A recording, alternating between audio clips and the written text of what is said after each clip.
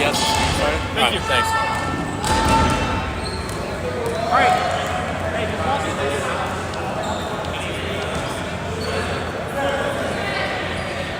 All right, here we go. NJU ready. CMU ready. Go.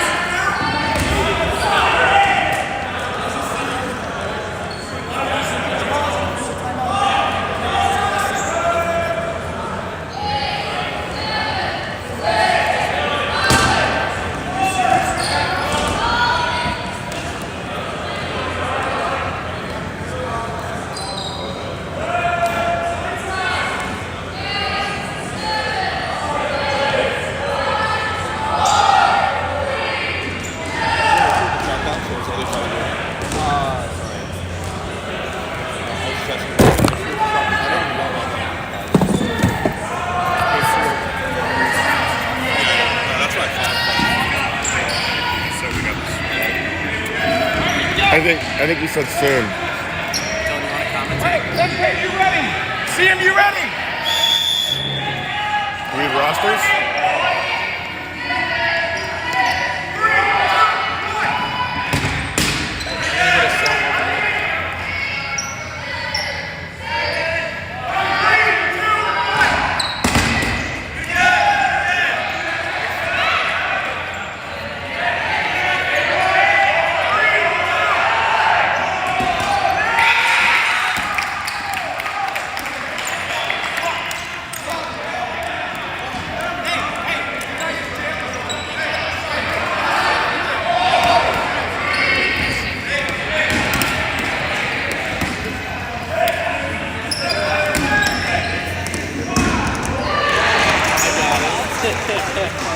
Poor guy.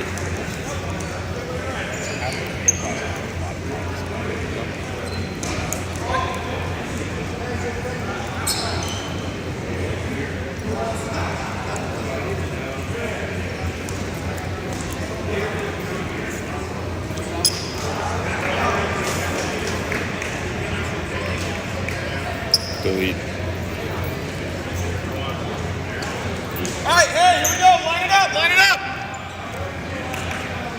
That's good. Bills? Yes. Okay. It is on. Okay.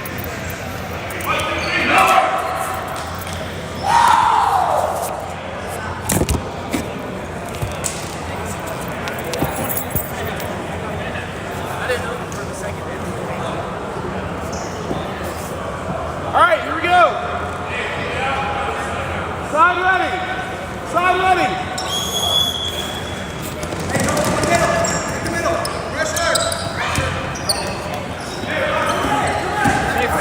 Hey, get that ball right there. Get that ball right here. Right down the line.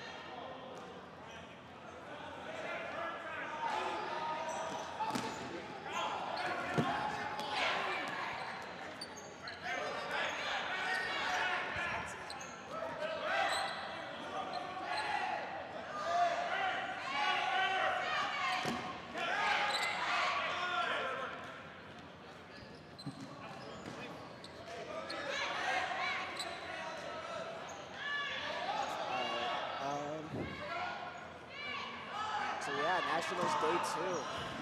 And then San Berno played for CSU Junior. But anyways, this is CMU versus NKU. Interesting matchup. Free throw. Second throw is deemed good.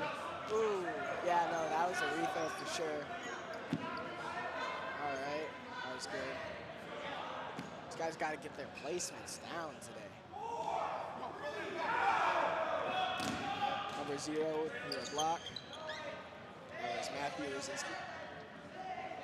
Oh, fuck. No. There is the Sheets. Looks like they don't have commentator sheets, so I'm just going to go off numbers. Sorry in advance. All right. NKU waste successfully. Number 17 is safe. Or 77. Ooh, throw to Will. And Will is knocked out from the block.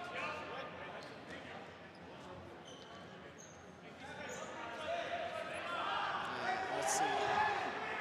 Number 0 throws deep good. 3 seconds. Yep. Nah, that's good. That's a good throw. Don't call it. Let's see what else we got. All right. Good arm on that. What is that? Number 23? 23 has a good arm. All right. 77 and 18 on the right corner. Goes for a team throw. Ruled as ground. He is safe.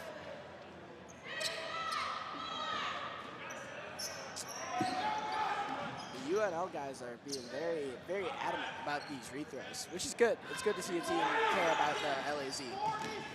Good block by number 53. Tries to run him down. Ends up short on ground.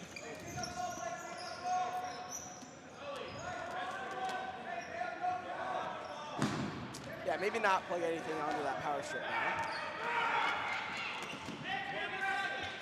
20 seconds. Let's see.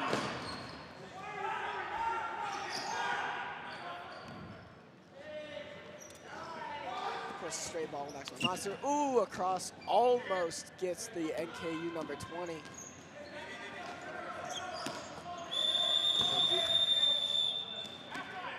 And we got halftime. All right. I'm gonna go find napkins. They knocked over my monster. I'm kind of sad about that, but after the half, we'll pick it right back up.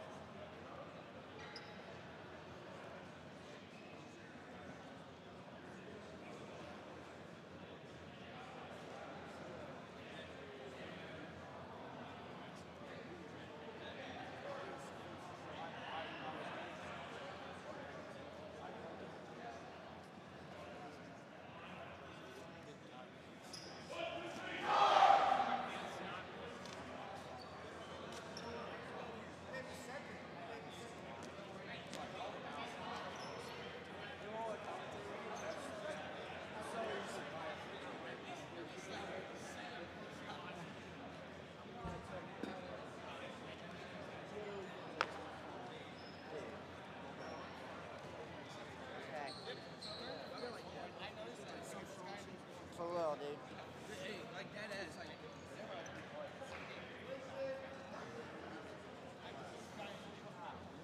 Keeper, you're on good. We need you to throw. We got Cooper, you gotta miss low, man. Please, please. Do not It was try to 6 hit me. of us for our Please. call day yesterday. Please, Cooper, don't try to hit You're me. on good? Yeah, we need you to throw. LJ?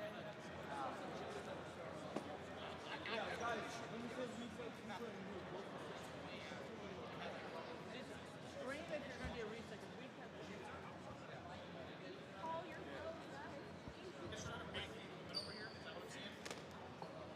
Yeah, I'm trying to break a power strip. That's my bad. Classic rookie commentator mistake, having an open drink. Right behind you. Right now. 2.5 minutes, guys. 2.5 minutes. It's 2.5.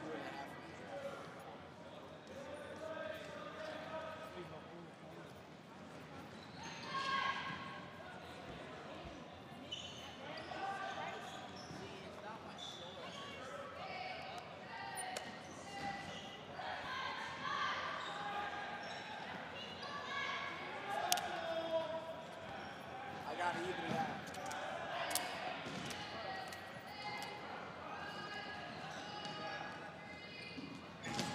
Dude, it's okay. Hey, let's get it done. No, I gotta let all my dogs know. Hey, you got it. Yeah, there we go. Don't leave me hanging. 90 seconds, 90 seconds.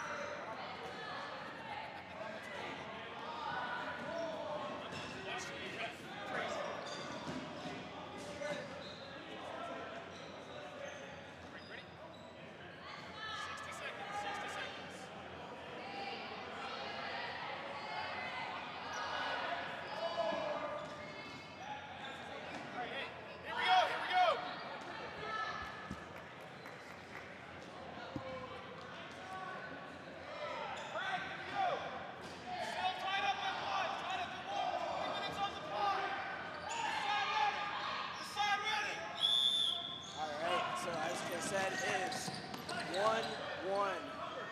Game. NKU player off the rush team safe. See if you're looking for an easy kill there.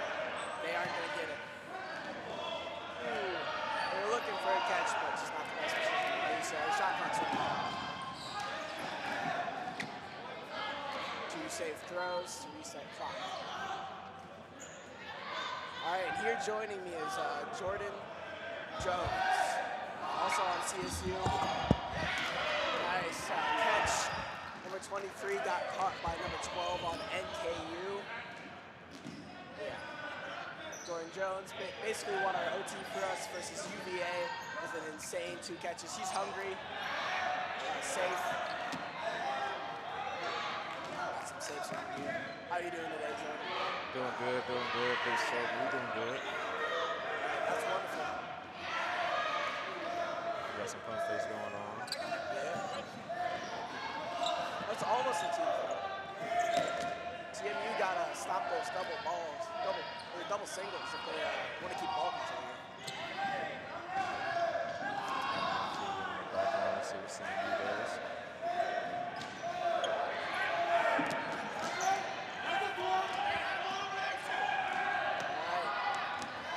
TMU is both viewed as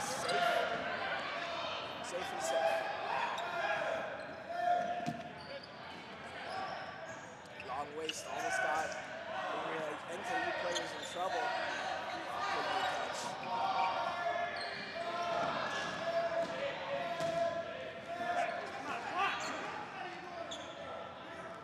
18 with the block.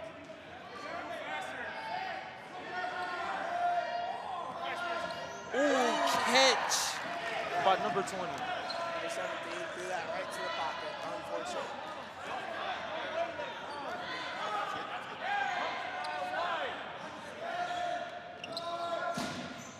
Ooh, that was a fast one.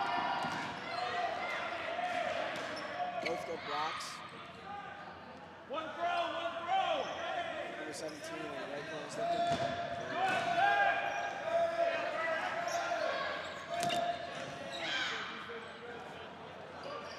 I think it's very interesting how, like, the wall ball looks bad on this court, but honestly, it's not too much of an issue as long as you have people looking for it. Catch by, double catch by number 32, CMU. Wow. CMU is hyped up for this. Oh, another one. CMU is electrified right now. They carry the momentum.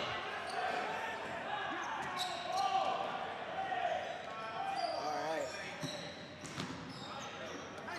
Number 23, he got that arm on him. He's hungry. Good race by number 53. Oh, another kill from the corner. They're thrown at knees. One of the easy high percentage kill areas, breaking the knees. They cannot get that ball back. They successfully wall balled. CMU with the deep throw. Oh. Yeah, catch on number 6 by NKU. Out on number 20, but a catch by number 6. CMU backs up. All right, CMU retreats, but NKU is determined to keep CMU on their front line. And another catch.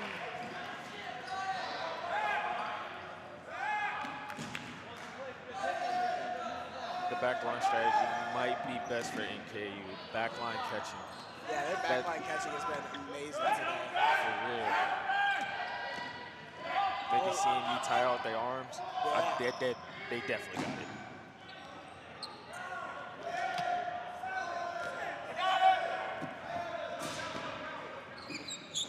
Okay. A trade and both are ruled as safe.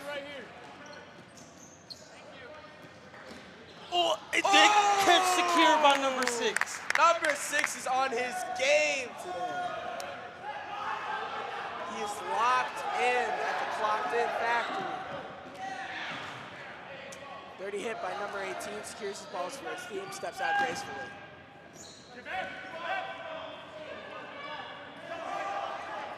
Ruled as hit.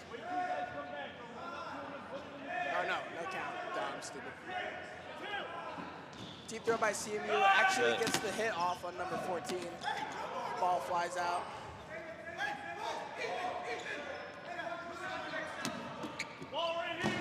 Trying to punish someone who overextended, number 21, I believe. Must know what 9 plus 10 is.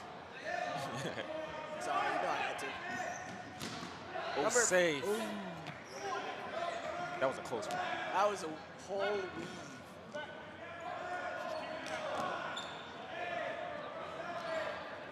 Feel like there's some back and forth from the corners.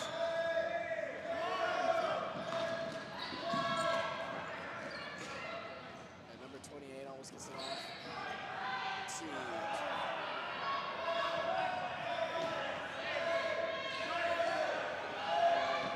Oh! Number 12 gets the catch on 32. What was supposed to be an easy race turns into a punishing mistake. Gotta keep those low. Gotta keep them low. Yeah. It's now 9v5.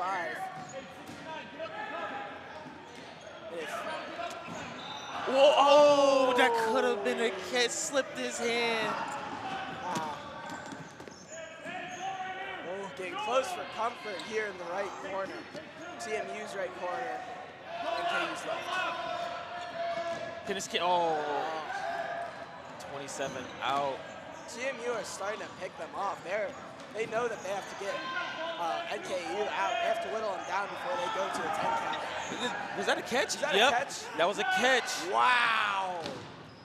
From number 69 on 45. Wow, is that even now? I think it's even. No. No, it's not. No, CMU just turned the battle in their favor. That's impressive.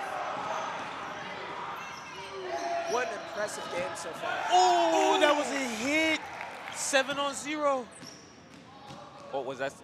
He's calling hit. himself out? Yeah. Oh, he's calling himself out. 21 is pushing up. Getting pressure. He's calling himself out. Ooh, catch on CMU.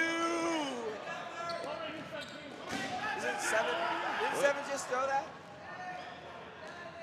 I guess so good. I'm pretty sure Seven's supposed to be out. Maybe he didn't see the catcher. Maybe he's just turning a blind eye. 21 out. He's gonna have to survive. Orange ball over. Orange ball over. CMU, toss it over. Wait, what just happened? Looks like a catch by number 6. This is no surprise though. Oh, another catch! NK, you got a chance to bring it back.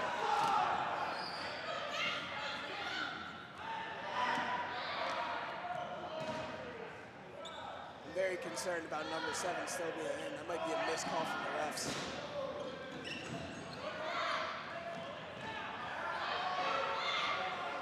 Refs here, otherwise done a very good job being consistent in their calls.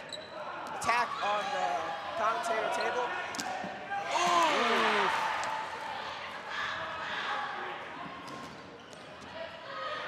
Wow. This is turning into a very close game. It's a 4v3 in NKU's favor. Once again, the tides have turned. NKU started being strong on that back line catching again. Yeah. Hey, that's where they succeed. It's just up to them to recognize that. Yeah, they're looking. Number 25 is looking for a good catch off number 7. Oh, ball's over. Ball's over. Could be it. No, I don't think so. Nah, especially with all the backline catching at NKU.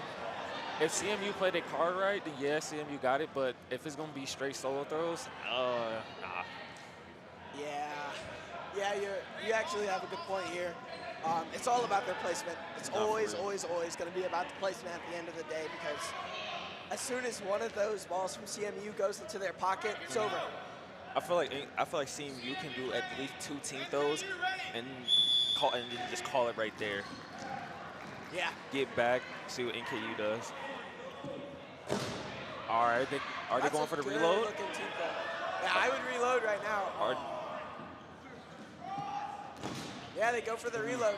And number 7 gets number 17 out. Man, get number 7 out of here. Oh, CMU almost had the balls over. Almost there. But they got to throw off just in time. I want to see if I what can CMU pull this does. replay. Oh, rethrow by CMU. Will it make it? Ball's over. Ball's over before. Wait, was that before the catch? Before? Oh. Oh yeah, NKU definitely about to turn the tides around. CMU is trying to argue the call right now, which I think they should do.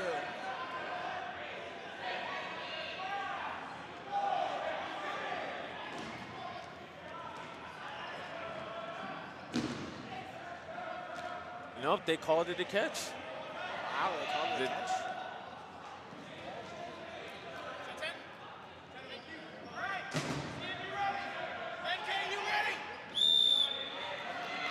Trying to find that moment.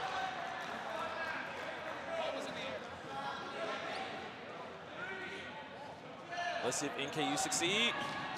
And they win the point! Wow. That was a strong comeback. Strong comeback for NKU. Down on the back line with like 3 players and bring it all the way back up.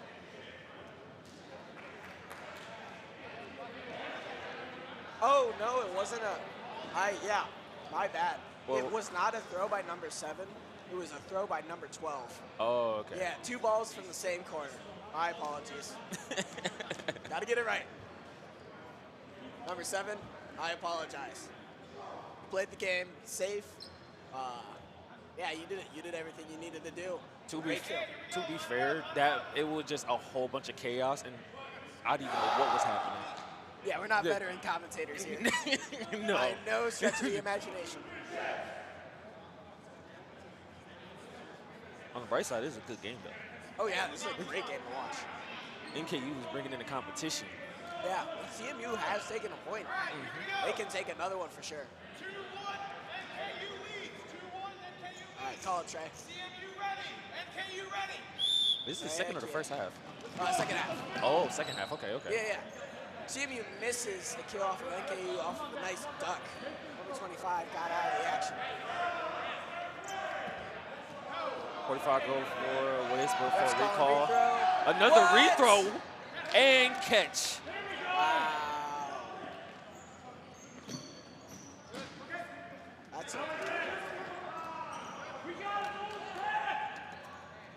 CMU pressure in the front line again.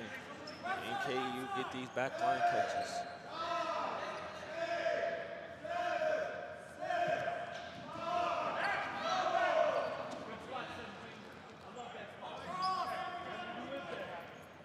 All right, and Jason is protecting our AV guy, Bill.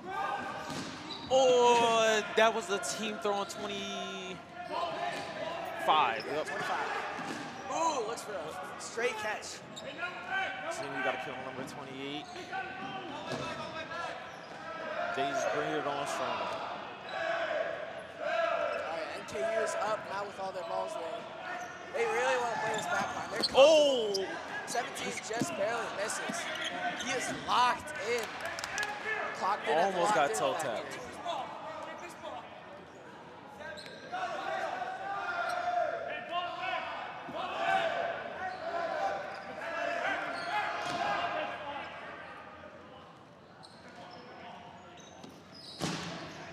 Number 0 was just flinging.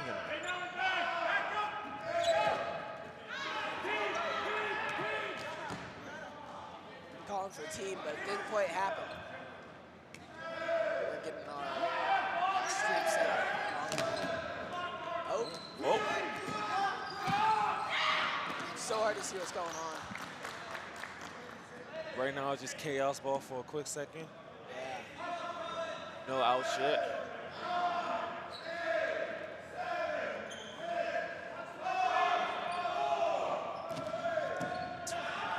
Was it? Oh! Oh, and a foot tag on 17. Yeah, CMU's, their numbers are dwindling. But you know what? They've made some impressive frontline catches this last point. If they can bring it back, which I think they can, if they're smart, then it could be anyone's game, really. Sneaky cross from right corner to left corner for CMU.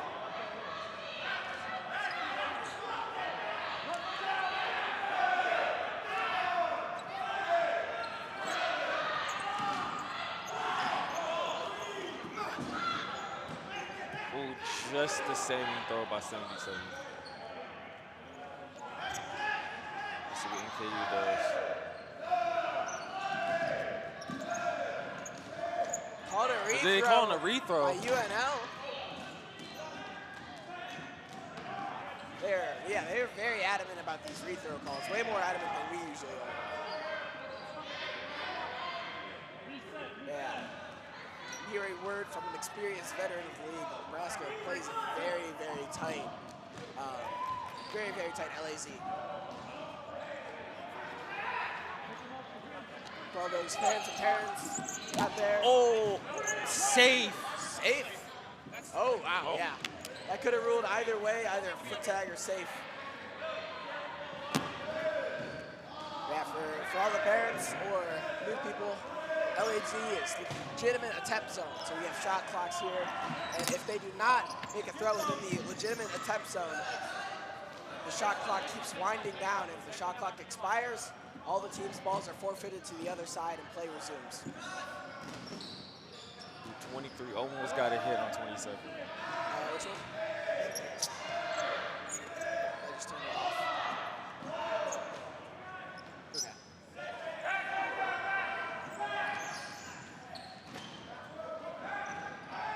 There's some back and forth ball. CMU is trying to get a catch, trying to bring back up their numbers. There it goes.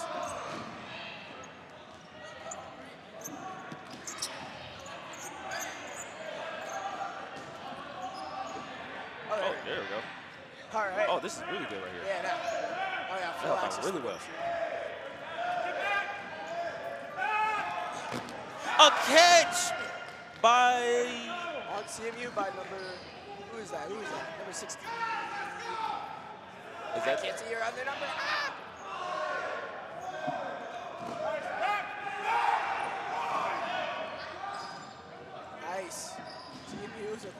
just they going crazy. A catch by 27 on 18. Right on the back. That's a rethrow on NKU. Another rethrow, NKU. 27 gets out. Oh, that was a decent look. You just got to get your stomach in front, and you got it. Does CMU have a chance to bring back this point? Let's see. Oh, there goes the block.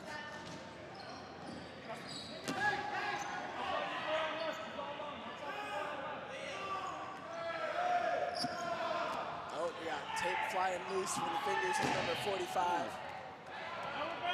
Thank you, Trey. Keeping our courts clean. Yeah, no count for NKU. See if they can get those backline catches. CMU got about 3 minutes and 30 seconds. It turns into OT. Yeah, 45 wastes the ball that they didn't need to waste. It's okay though. Yeah, 2 balls, no count. I was about to say, best chance CMU has to do, have to get these team throws in. These solo throws, all NKU is either gonna dodge or catch. They have to get these team throws in.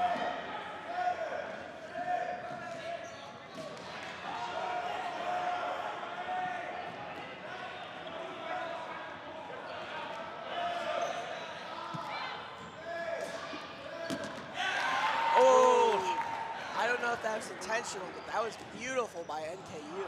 A double throw to number 23 gets him out on the foot. Both of them were toe taps. Yeah. Although it brings them to no balls again. Yeah, get that ball, get the ball. There, set. Now it's CMU's turn to throw. Aww. It's their turn to throw. Oh, number 6 dropped the catch. The god of NKU catching has been defeated. Nice. That is a center ball indeed. Oh, number 12 got the hit on 7. Oh, wow. Not expecting that. Oh, yep. Ball's over.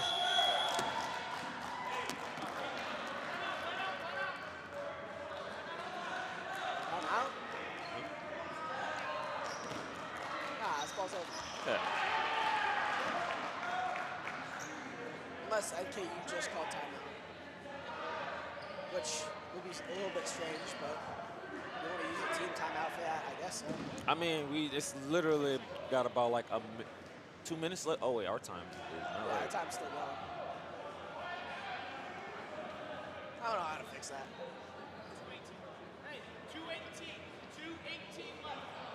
Yeah, CMU got about 2 minutes to bring this into OT. CMU best strategy right now is catching. They gotta bring these numbers down. Thank you to our stream god back there setting their time to the correct one. Appreciate you. Thank you, thank you. All right, it's 9:27 a.m. NKU ready. CMU ready. Let's see what NKU does. Going in for a team throw, got number 77.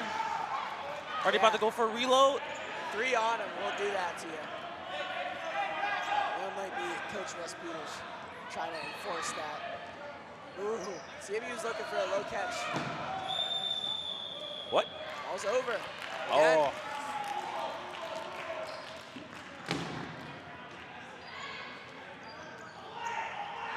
That's about to be another triple team throw. I can already see it. Yeah.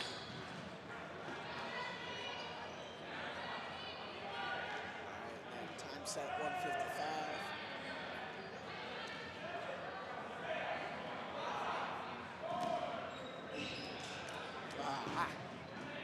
This is a good game.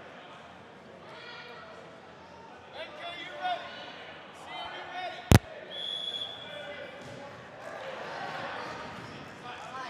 Let's see All what right, NKU. let's see. Another kill. Oh, yeah. You gotta be careful about that placement, though. That was a close catch.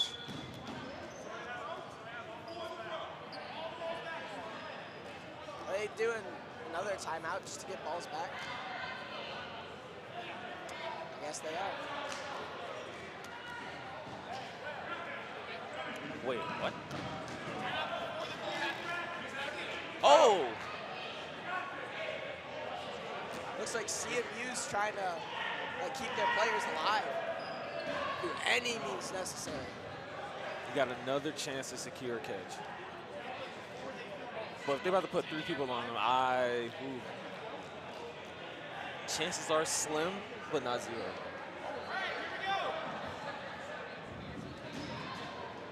All right,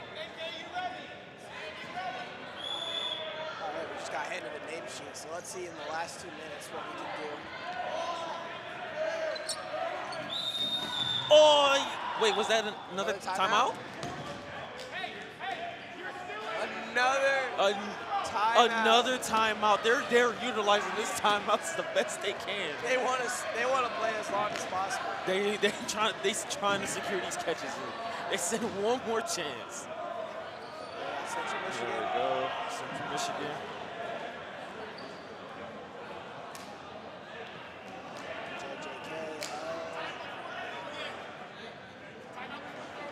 Yep, timeout before the throw. This is their last chance. And they got a minute and 25, 35? A minute and 35. All right.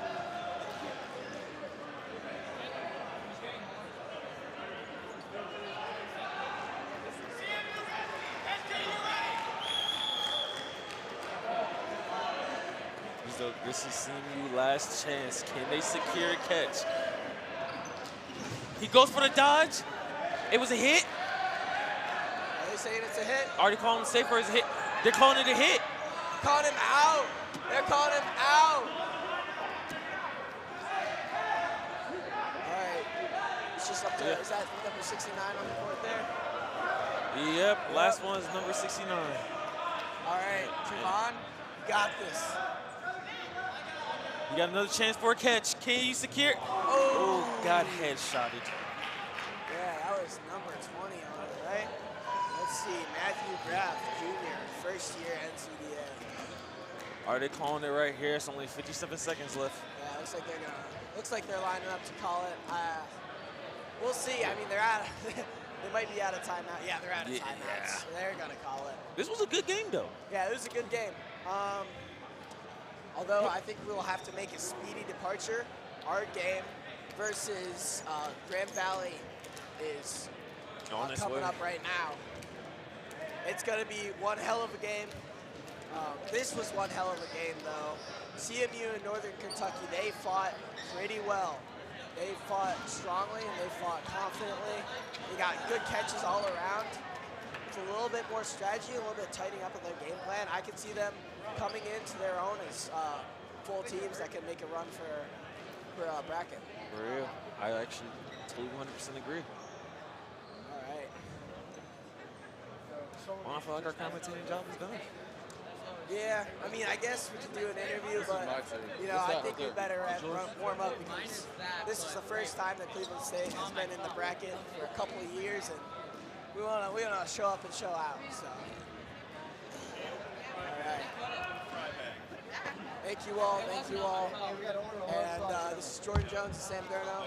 We're going to warm up, and we're going to show them what bikes are made of. Yeah, good luck to all teams, and thank you for everyone that's tuning in.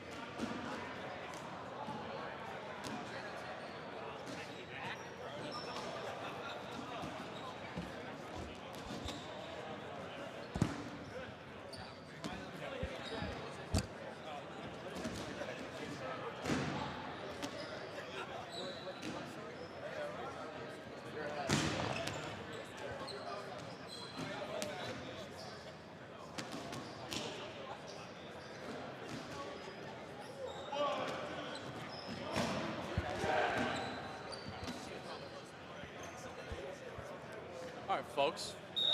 Welcome in. Thanks for joining us here. We're at College Dodgeball Nationals Championship Sunday.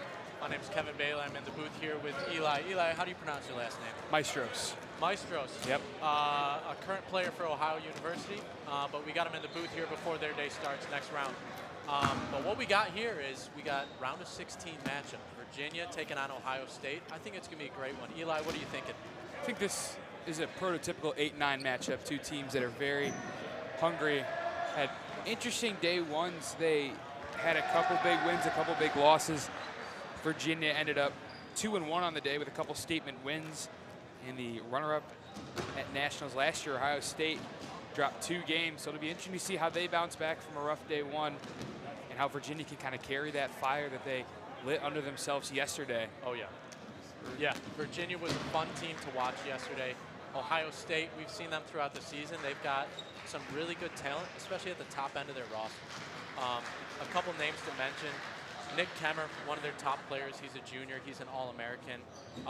Colson Bunch, another guy. He's a sophomore. So a couple of younger players for Ohio State, but they've been great since their freshman year. Look for both of them to have big games here.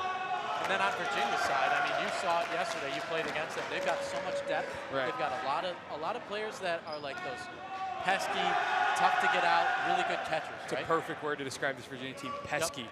They're all 1 through 12 are basically the same player. They're really athletic, super athletic team. They'll get up on you in a hurry. And then they love to do a little snake-eye cross action where they stare down a corner, throw it right in the middle, you never see it coming, and all of a sudden it's on your chin. So that was not fun to play against yesterday. Yep. See how OSU tries to game plan for that. Yeah, we got two well-coached teams here. I'm excited to see how this one plays out. I think it's going to be interesting the first point to see the little ebbs and flows and what gameplay sort of wins out. Is it going to be a faster paced game? Is it going to be a game where Virginia's playing in the neutral zone, or is Ohio State going to be up at the throw line? There's so many different opportunities for how this game could play out. You know, Ohio State, of course, has those power arms, like you mentioned. They've got the accolades.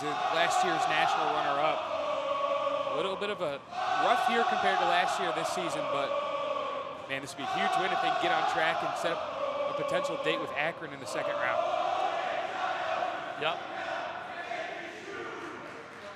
So once again, we're starting bracket playoff right now, folks. This is the round of 16. We got games all day, culminating with a national championship game around 4 p.m. 3:50 p.m. is the start time that we have right now. If we have some crazy overtime games, that might get pushed back a little bit, but we'll see. But we're starting it off right now with some round of 16 action. Ohio State against Virginia. Like Eli said, winner of this game most likely to play Akron in the quarterfinals. Just about ready to get underway. Both sides take their spots on the baseline. Ohio State in the scarlet. They'll be on the right side of your screen with Virginia donning the navy blue and orange. The Cavaliers and the Buckeyes, 8 versus 9. Championship Sunday here at Cleveland State University. 25 fresh minutes on the clock.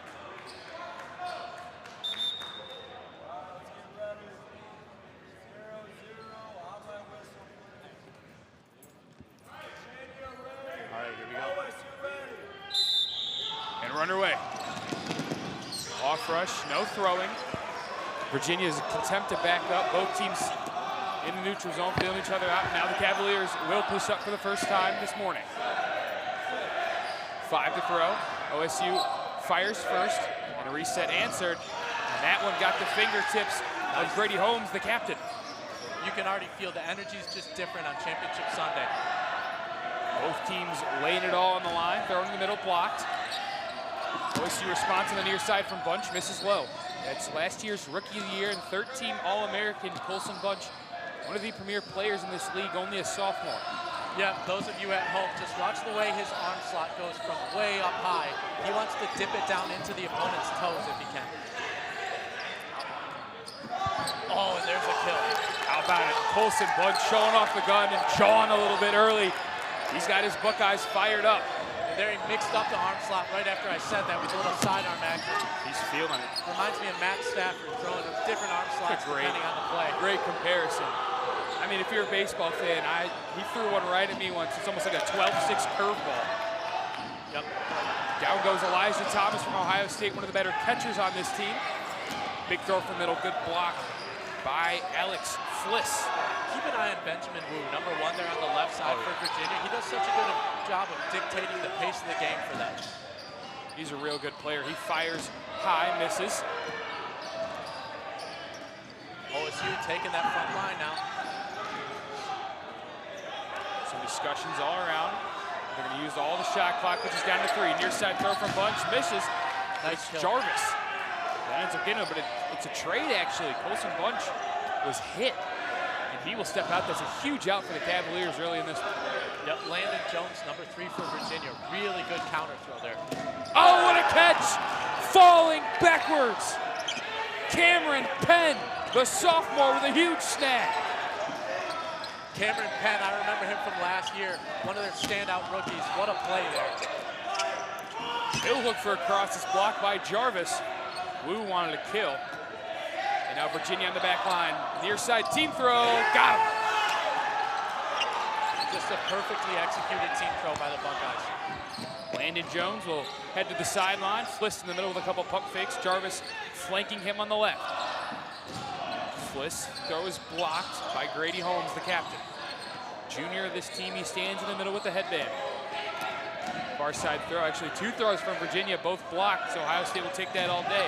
Big wind up and a throw on the far side, no dice. Nice look by Kemmer there. I would like to see Ohio State get that throw off a little earlier instead of letting Virginia get all the way to the back line squared up. McCartney and Penn, and once again both thrown. McCartney, another unbelievable catch falling to his backside. He's one of the top players for Virginia. He showed it right there. What a catch. Teams trade resets. McCartney with the throw. That was close. They're going to say blocked. Another catch. This is what Virginia does. You can't put her anywhere above the shins with this Cavalier team. Just over 4 into this game, and we got an out on the far side. That's Kemmer will go down. Virginia with all the momentum. That's a big swing there, taking Kemmer out. How about these Cavaliers? They're going to take their time now. 5 on the shot clock. Ohio State, actually, it's their throw. Throw in the middle resets the clock. Time winding down, and there's a kill. Team catch. Oh, team catch, excuse me. Penn ended up snagging it after a hit off the arms of Holmes. Far side throw, good reset, and a good spot. Wu wanted the kill. 2 throws from Ohio State, both missed. Virginia with 4 balls. Penn with a big pump fake, and then the sidearm sling from the southpaw misses. Ohio State's been a lot of this so far. Late in the clock resets, and they waste 2 balls. Yeah, bad communication there. Ohio State's got to stay composed right now. McCartney winds up and just barely misses the shoulder of Jake Grove, senior all-star. Now Ohio State's the team that's going to have to take a breath. It's their throw. Yep, Buckeyes need to stay above 4 players left. If they get down to 4, they're on the 10 count. Good reset by Virginia. Holmes in the middle, barking out orders. One of the captains on this Virginia team. For those who might be tuning in for the first time, we're playing 2 25-minute halves here. You get a point every time you eliminate the other team. Most points at the end of the game wins. We're here in the round of 16, sudden death bracket play here at College Dodgeball Nationals. Not a better feeling than Championship Sunday here in the NCDA. Oh, right in the chest. Ohio State threw 2 balls, 1 from each corner, and it seemed like Adrian Levin had his eyes on the other corner. Another reset by Ohio State. They are down to a 10 count now with 4 players. 2 balls thrown by Virginia. That's another kill. Ohio State down to 3. Ohio State's got to start looking for catches. Another one. Oh, and there's the catch. Just what the doctor ordered. Owen Damon picks it off the ground. Brings in Elijah Thomas, one of their veterans as well. That's going to help. They're going to say that throw did not count at first. Ooh. Through the legs of Ryan Kinney. And you can tell Ohio State's out of sorts right now. They're not pushing up and back together. They got to communicate.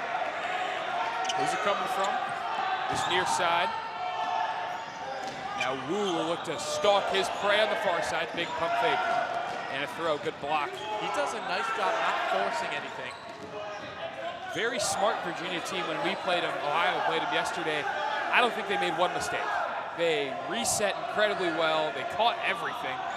As such, I mean, that's a very underrated player in my eyes. Luke Cuddless, I believe is how you say his last name. He puts in the perfect spot every time and is really with Wu over there, the dynamic duo, they set the game. They don't throw many catches. They play mistake-free dodgeball, and that's such a big factor here. Wu almost with a sneaky counter. Keep in mind, both these teams were playing dodgeball all day yesterday. You got some tired arms out there, so communication and playing mistake-free is so crucial on Championship Sunday. Oh, throws traded, and Cutlass is going to say that Kenny nicked his leg. Ryan Kenny, the sophomore, his first year of dodgeballing. Thomas barks out orders to his compadres. Miss on the near side. They're going to say that throw did not count, and we'll have a crucial balls over. I thought that was a borderline call. McCartney put it in a tough spot, but Miami University referees are establishing now, if you're going to reset, make sure you get it there. Yep, so ball's over against Virginia. So for those at home that might not know all the rules, you have to throw within a certain amount of time. Your team's shot clock, at least one person has to throw. And that throw has to get within what we call a step and a dive, the legitimate attempt zone. They weren't able to do that within their shot clock of 15 seconds, so it's a ball's over against them. So Ohio State down 4-8 in terms of players. Each of their members with 2 pearls. A team throw, got him. Virginia's down to 7, that's Penn. He'll take a seat. Let's see who they have their eyes on next. It's gonna be on this near side.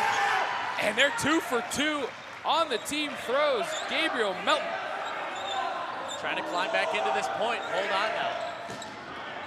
2 misses on either side. And now Virginia will push up. I think one thing, if you were to pick out one thing that Virginia lacks, that's a catch. What are we calling? Oh, he's calling it out.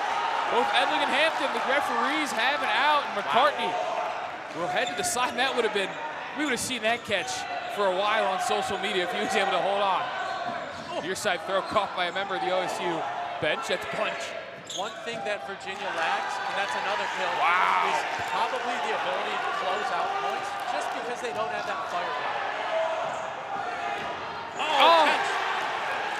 Catch on the near side. Virginia's down to 3, OSU back up to 5, and look who came in the game. Number 4 in red. About the last guy you want to see run off that bench. He throws the ball low.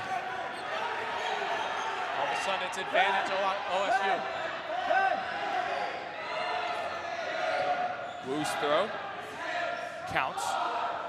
Reset shot clock. 3 on the shot clock. Ohio State's got a throw. Catch is made. It was very close to a ball's over, but they're going to say the throw counted. Play continued. Wu threw a catch, and Virginia's down to their last competitor. It's Grady Holmes. One of their better.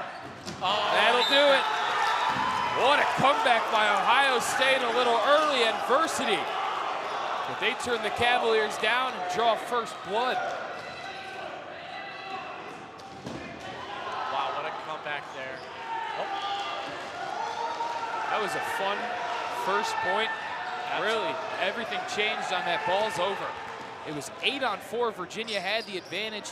They did not get a throw in the LAZ before the shot clock ran out, and Ohio State just picked them off. Yep, that was a fantastic first point, back and forth. I mean, the Buckeyes' ability to stay composed once they got down to a couple guys left was really the key there. And Virginia just not able to close it out. We're looking at an 8-9 matchup, and it looks just like it. They are neck and neck, so close. This is fun. This is why it's a court one game right now. I mean, everyone knew coming in this was going to be a fun one to watch. 15:21 to go here in the first half. Once again, we got 2 25-minute halves here, so we got a long game. There's still anyone's game here. Virginia, Coach Wyndham White there, a former player for Virginia. He's in the huddle there trying to get some adjustments in. But really, what I would say is, hey, the first 10 minutes, or the first 8 minutes there, do the exact same thing. What we did was working perfectly, but once we get down and it's time to close them out, they've got to play a little bit more aggressive and look for those kills instead of waiting for everything to come to them.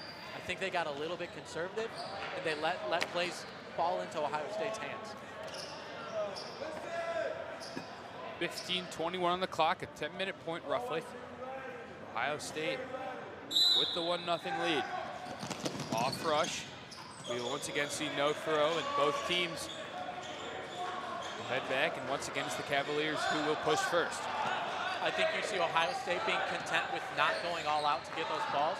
They'd rather try and get ball advantage over the course of the first minute of the point. And I think that's a good coaching move by Dylan Greer in the Buckeyes. Clock down to 5 for the Cavaliers. This on the far side, the return. Oh, just out of the hands of Holmes.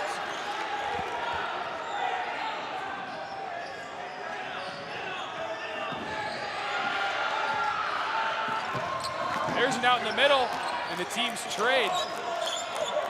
Fight for this purple ball on the near side, won by the numbers of the Buckeyes. Wow, Jarvis is going to get called out. Miss on the far side. High energy point so far for the Buckeyes. Chaotic start for both teams.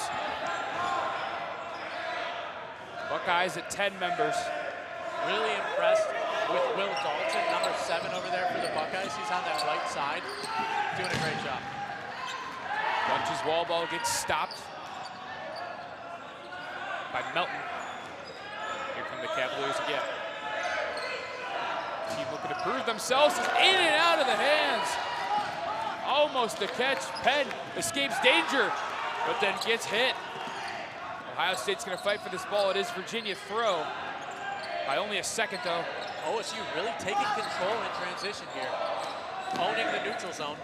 Wu misses high. Bunch's throw also misses high.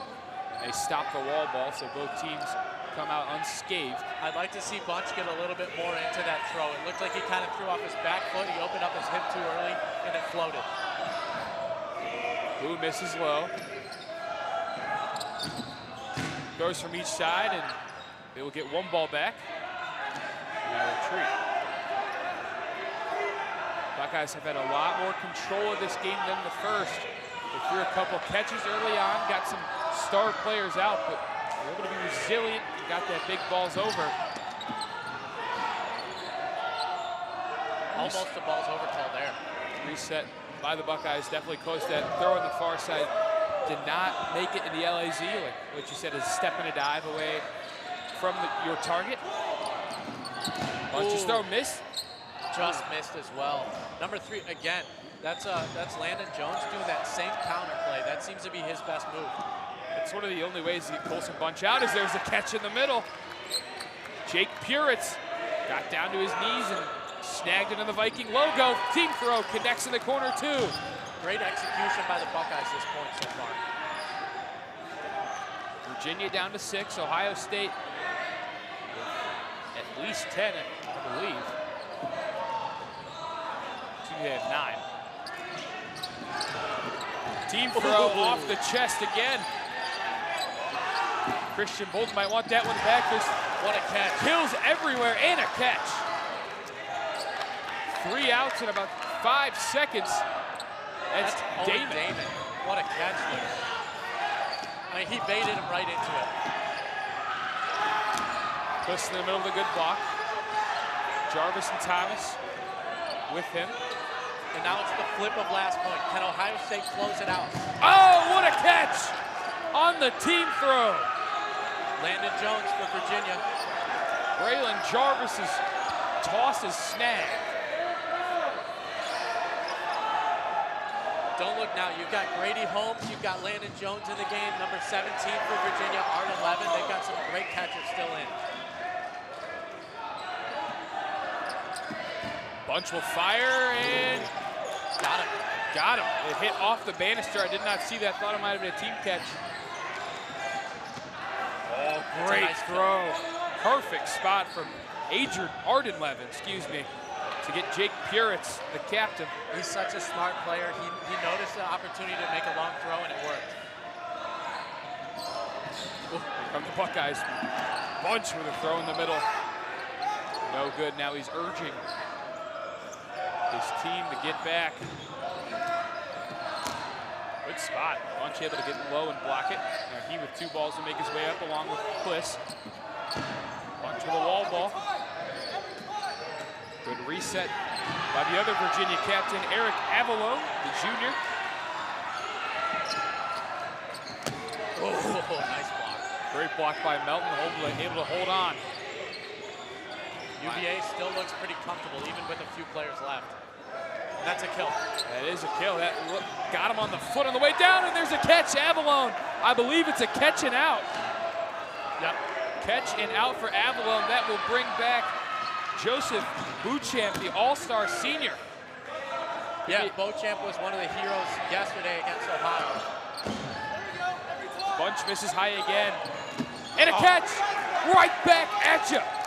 Ryan Kinney snags a waist-high throw. But Melton with the return. What a back-and-forth point. 3 catches consecutively. Great block by Melton. We've got 4-on-4 dodgeball. It's anyone's game now. I think you might look at Virginia having the advantage with the people they have left in the game. Wow. Oh, Holmes got a little greedy, went for the catch, and will take a seat. That was huge. What a throw. That was Will Dalton, wasn't it? The rookie for the Buckeyes coming up big. Ohio State looking to set up a team throw. McCartney look for the surprise. They're on a 10 clock, is Virginia. McCartney gets nailed in the arm. Excellent team And throw. Melton gets nailed in the chest. Perfect execution on both flanks for the Buckeyes. Arden Levin is the Who's last hope. And he's got no clock. And it hits him in the arm. That'll do it. Ohio State looking like the national runners-up that they were last year. They go up 2-0. 8:49 left here in this first half. Great point. Wow. 8:39. I mean,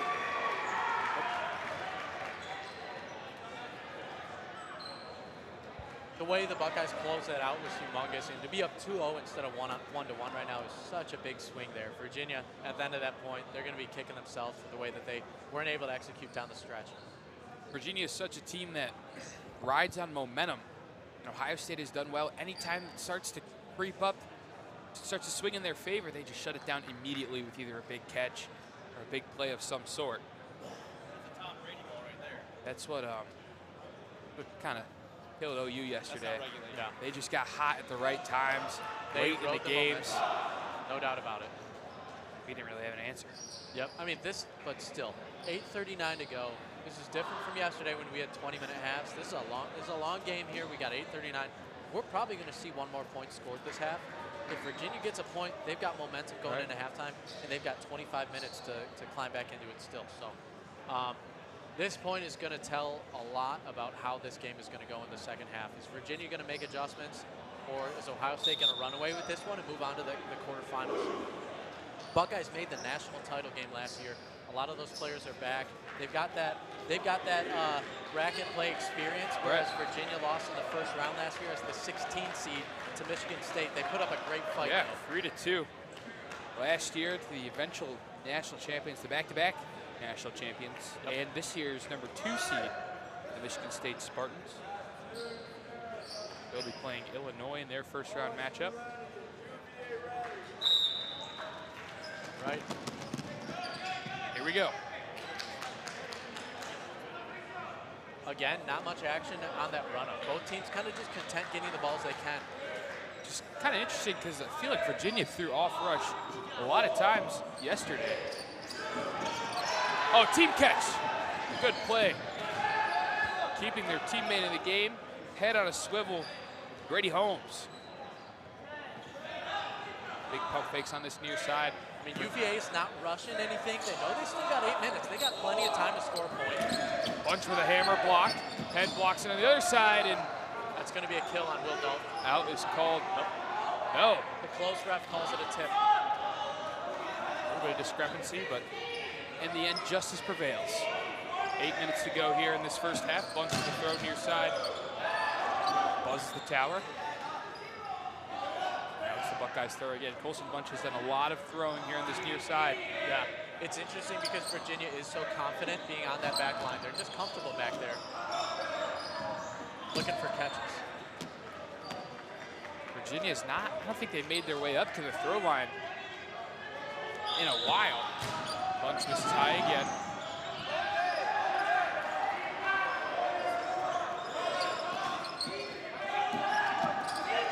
Virginia wastes 3 balls trying to reset. Bunch fires and misses again, but man, that's got some extra chutzpah on it.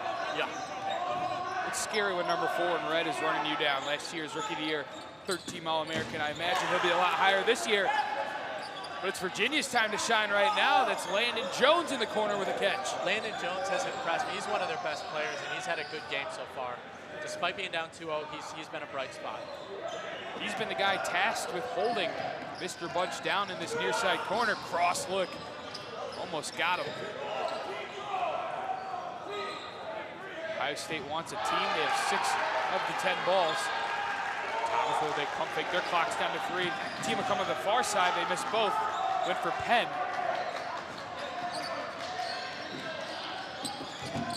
Oh, team throw, but they get 2 individual guys. Wow.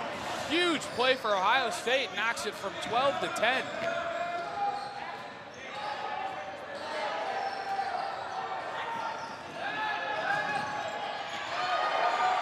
Reset by Kemmer. And Virginia throws a catch. Bliss gets low to snag it between his legs.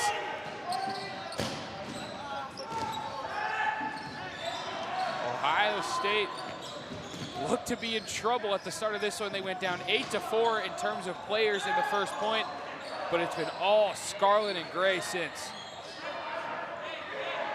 Now, if you're Virginia, do you try and just hold out until halftime, or are you still going aggressive, trying to get a point?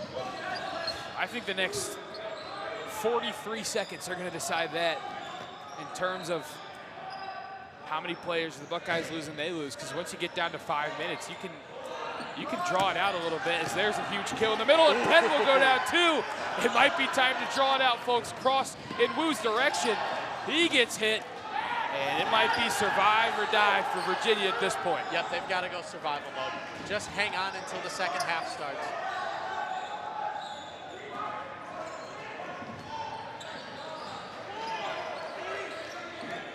Ohio State on that throw line. Thomas with a good reset into the corner. Virginia, clock is at 8. Oh! Dangerous throw.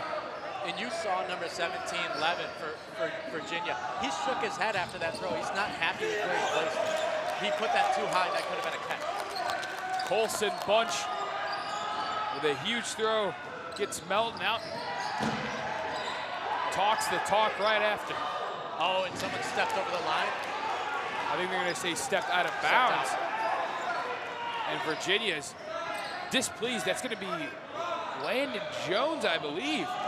Huge loss as Virginia's down to 4. Make it 3 as Avalon gets tagged in the hip. Buckeyes in full control right now. Just playing really smart dodgeball too. McCartney with a good reset. Team throw imminent. It's going to come on that far side towards McCartney. They miss both him and Levin. Reset, dangerous spot, plus blocks. Good double ball block by Levin. That's not easy to do, that double ball block. You know, it might ricochet off one and jar it loose. Clock down under 4 minutes now. Virginia with 3 players left. If I'm Virginia, there's no 3 people I would rather have out there. Maybe Beauchamp, one of the guys in the outline right now, but these 3 are so good at staying alive and getting catches if they come to them. So OSU still got their work cut out for them to get a point here. Team throw in the corner, it's caught. There it is. Oh, and another catch. Wow, Virginia, what a turn of events. They've got 4, and now I think somebody was hit out on the far side, but those 2 catches are huge. What's the call? It'll be a catch. Grady Holmes with 2 catches in about 15 seconds. I mean, way to get low there. It was hard to tell if that hit the ground or not, but the ref made the call. Stoppage. Whistles will blow. Let's see what the call is. The referees will meet in the middle and toss the teams away.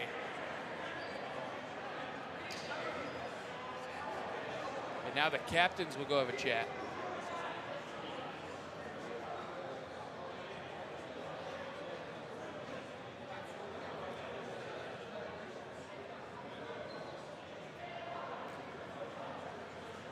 A lot of uncertainty, I believe. Let's see.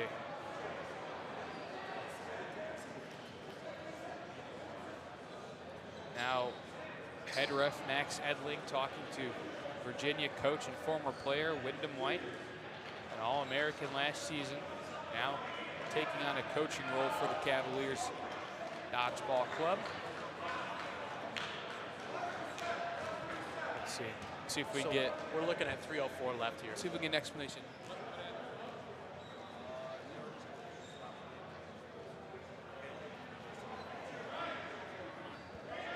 So there's just some confusion on the amount of catches made by Virginia, happening in such a quick flurry.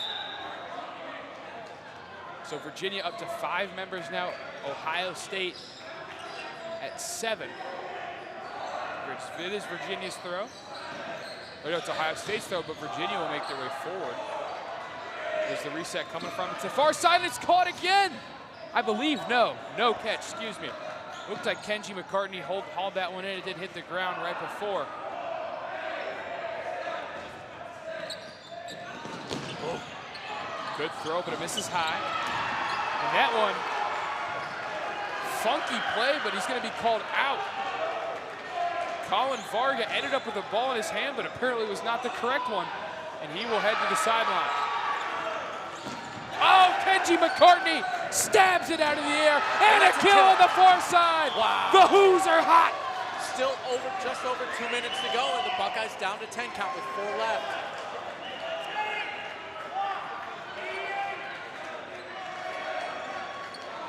Buckeye throw far side, blocked. Virginia did answer. A solo trip up the court. Not great communication, and Virginia is shot clockless. Vanya will reset. The Buckeyes will make their way all the way back to the opposite throw line, but the clocks are not even. Ohio State has, on a 10 count, their clock's down to 2. Here it comes. Hits the back wall. Good stop by Kenji McCartney.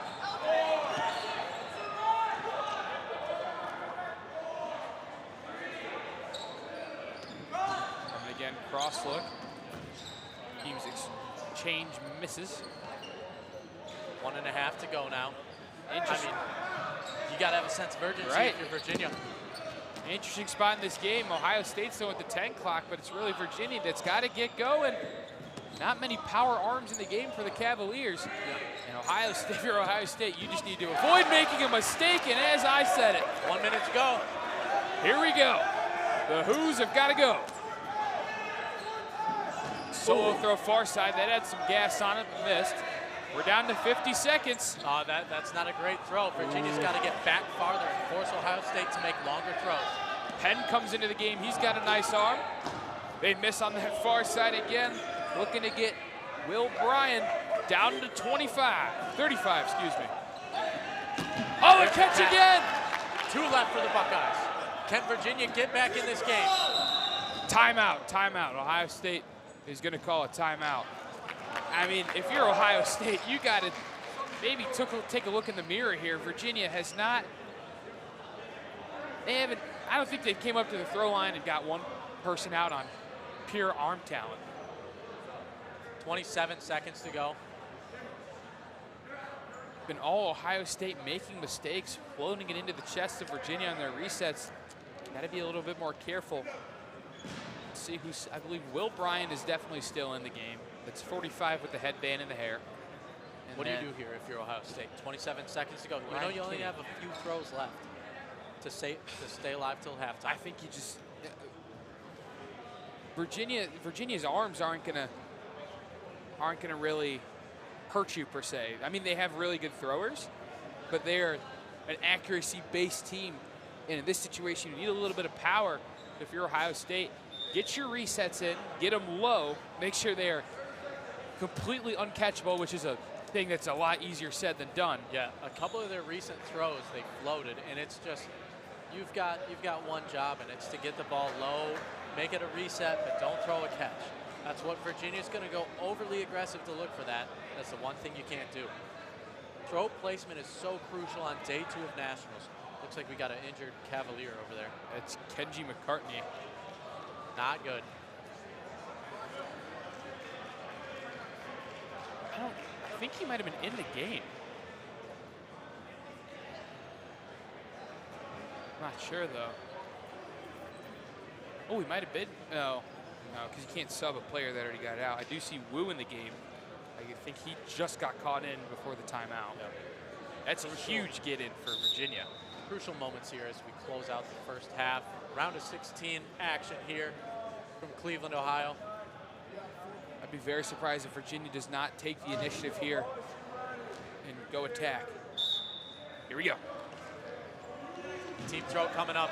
It's got to be a team throw, right? It's got to be. Here it comes. They miss. They miss everywhere. And that could be the dagger. Timeout called by Ohio State. 15 seconds now.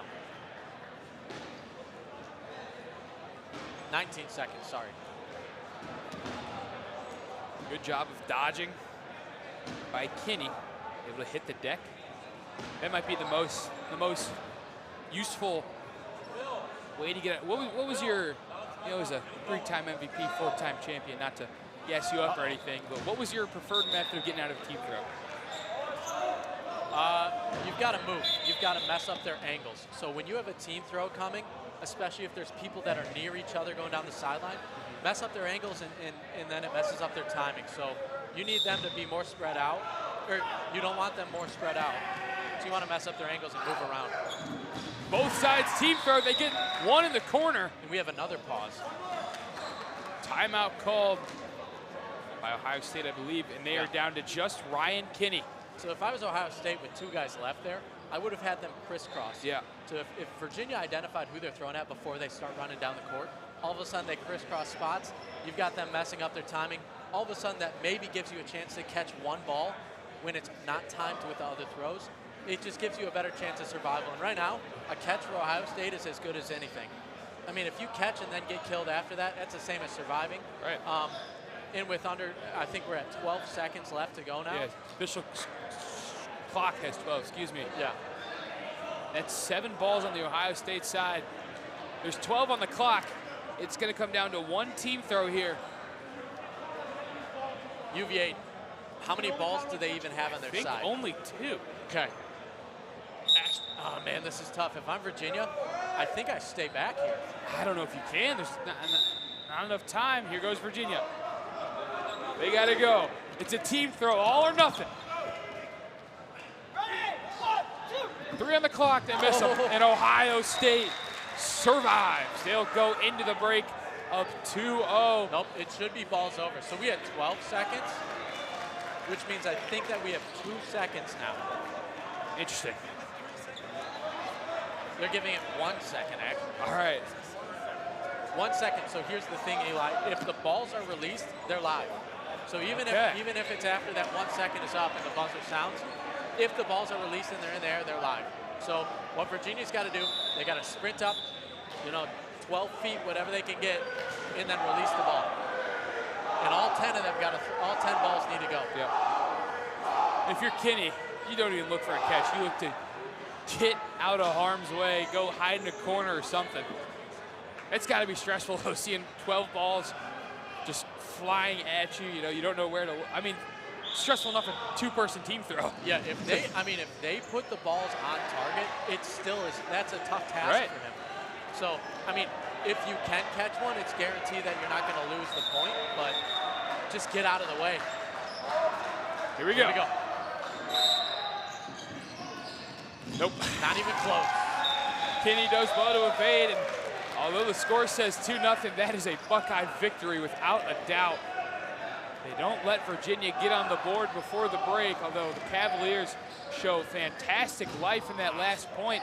It's anyone's game. We got plenty of dodgeball. We played basically 3 full points there in the first half. If I'm Virginia, I'm talking in the huddle, hey, we got plenty of time. We can win this in regulation still. We are in for quite the second half. Virginia is going to be in attack mode 100%, while Ohio State is going to look to survive and advance.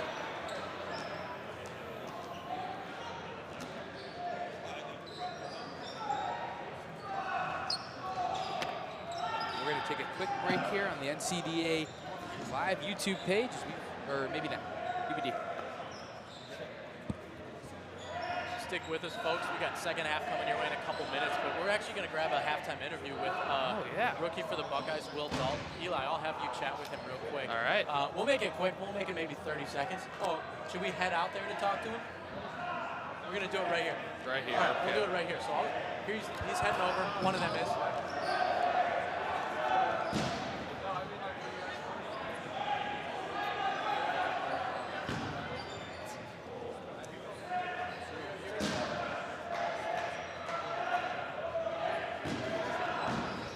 What's up, Will? What's up? We'll get in this camera right here. Oh, there's a camera. Fake.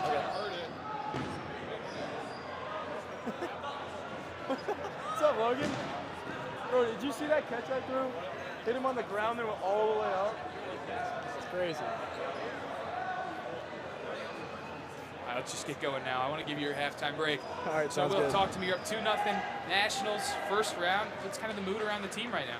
We're feeling good right now. We're feeling good. It was a good first half. We survived that last point, obviously, which was huge. Puts us up 2 points. So I think we're looking to maybe give some people a breather, so save them for the end part of the tournament. But yeah, we're feeling good right now. All right, you guys went down in terms of players 8-4 in that first point. It got a little dicey in the early goings. How are you guys able to kind of come back and reestablish yourselves? The catches were huge. We had Owen made that catch to bring in Elijah. Elijah brought in Colson. And then from there on out, it was just the motivation or momentum just carried us through. It was fun. It was a little skeptical if we were going to win that point, but it was awesome that we did. How does that kind of come back and then turning that into a dominant second point and then surviving that third point with one player for about a minute? How does that kind of show the team's resiliency and hard work? I mean, we had so much momentum going to that second point. We knew we were going to come out there and just run through them that point. That third point obviously got a little dicey, but we obviously still had momentum to survive out the point. And it was a huge momentum boost towards our team. So. That's all I got. Good luck. All right, thank you. We're going to take a quick break here on the NCDA YouTube live stream. We'll be back with second half action here from Cleveland State.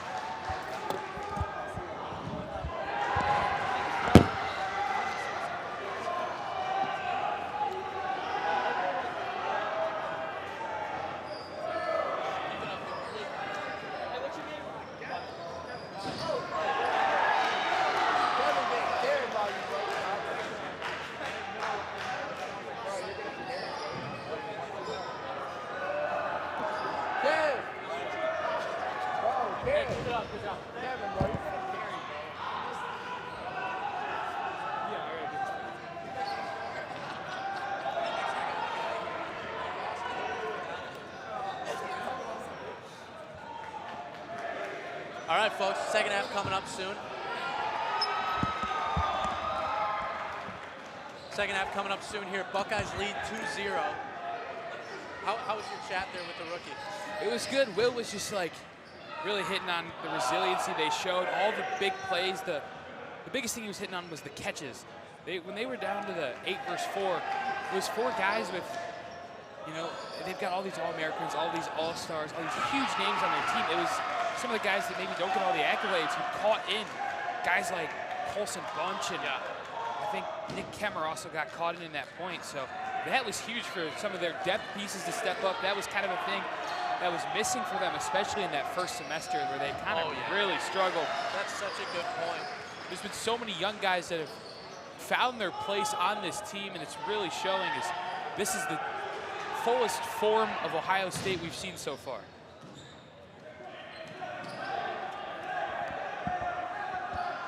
Yeah, I mean, the Buckeyes, one of the things that was really impressive is their depth over the last couple months.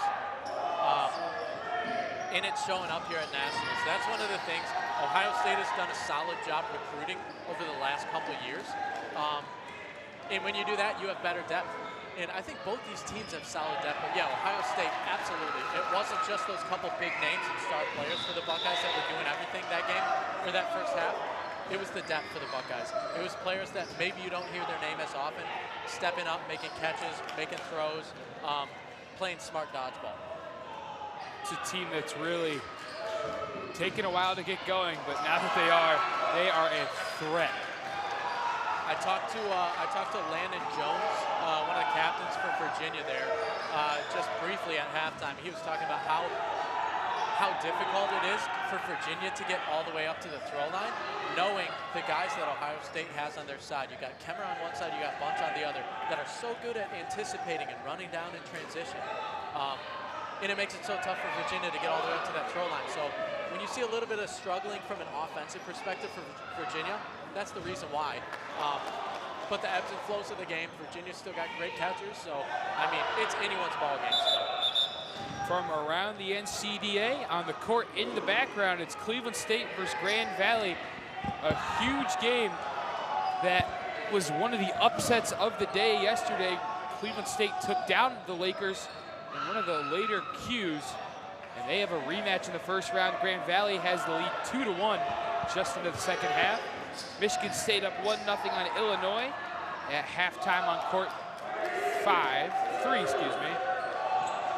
And Akron up 5-0, start of the second half on Nebraska. Second half underway here, folks. There's their first throw-off rush today. And Talton saves us here at the booth with a good block.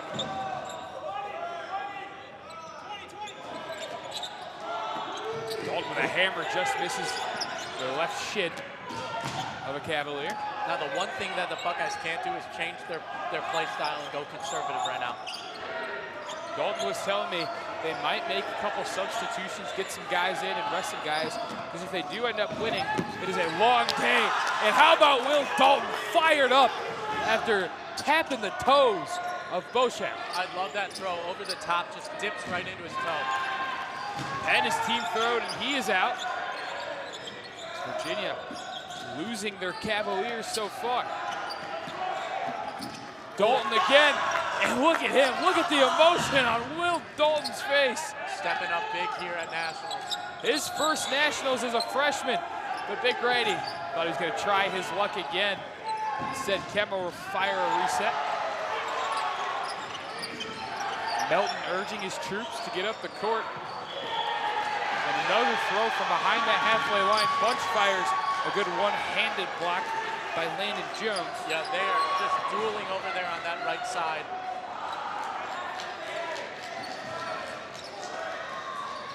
Bunch going to try his luck again. He will. And a good dodge by. Nice little cross-court, no-look throw there. That's the versatility Bunch shows. He can drop the hammer right on Jones in the corner, or he can snake eye it to the middle. And you can tell one thing UVA isn't completely comfortable with is getting up to that throw line. Right. It's a quick reset and a retreat. That's not the way to come back from a 2-0 deficit in the second half, especially at Nationals. It just feels, Dalton tried his luck and got picked off. Number 20, we don't have a 20 on the roster. Will Neerman. A freshman for Virginia, wow. We're calling him out on that. Brady Holmes, the captain, will take a seat in Virginia. He's down to the last 7. UVA's got to do something different here. Up at the throw line, they don't look good at all up there. That is a quick push by Ohio State too. Bliss misses on Wu. I'd like to see Ohio State make him throw quicker there. They slowed down and they shouldn't have. Crossed by Wu. Near the feet of Kemmer. No dice. Little miscommunication there with 2 Buckeye throws. Can't do that. That was what hurt them in that first point. That's what got them down. They were throwing too many balls at a time. Really clean that up. Great block by Wu on the Bunch throw. Good pump fake in the middle. Wu gets hit in the back. Nice throw by Bliss there. Really good anticipation there and backing him down. Close with a good low reset. Kemmer and his friends on this near side. The cross misses in the middle. Wanted Avalone, the junior captain.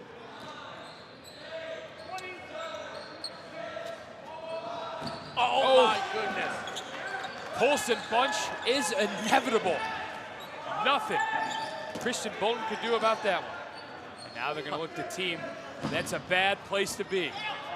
Nice dodges there on the far side. Jones looking to stay alive. Now team left call. And there he goes. Well executed team throw by the Buckeyes. They're looking sharp right now. Colton Bunch and Justinus Sanders combined for the team kill. Oh, a great cross. Little left-handed flip by Arden Levin.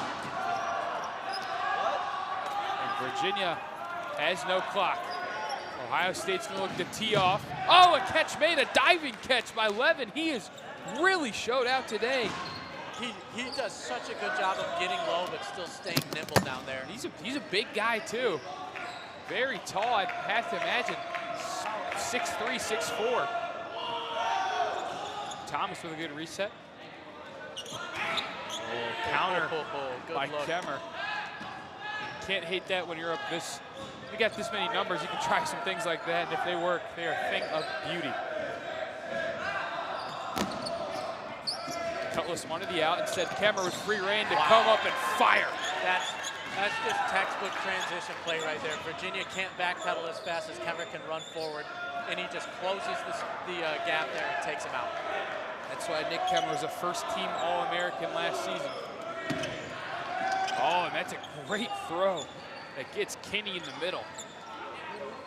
Good spot again by Levin, who's just putting on a clinic, putting his name on the map, really, as this whole Virginia team is really doing.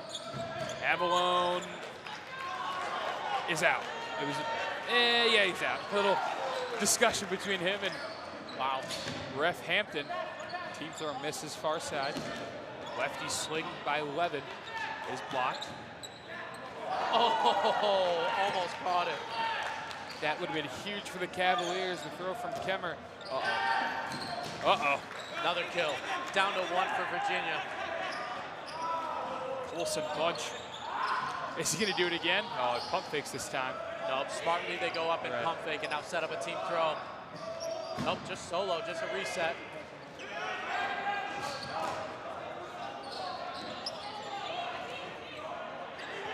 Bit of confusion. You hear him yelling, no solos, no solos. Buckeyes setting up a team throw here. Here we go. Got him. Knocks him on his butt with Colson Bunch. Nick Kemmer. That's a scary duo to team throw right there. Oh, yeah. It's 2 All-Americans with a lot of horsepower. 3-0 score now. The Buckeyes in control. We're under 20 minutes to go. It's going to take some really, really good execution from Virginia to come back in this one.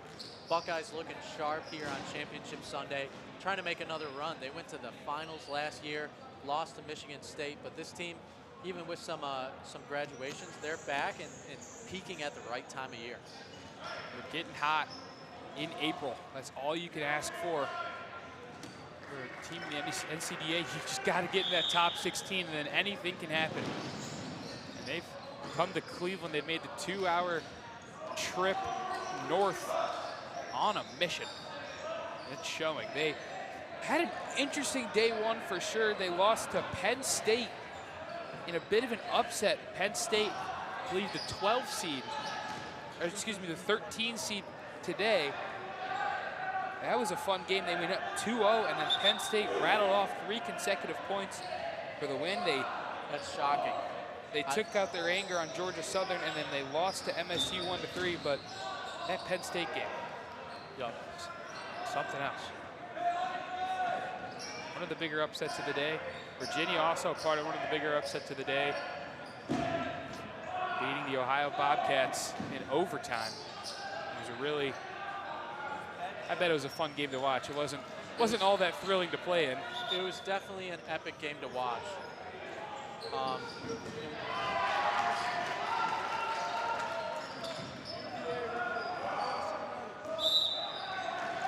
3-0 Buckeyes. We're underway. Thomas with a kill, and then he gets killed right back. About 4 bodies will go out action after that 5 seconds in this point. And stick around, folks. We got games all day. Round of 16, We've got 2 straight queues of games in the round of 16, and then we'll be quarterfinals, semis, and finals after that. Finals will happen at about 4 p.m. Coming up next year on the featured court, we've got the Bobcats of Ohio University going up against James Madison. So that's going to be a fun one. So stick around here. Second half still taking place here, though. Virginia against Ohio State. Virginia already down about 9. Yep. I mean, they've got no choice but to play super aggressive now. That's just not their brand of dodgeball. It's tough for a team to completely change their identity here at Sunday on Nationals, but the Cavaliers are going to have to if they want any chance.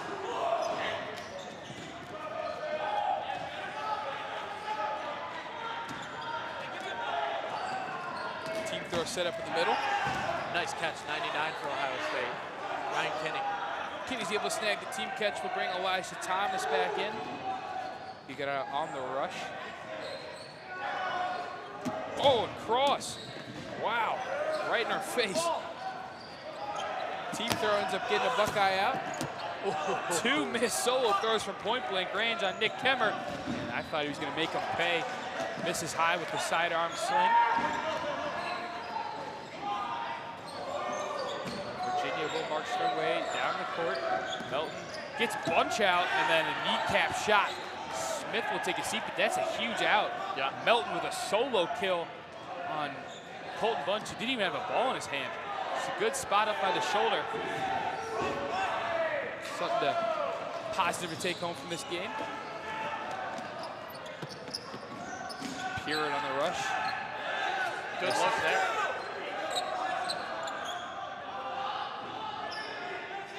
No clock for the Cavaliers, not a place they want to be. Team throw in the middle. McCartney evades both and then makes a catch right in his chest. Vargo will head out. Uh-oh, they're talking a little bit crap now. Bit of John. Heated. Down 3-0. Yeah. Virginia looking for any edge they can get. Cross misses our way. Low throw by Cutlass. Oh, a beautiful counter, Beauchamp. Just perfect placement there. Nothing Thomas could do about it. Team throw near side. Oh, there's another catch.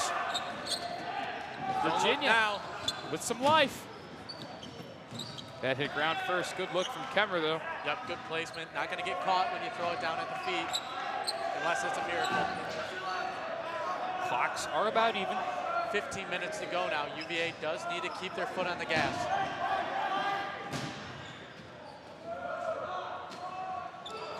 Look by Holmes on that far side.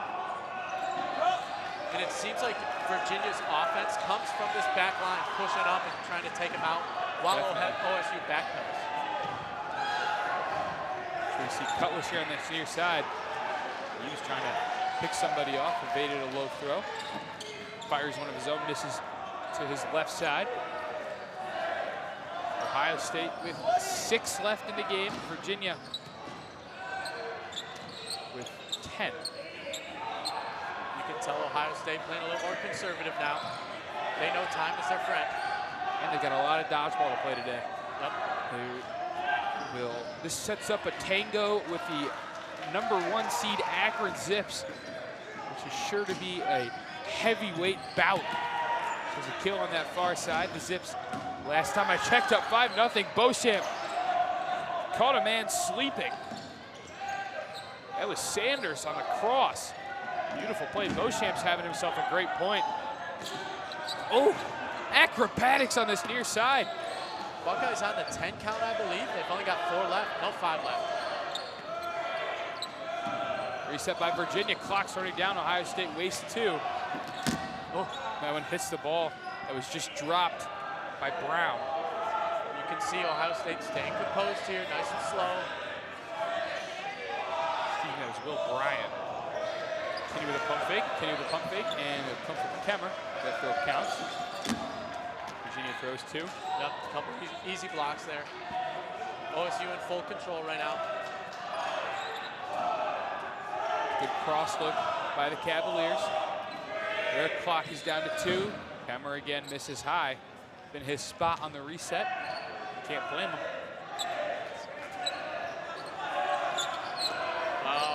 that for Virginia. They All really the numbers they had, they needed a team throw. And Penn is out. You've really got to push the pace right now.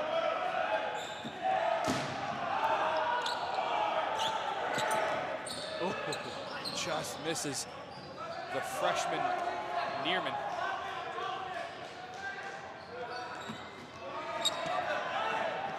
Cutlass missed on a solo throw. Kemmer resets on a cross, and Beauchamp was looking for blood. I'm going to get you some scores from around the league right now. Oh, and Beauchamp drops a catch. He's going to want that one back. So we've actually got 3-3 Penn State against Miami. That's on court 2. We have a live stream going for that. So take a look at that game if you'd like, or check it out on the multicast. 3-3 with 8 minutes to go in the second half. Is it Miami reffing though? You know what? Yeah, No, that's Miami against Penn This might State. be last year. This might be old. Guys, ignore everything I just said. I've got the multicast here. We've got obviously 3-0 Buckeyes here. 2-2 GVSU and CSU on that far court. How about Leo Rockmore and his Vikings? Wow. The home side, I think they just made a big catch over there. And then we've got Michigan State up 3-1 on the Fighting Illini. And then Akron, oh my goodness. 8-0 Akron over Nebraska. Wow. The Zips are on a mission. And then the consolation game, Western Michigan's up 3-0 on Northern Kentucky. There's a team throw kill on Ryan Kinney. Timeout called by Coach Greer. And we're at 12:09. Yeah, you've got Cleveland State against Grand Valley. That would be, I mean, they took them down yesterday, Right. but still, on day 2 of Nationals, that would be such an accomplishment for the Vikings to win that game. I mean, that CSU team is just, it's an incredible story. Like, just their progression and evolution from even October to now is incredible. I mean, they've got guys who could start on a lot of really good teams in this league. They're pesky. Really fun to watch. They're pesky. They're tough to get out. But back to the action here. Speaking of people tough to get out, Ohio State with 4 players left, and they are comfortable with it. Looks like They're taking their sweet time. from right to left, it's Jarvis, Puritz, Bryan, and Kemmer. That's a solid group of 4 to remain in the game.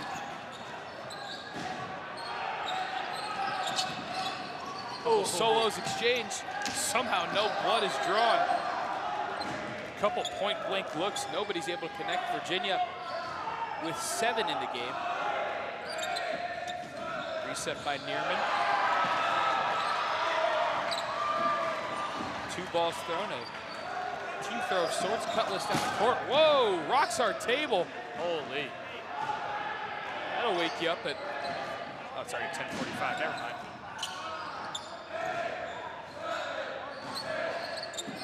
Having a great look into the corner. Last second dodge by Jarvis. Levin has really impressed me today. He's been one of the standouts on both teams. Is good block by Bryan. Once again, folks, stick with us here on court 1. We got Ohio against JMU coming up next. Oh, tough one to drop there for Levin. Levin wants that one back for sure.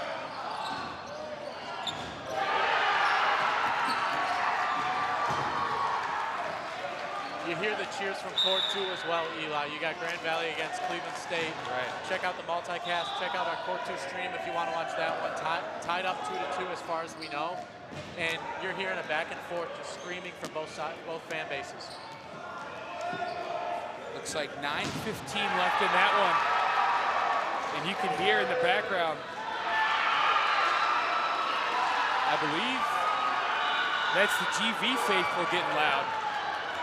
Looks like they're trying to close out that point. Meanwhile, we got UVA with balls over, and we're going to see if they can close out a point here. See where the first team throw will come from. It'll come from the near side, and they got him. Pretty well executed team throw. as an update, Grand Valley did just take that point, so 3-2 Lakers. 2 solo throws, not Cavaliers needed. No. We've still got 10 minutes left in this one. The sense of urgency closing out points, some of these teams have struggled a little bit with that. That's one of the tougher things to get good at executing, but Virginia's got to close this out quick if they want any sort of hope. We got under 10 minutes to go now, so. Big wind up and throw from Braylon Jarvis, freshman. I mean, good arm there. That's a bright future for the Buckeyes, definitely. He's a guy with Will Dalton, a couple other sophomores and freshmen who have really stepped up this season. When they were struggling early on, Ryan Kinney in that group as well. Yep. As guys who kind of solidified themselves as bona fide starting 12 guys who you can count on in a situation like this. And like we said, they were under 500, I believe, at the semester break. And they ended the season just above 500 in total, but this is a completely rejuvenated new team. Oh, yeah. I mean, I predicted these guys to make it to the Final Four. I've got a lot of faith in them. 2 guys go down there, so we got 1 Buckeye left, but still. Yeah, they're coming out strong when it matters most here in April. So. You got them upset in Akron next round? I do. I've got the Buckeyes in my Final Four, and I don't have Akron in my Final Four. So you got the Ohio Bobcats, your champion. I respect the. I do. I respect the faith you've got in the green and white. Yep. Well, this is a couple green and whites here, but it's a couple of solid green and white teams. Oh, is that a catch or no? No, it's a drop. Just Will Bryant all alone, the lone wolf in that corner. The southpaw throws a catch to end it, and Virginia do end up collecting a point. It's a 3-1 ball game now. 8:19 to go here in round 1 on Championship Sunday.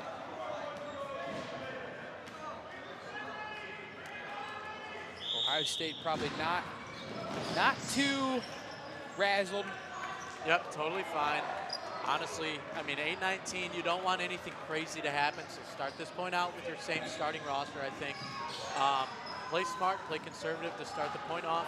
If once you get, let's say, 4 minutes in, if it looks like it's a comfortable win for the Buckeyes, I'm taking a timeout and I'm taking out Kemmer. I'm taking out Colson Bunch. Yeah. Maybe even Will Bryant. Take those guys out because you need those arms later in the day. Just get them off the court. I mean, save your arm for later. Like we said a couple times, they've got a date with the Akron Zips coming up very soon. That's the #1 seed. They've been the #1 seed on and off all year. Them and Michigan State have kind of traded places at that pole position. So that'll be a fun game for sure. Akron, like we said, taking it to Nebraska 8-0. They just wrapped up over on one of the other courts.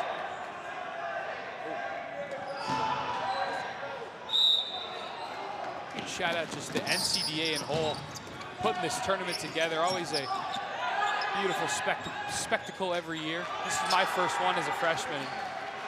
This has been a real blast. Yep, Nationals is a different beast. It's awesome. It's just great to have the entire league all in one place, and you're all chasing one goal, and it's Sunday afternoon. Who's going to make it to the finals? Who's going to win it all? Who's going to hoist that trophy? Nice catch on this near side. Beauchamp snags it from Dalton, who's a little upset with himself. Yep. Another kill. Got to keep the foot on the gas here, though. UVA's got really only one outcome here, and it's that they got to go as fast as possible. Either they get the point or they're going to crumble and lose quickly, but you got to do it. Took out Kemmer. Impromptu team throw. They didn't really talk to each other. They just kind of fired at the same time. Good reset there. They backpedal. Good block by Bunch. Bliss in the middle. Levin returns the block. 7 minutes to go now. Tough throw. Almost got Jarvis in the hands. Looking at Virginia's roster, I really don't see many seniors on here. Kenji McCartney, he's a senior.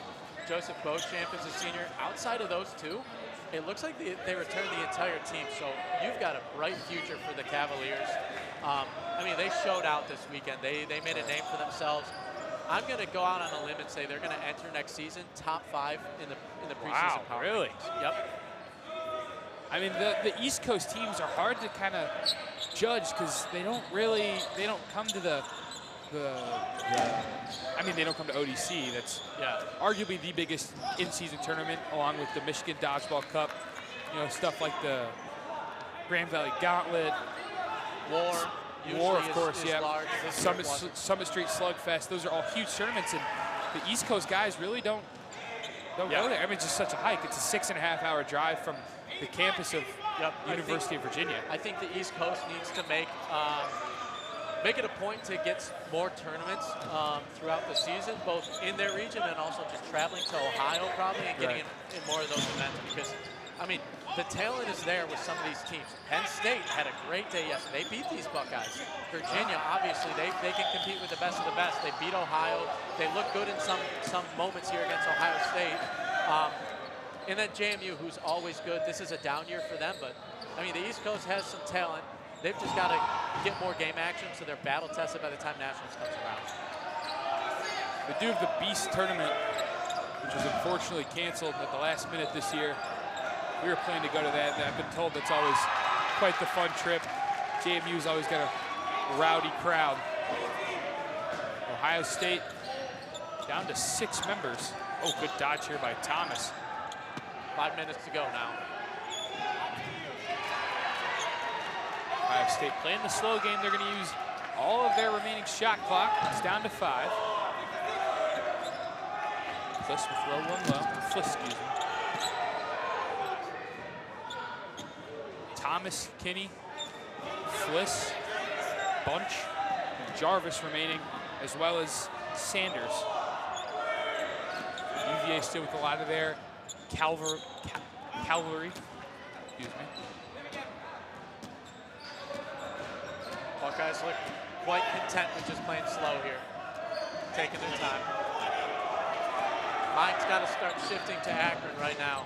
And the Buckeyes did beat them recently, I think about a month ago, so they should be confident going into that game. That Akron team is just such a tough team to play. It's kind of incredible how well organized and how on the same page that whole team is. There's a big catch by Avalon, the captain. He gets a little fired up. So we've got next round on court 1. Okay, so next round on court 1 we have Ohio against JMU, like I said. On court 2, we've got Cincinnati against Penn State. That's going to be a fun one. Penn State hasn't lost a game this weekend. Really? They were 3-0 yesterday. Yeah. Really?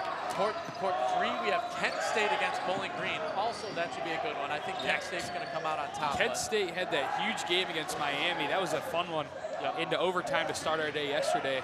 They picked up 2 other wins. And then it's looking like court 4 is Miami against Saginaw Valley State. So Miami's going to be the favorite in that one. But 4 good games, stick around. And then after that, we got the quarterfinals, and we'll just be going throughout the day here. So it's going to be a fun day of dodgeball.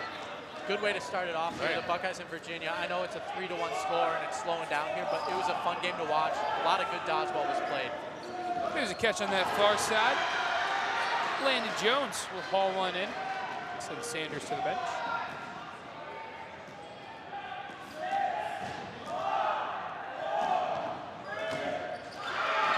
Missing the middle, couple resets by the Buckeyes. Yeah, we'll have dodgeball all day for the campus of Cleveland State University, our host for this year's Nationals. You hear Wyndham White, the coach for Virginia. His voice is completely shot. And we're going to try and grab some post-game interviews as well, so stick around. Let's see if we can grab, we'll get a player from the Buckeyes, and then maybe we'll even get someone from Virginia just to close it out for them. Another catch by McCartney. He's having a great tournament catching. He made some unbelievable catches against OU in that overtime game. Oh, and they're calling him out. Good call. Fliss is out. It's down to just Colson Bunch. And, almost an incredible team catch off the arm of Melton. 2 minutes to go. Barring something absolutely insane, Buckeyes are going to win this one. And he's just taking a sweet time back there. doing the smart thing, not overexerting energy.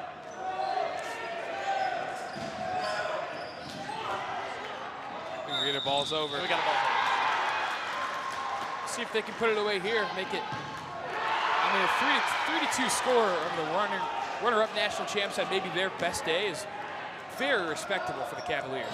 It's something, like you said, I mean, next season, this is a scary Virginia squad.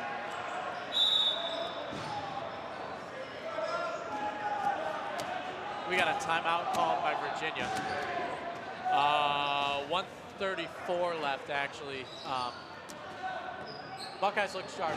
Buckeyes look sharp. The thing is, in their coming game against Akron, it's really going to be all about the strategy and who's going to dictate the pace of the game. I mean, you noticed that against Virginia. It was they were playing kind of their pace of game for a while there, and they took that lead on you guys. The same thing for Ohio State and Akron. I think next round when you see that game, not next Q, but next round, so about an hour and a half from now, the Buckeyes need to play their strategy of dodgeball. And that'll be a good thing to keep an eye on. All right, back underway. Here we go. Can they get bunch out? They've got the necessary means to do it. They missed on the first 4, and timeout is called. A little gamesmanship here towards the end of the game. Maybe it's already over, but regardless, I don't think Ohio State wants to give a free point away, so they're going to call a timeout, give Bunch 4 balls on his side to protect himself. Maybe he's trying to cover the spread. Did we have lines for this game? I think we did have spread. I mean, I'm going to have to look. I don't know. They were not posted on the Instagram. Yeah, I can't tell you on that one. I'm not sure. I have to imagine it's like 1.5, 2.5 favor of the Buckeyes.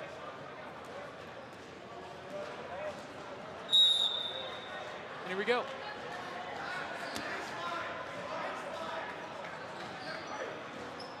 All right, he's stepping up to throw. The sophomore for the Buckeyes. Takes one throw. I think he got a kill out of it, too. Cuddles went for the catch, came up empty. Reset by Virginia. 16. Little no look.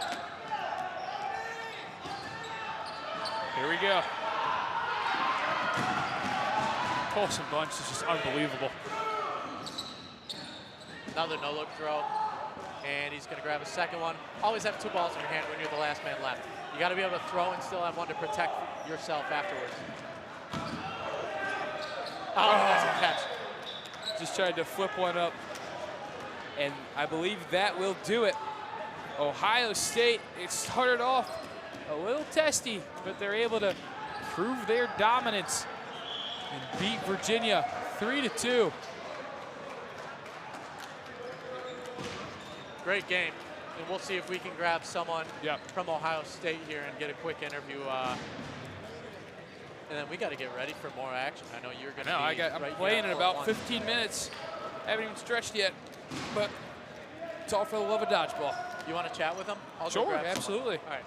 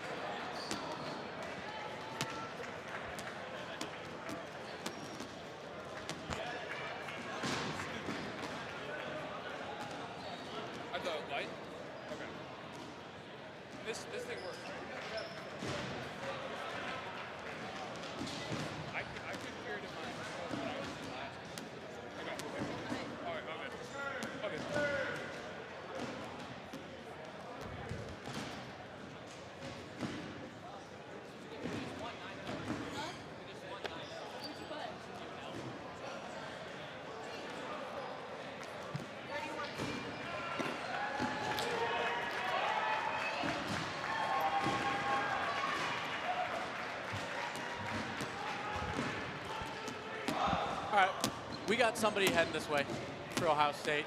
I don't know who it is.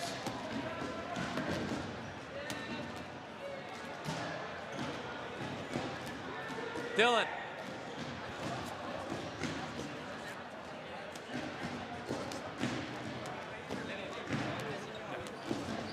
All right. Good right here in this camera. I think right here is good. We'll get the camera on.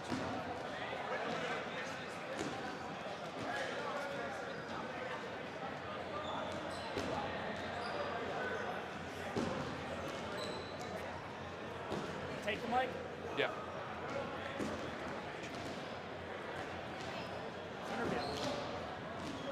No, Mom, stop.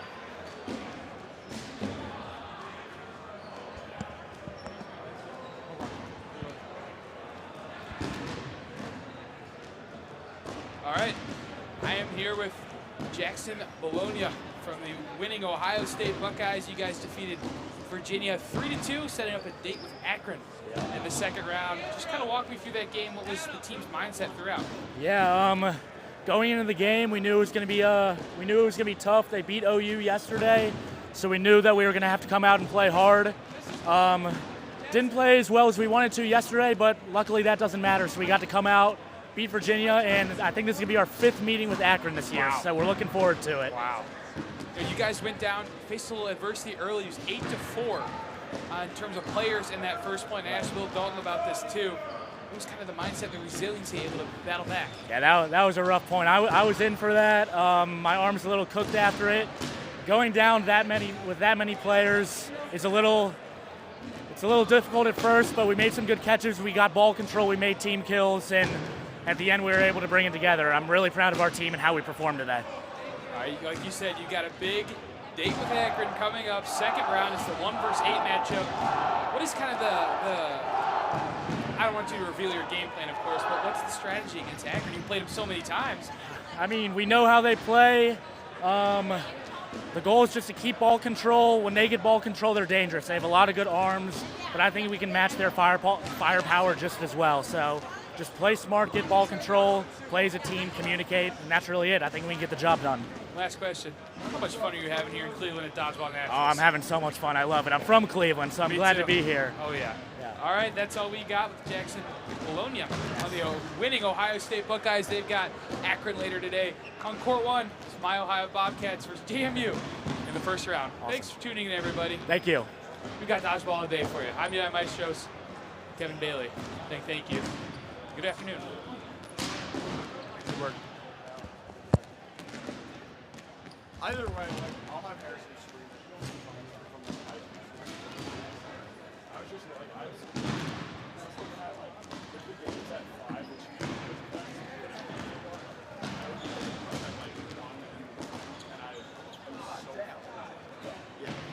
I also have that thought. I also have so much. I was saying, I appreciate it. Hey guys, hope everybody's doing well.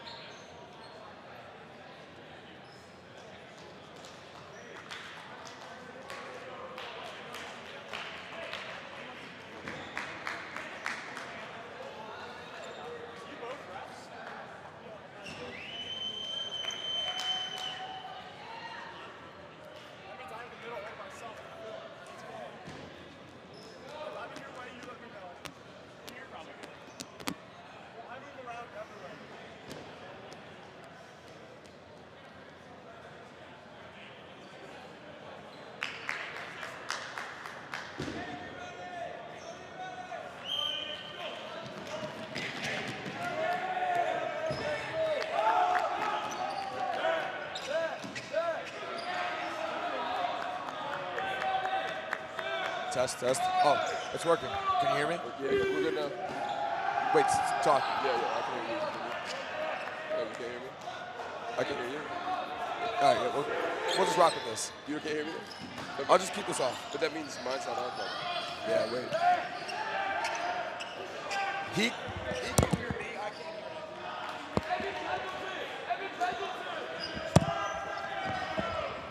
him. Test, test, test.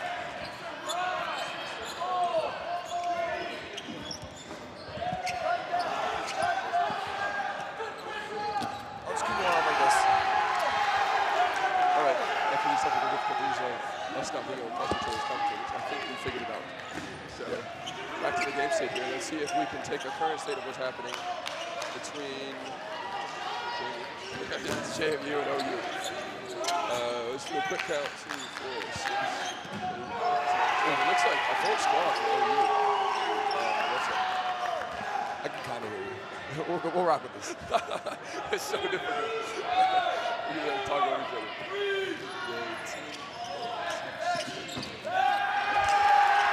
Third and down, great stretch shot for OU on the right wing here. Okay, 9 players total for JMU, and it looks like a full squad of strength for OU on the left. Yeah, a few quick kills for Ohio there. Nice rundown from number 8 on OU on the left wing there. It's the Intermission at number 8 on JMU side. Beautiful shot right in the front. JMU's offensive line, they're getting the half court. Going back, it looks like they're really unsure how to start this offense. Not the iconic JMU offense I remember. This is my first time seeing this team. Going like that. Yeah, it's all right. He's here. Like, I can't hear what you say. OU on the line takes a fiery shot from number, I can't see his number, but that was a missile he just took right there. But dodge from the JMU player, really good dexterity there. OU up, blocked from number 11, fired from number 8, and missed. OU retreats. JMU with only 7 players remaining, 5 balls each in even game state. Beautiful cross from OU. They are really just feeding on this lack of cohesion that the JMU side is showing for their aggressive nature. He had no idea. He had no idea that was coming until he even hit him. Yeah, for real. I totally agree.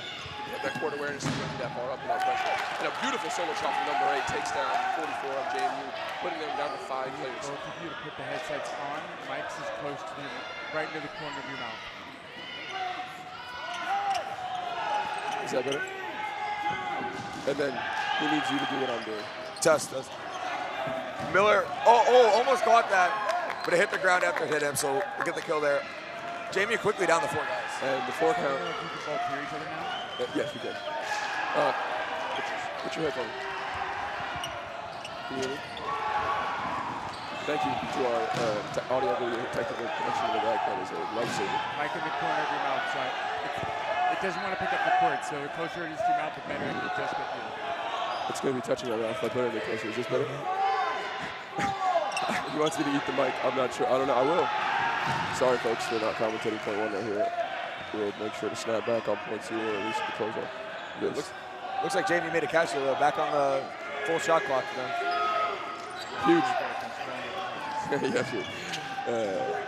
Huge for JMU to go back on the clock. 3 balls, fire into the corner, and put them back down to the 10 as they take 1 player out. OU definitely knew what they were doing there, and they wanted to get back in the clock advantage.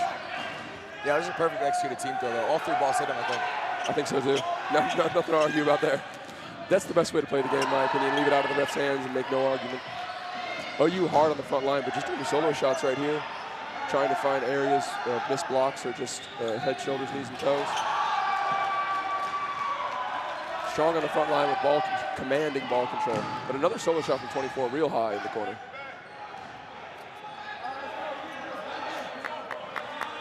JMU's only game here is long burn and look for a defensive comeback. 2 long burns. We need communication on JMU's side right there. Can't do that. And you pay the iron price right there. Team throw from OU takes out number 99 and puts JMU down to 3. Ohio's firing early. They got cannons on this team. I did not know they had so many cannons when I watched them the other day. I might not have watched it the right time. Burn from JMU looks a little suspect, but the refs count it.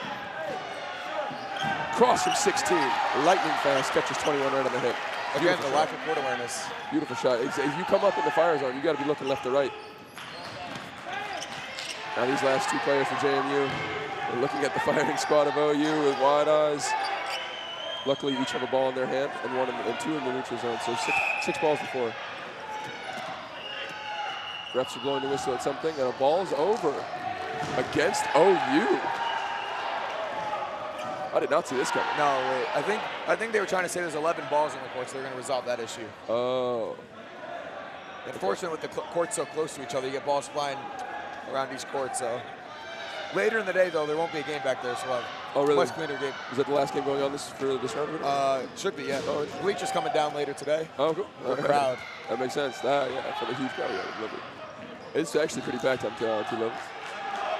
The best part is always in the championship when all the teams are at the end and the crowd are on the game, and you can really feel the energy of every single play. Yeah, I think you should have a lot of teams sticking around because Cleveland State's so close to a few other schools. No reason to go home and watch it from your couch. A great point for the geolocation aspect of Cincinnati. It makes it so you don't have people abandoning for the long drive like some of the other locations. Great point there. It really does feel the gym with energy, and it's a different environment when you play a championship game. It makes it feel like a true championship game. It really does. It really does. I think even the Final Fours have a great atmosphere. Even the quarterfinals at bleachers down, if we get a close game at the end. Where you can feel the aura kind of coming from the energy of the crowd and teams can feed off it. I think it creates a different dynamic and allows a different team to succeed in that environment. But we're talking about a few rounds in. Let's talk about right now as the game is about to resume. All right, so it looks like they solved the ball issue. So it's Jamie down to 2 players, but 4 balls in the hand, so. Forced to make the first throw because they're on the clock disadvantage, and the first throw doesn't count. It does count. They'll count it. Refs give it a thumbs up, and so they're back on the line with 1 ball each. 3 balls on the left player and doesn't find the target. I would love to see angles coming out of OU if I'm going to put 3 balls on somebody. 3 balls straight on is a lot easier to dodge than 2 balls straight on with an angle. That doesn't count. Well, that'll hurt. You got to get the ball over the throw line right there. Although it might have been close enough for the player, it has to cross their respective throw lines in order to be counted as in play, and that one did not. So I would not like to be JMU right here. We'll see if Ohio can use that strategy you're talking about, taking different angles at that player instead of throwing all the ball straight on. Now, do you think there's going to be 2 team throws coming here, or separate? They're going to go individual targets. If I had to take a guess, looks like they're going both at once. They got guys running up on each side. Looks like that way. They got momentum for the 2 team throw there. They throw 2 on one, 3 on the other. They hit the person that they're throwing on and hit the other one. Point 1 for OU, and that looked commanding to me. Yeah, I didn't really feel that JMU threatened them at all. It looked like a battle of the bigger sticks. Of our offense is better than your offense, and that's really always been JMU's name of the game. They've thrived on their offense historically, and this is my first time seeing them, so what I would come in expecting. And it looks like OU has taken up that mantle with pride. Yeah. This is a different JMU team. They don't have, the athletes that you're used to seeing, the big arms. But what I have noticed watching them throughout, even if they're not as talented as those other teams, I think they're catching more. They're more past defensive JMU teams, they would never catch the ball. And now that's when you really have to earn your stripes as a defensive team. If a catching team is against someone with the firepower of OU, you really solidify yourself as a catching team if you can catch that level of firepower. Because number 16, do we have names? I'm not really good with names. Yeah. I'm sure Court One's got names, got all the good stuff. That's Emmanuel Miller. He's a sophomore. He has a cannon. That man is fearsome. And Jamie's right next to him. Oh, beautiful. Thank you. Yeah, that man has a cannon, a beautiful over-the-top motion to it as well. So it has an arch when it comes down, and it makes it very difficult to predict and allows him to go high or low very easily. I love the arm slot he throws from. It has a very quick release compared to the speed it comes out with, which you often don't see with power throwers like that. They require kind of those pitcher-esque windups. When Ohio was ball control and he could just crow hop into one from half court to the throw line, it's coming in hot. Doesn't matter how good of a catcher you are, in my opinion. A good spot and a good thrower is always going to win. It's kind of like the basketball saying of good offense beats good defense. Yeah, I think it holds true in dodgeball as well. Totally agreed.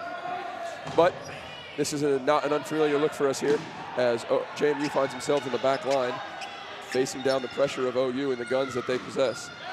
Great look from number 8, but a slamming block from JMU to get it into the ground before it hits his foot. Oh, that's too long of a throw.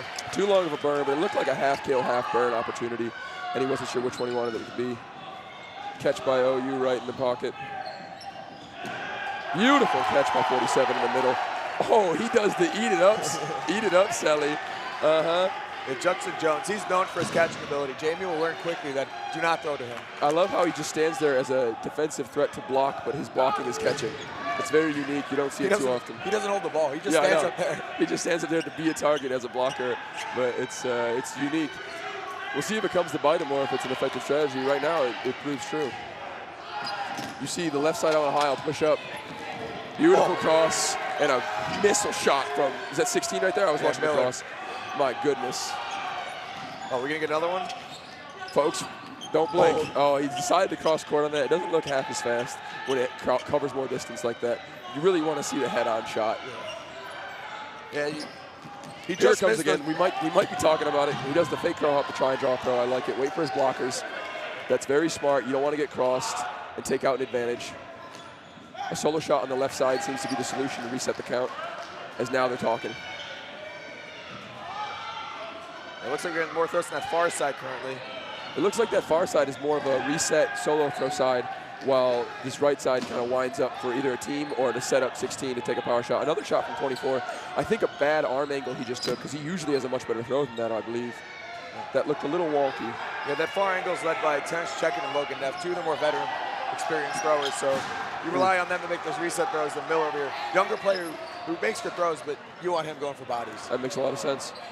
Good allocation of spread, too, of who's doing what on the court and role allocation for OU. Love to see that kind of coordination from a top team. Beautiful cross, catches somebody sleeping. Brought to you, in my opinion, by the pump fakes at the left side we were just talking about, the pressure that they were bringing, the common throws that they were doing for resets, and a ball's over as a bad ball gets thrown. Refs coming, this doesn't work. Don't blame us, don't look at us. Better come in to throw shade at us like we took this out or something. Yeah. So it looks like clock difficulties. We'll try to get it back to as close as possible to what it was. But huge balls over for JMU. They were already on the back line facing the firing squad of OU, and now they have no choice but to be there. If you're OU, who do you go for here? I think you got their Carvelli in the corner here. That was the name that JMU was kind of hyping up after the East Coast Dodgeball Cup. Okay. Good catcher and has a good arm, so I think you want to get that body off the court. We might be seeing 3 balls on him. Last team throw we saw, or balls we saw, was a 3-ball attempt, so we might do another 3 balls. To me, if I'm OU with OU's firepower, I'm putting 2 and 2. I want to see 2 balls on one person and 2 balls on another, and you might even be able to launch a solo throw from one of your power throwers here. Yeah, no, you have absolute man advantage and ball advantage. Go ahead. Yeah, no, they definitely have the arms. They probably team throw on the left and 3 on the right, just as you predicted, but they miss all of them. And another solo. They miss 6 throws from OU. They will get some back, but ugly. Beautiful shot from number 6 from JMU, but a team catch, unfortunately. I know there was some chatter in the Discord chat about that the other day of whether they should count or not. Oh, beautiful stamps from OU, though. They had 2 kills back to back. Oh, both of them go down. Love to see it. If you're OU, because the ball's over, did not come out the way you expected it to. A backhand throw from 77 and a team throw. Neither hit. Whew. JMU looks stunned by the firepower here. Yeah, they played him. They might have played him this year. No, I don't think they did. JMU played Cincinnati yesterday. Beautiful cross to disrupt the motion, but doesn't quite hit the OU player. JMU loses 2 balls for that. A reset shot from 16. It looks like half the OU players want to go back and half are staying up. And pays the price right there. That's an out, in my opinion. Oh, the refs don't agree, but he goes out. No, he's arguing that the ref. The refs called him, said throw and catch by Ohio, so they'll give JMU some momentum here, see if they can capitalize. Oh, love, didn't even see that. They put him back on the 15. Oh, no, they're up to 6, sorry. Not a throw didn't count, and that second one was garbage too. So they throw a third one just on themselves, even though the ref counted the second one. I like that by players. That's close enough. They should have. Okay, that. Oh, well, it almost hit 22 as he reached up for it in the backfield, not seeing that mortar shot coming in from above him. So that one, fortunately, ends up counting for JMU. Maybe not fortunately, maybe accurately aimed at the backfield player. But this has just been a picture game state right here, hasn't it? I mean, yeah, OU on the front line. line. We've been looking at this side of the court the whole time. My head hasn't turned left almost ever. So another lob just to reset. It does count. He's looking for no bodies there. He's just looking for no balls over. And as you mentioned, he is their target, it looks like. Let's see if he absorbs. Swing and a miss. Miss across. Another team throw attempt from OU and a miss, and a cross attempt as a punish from JMU, and they miss. It seems to me that's JMU's strategy, or at least, I don't even know if I'd call it a strategy, but rather their only hope right now. An option is to do this defensive crossing. Beautiful shot by number 21 on JMU to hit 21 on OU. This is what they need to do. They need to have success on their back line if this is the strategy they're going to default to. Yeah, they need to get some ball control, too. You can't let OU have 7, 8 balls the whole time because they have too many arms. Speaking of, they're finally getting a chance to get that ball in the neutral zone they've been waiting for 4 or 5 possessions. OU backs up and lets them have that. Just a soft burn here. If you're going to soft burn like that, I would love to see OU get back with some urgency, with some alacrity. Right now, they're kind of walking, and people don't realize the point of getting back is making the burn long. If you allow them to get the throw off before you get back, then there was no point in getting back. Another fast cross from 16. Yeah. Miller's killing it this game. It's his crosses that have been getting most of the kills, too, which is not what I've been expecting. You'd hope eventually JMU would start looking for them. Bait that in. Read the behavior, perhaps. Good idea for that. OU on the line, just trade 1. However, now JMU down to the 4 count. Oh no, this guy in the corner keeps hiding from me. Sorry, they're still on the 15.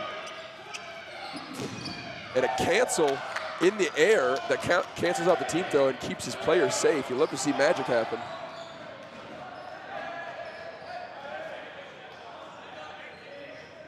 This standoff, though, that JMU finds themselves against OU has not worked out for them. Oh, my goodness. Number 8 just obliterated a JMU player already in the outline. He double-tapped him to make sure he's not coming back in. That looked like it hurt. Yeah, sometimes it gets tight on those sidelines over there. You don't get much room to work with. It's a heads-up experience on the dodgeball. Really beautiful rundown by number 16 from OU. Takes a beautiful shot to the bottom of the top of the shoe. His throw placement's just been incredible so far this game. Accuracy over anything. And you say accuracy over velocity, but even it's fast enough. Yeah. Unsurprising, OU back on the line. Trade attempts from JMU, finds no home. Another shot from OU does find a shot in the corner, and JMU now down to 3 and firmly on the 10 clock. If OU wants to, they can run them back and forth to create transition advantage, or they can that just won't count. And you hate to see 2 balls being thrown from JMU. 2 balls from OU, swing and a miss. And it looks like they're going to reload up here on the right side, perhaps. Nope, 2 more on the left, and they miss again. It looks to me like left to me is their consistent throwing, and right is only their opportunistic throwing. Yeah, no, the left side definitely is more that volume throw. Yep, volume's a way better way to put it. I like that. Oh. And he takes the solo. Oh, and he points at him with a dash of disrespect. And 27 on the cross and middle gets him 2. JMU down to 1. Those might have been 2 opportunities. Those were 2 catchable throws there. That was their opportunity. JMU's going to watch this and want that back. Beautiful dodge by number 15 here. They've been throwing it in for the last 5 minutes and haven't been able to hit him. Not a throw. He doesn't even care. He said, that's not my game anyway. He's going to look for the catch here. But you're absolutely right. If JMU's going to play this strategy, your defensive catching has to be pinpoint, and those are 2 drop catches that you got to make. Yeah, that's kind of what their fall was yesterday, too, is they would be stuck on their back line with no balls, and they just couldn't make enough catches to stick in these points. Some might beg the question that maybe you're not a backline catching team, but that's not for me to ask. Yeah. They're having trouble getting ball control, so when Ohio is 6, 7 balls, you really can't push up on them because their arms are too good to really get close. That makes sense. So for me, we have to make sure to key in on the rush next point to see how they start off and where they either gain or lose the advantage from the start. Looks like nobody hit them. 5 balls, no find their home. A burn ball happens, and we'll see a rinse and repeat. I'd like to see 3 balls here. Lazy team throws. Oh, they almost get punished. The trailer shot, which I love to see, but almost get punished. He did a little hold my strategy, a little hold my celly by number 8 after he gets the cross. Okay. I like it. He's playing with a little bit of swagger. I like it. It brings flavor to the game. It only took him like 30 throws to get out. That's why I was really celebrating that. You guys missed 400 times. But, hey, look, I love flair. I think as long as it's directed towards the game and towards your team, then it's beautiful. So we need to see something change from JMU real quick coming in at this point. That just looked like a slow death to me over these last 2 points. Yeah, Ohio's never been threatened in either point. They've 0. Have they had less than 10 guys? I was just going to say that same exact stat. I don't think they've had less than 10, no matter what, in these 10 minutes, 15 minutes gameplay. So they're just sitting up on the throw line, just teeing off on them 1 by 1. And so if you're JMU, you got to earn some respect from the OU lineup. You got to try to target their good throwers, and you got to try to not concede this ball advantage early on. And to me, that comes from composure in the pocket. We'll see how the rush plays out right here, but you can't take these hectic trades and expect OU to do it with you and not hit people in the process. And you also got to find, when they're top throwers and throwing, you got to find opportunities to get those counters, get them off the court. Completely agree. I'd say bury their top throwers early, but how about we just start with burying them at all? Yeah, get some guys out there. I think, the baby step we want to see here from JMU is to take out a couple people and show some aggression. Okay, we got ball, the out for OU. They take the early man advantage, but down to 4 balls already. Down to 4 balls already, too. So it's technically an even stake. It's 55, so it wasn't their throw. So they're down 6-4, but they're on the back line with man advantage, or with man disadvantage, and just like body language pressure. Their threats aren't providing any pressure on the defensive line for their non-ball targets. So OU is just able to tee off with crow hops and momentums. Like, look at that, not a single pump fake from JMU's back line on that shot. We have to have activity if they're going to have activity. You have to respond with action. Yeah, that's a good point that we haven't mentioned. Ohio's been pump faking, which is why JMU's just stunned right there. JMU, no pump fakes. 0, and it's freezing them. The guys with balls are just... What a catch, though. Real quick by 87. You can't ever hate on a good catch. We said good offense beats good defense, but every once in a while you see it shine. That was lovely. Stuck it for 87, and hopefully a glimmer of hope for this JMU squad. A solo shot takes down 56, or 44, sorry, for JMU. Really good positioning and accuracy on their solo shots on OU. Great discipline.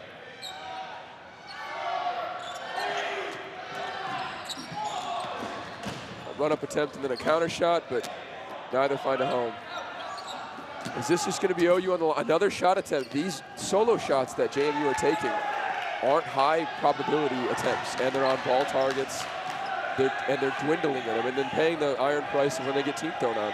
They're wasting their balls trying to make like long crosses and they keep the ball control, get up on your throw line. Absolutely agree. They're trying to find the lucky shot or the non-looking shot rather than the competitive shot, in my opinion. You have to challenge the threats that are staring you down, or else they're going to continue to obliterate your team. You're just letting the other team take higher percentage chances. Great catch. What are we calling it? 8's not going out. It looks like they're having a conversation between, oh, it's ground? It looks like ground, I guess. Okay. And finally an out. Okay, JMU takes down 17 with a kill. We love to see that. A little bit of aggression from JMU. Finally some sauce. Let's see if we can get a fight back from them. Their thing's a bulldog, isn't it? What's their thing, a bulldog? I believe so. No, it's Dukes. But their logo's like a bulldog. Yeah, that's what I was trying to pinpoint in my head. I was trying to go around and they have that dog in them, but you know what? I should have came with that knowledge or not also. The ball's over. JMU finally has ball control. That is precisely what we need to see. That is a gift from the dodgeball gods. We're going to turn our heads to the left the first time this game and see what they can do with this ball's over. Let's see if we see a team throw. I would love to see 2-2 right here. Absolutely, 16 has to go. 16's got to be your Gotta first go. I think check at 77 is your second target. I like that as well. Take out the leader, take out the strongest arm, and now all of a sudden you could probably 16 hiding behind players, a common strategy. Oh, they go on 27 with a team throw and hit them, and instantly retreat. JMU to me looks like they just lack leadership in terms of what to do in situations. They're kind of just making different moves. Yep, another team throw on the corner, hits 22. They're trying to make me eat my words, which I would love to.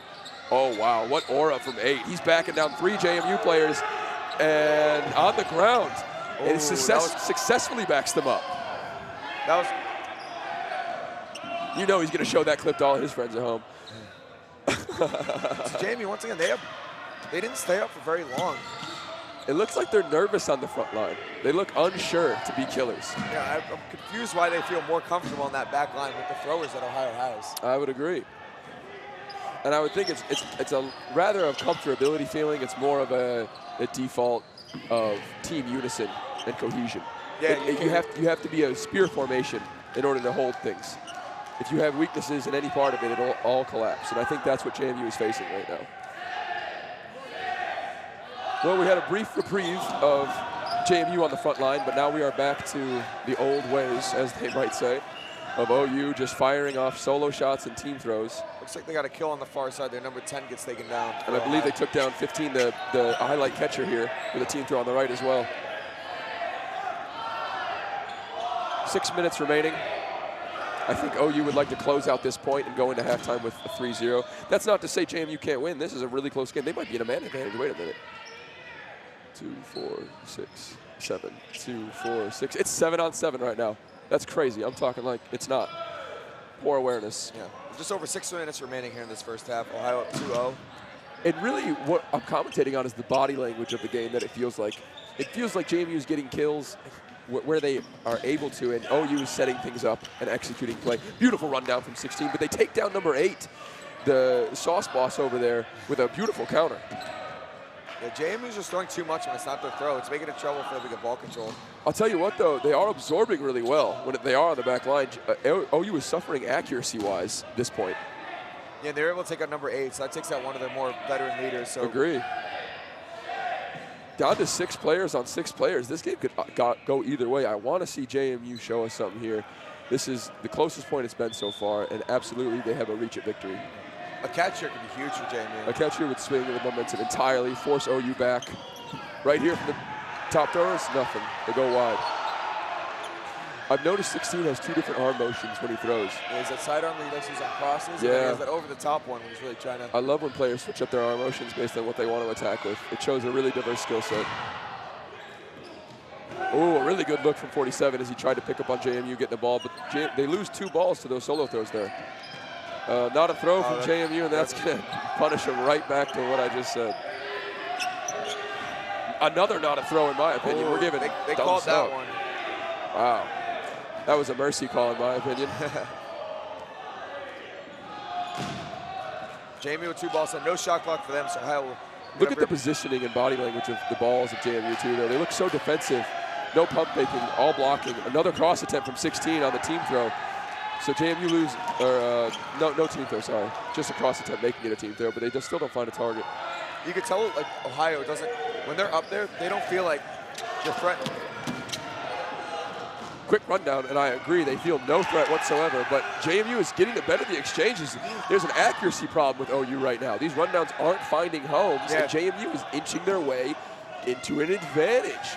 2, 4, 6. 6 players on 5 players. One more kill for JMU, and they put Ohio on the 10 clock. Now, the question I would ask, from what I've witnessed here, is does JMU know how to utilize the 10 count properly? It takes really good cohesion and back and forth movement to execute and punish teams for that. I would love to be shown up and show that they know how to run that strat with this advantage. There seems to be arguing on the court, and a player get caught not looking. Beautiful kill for JMU. Player tried to say they blocked it, but ref calls him out. Oh, a close call, but ground, I agree with it. Oh, they're calling number 30 But the ref out. doesn't agree with me. Astonished when I say his face is. Leo was calling him safe, but the other refs were calling him out, and more refs agreed with out, so he is out. OU down to 3 against the 6 of JMU. This is a game. Let's see if JMU can execute some kills. Yeah, they still got Checkett and Miller in. Would argue it was Ohio's 2 best players, so the point's not over. Ohio's a lot of 5 down. Just over 3 minutes remaining.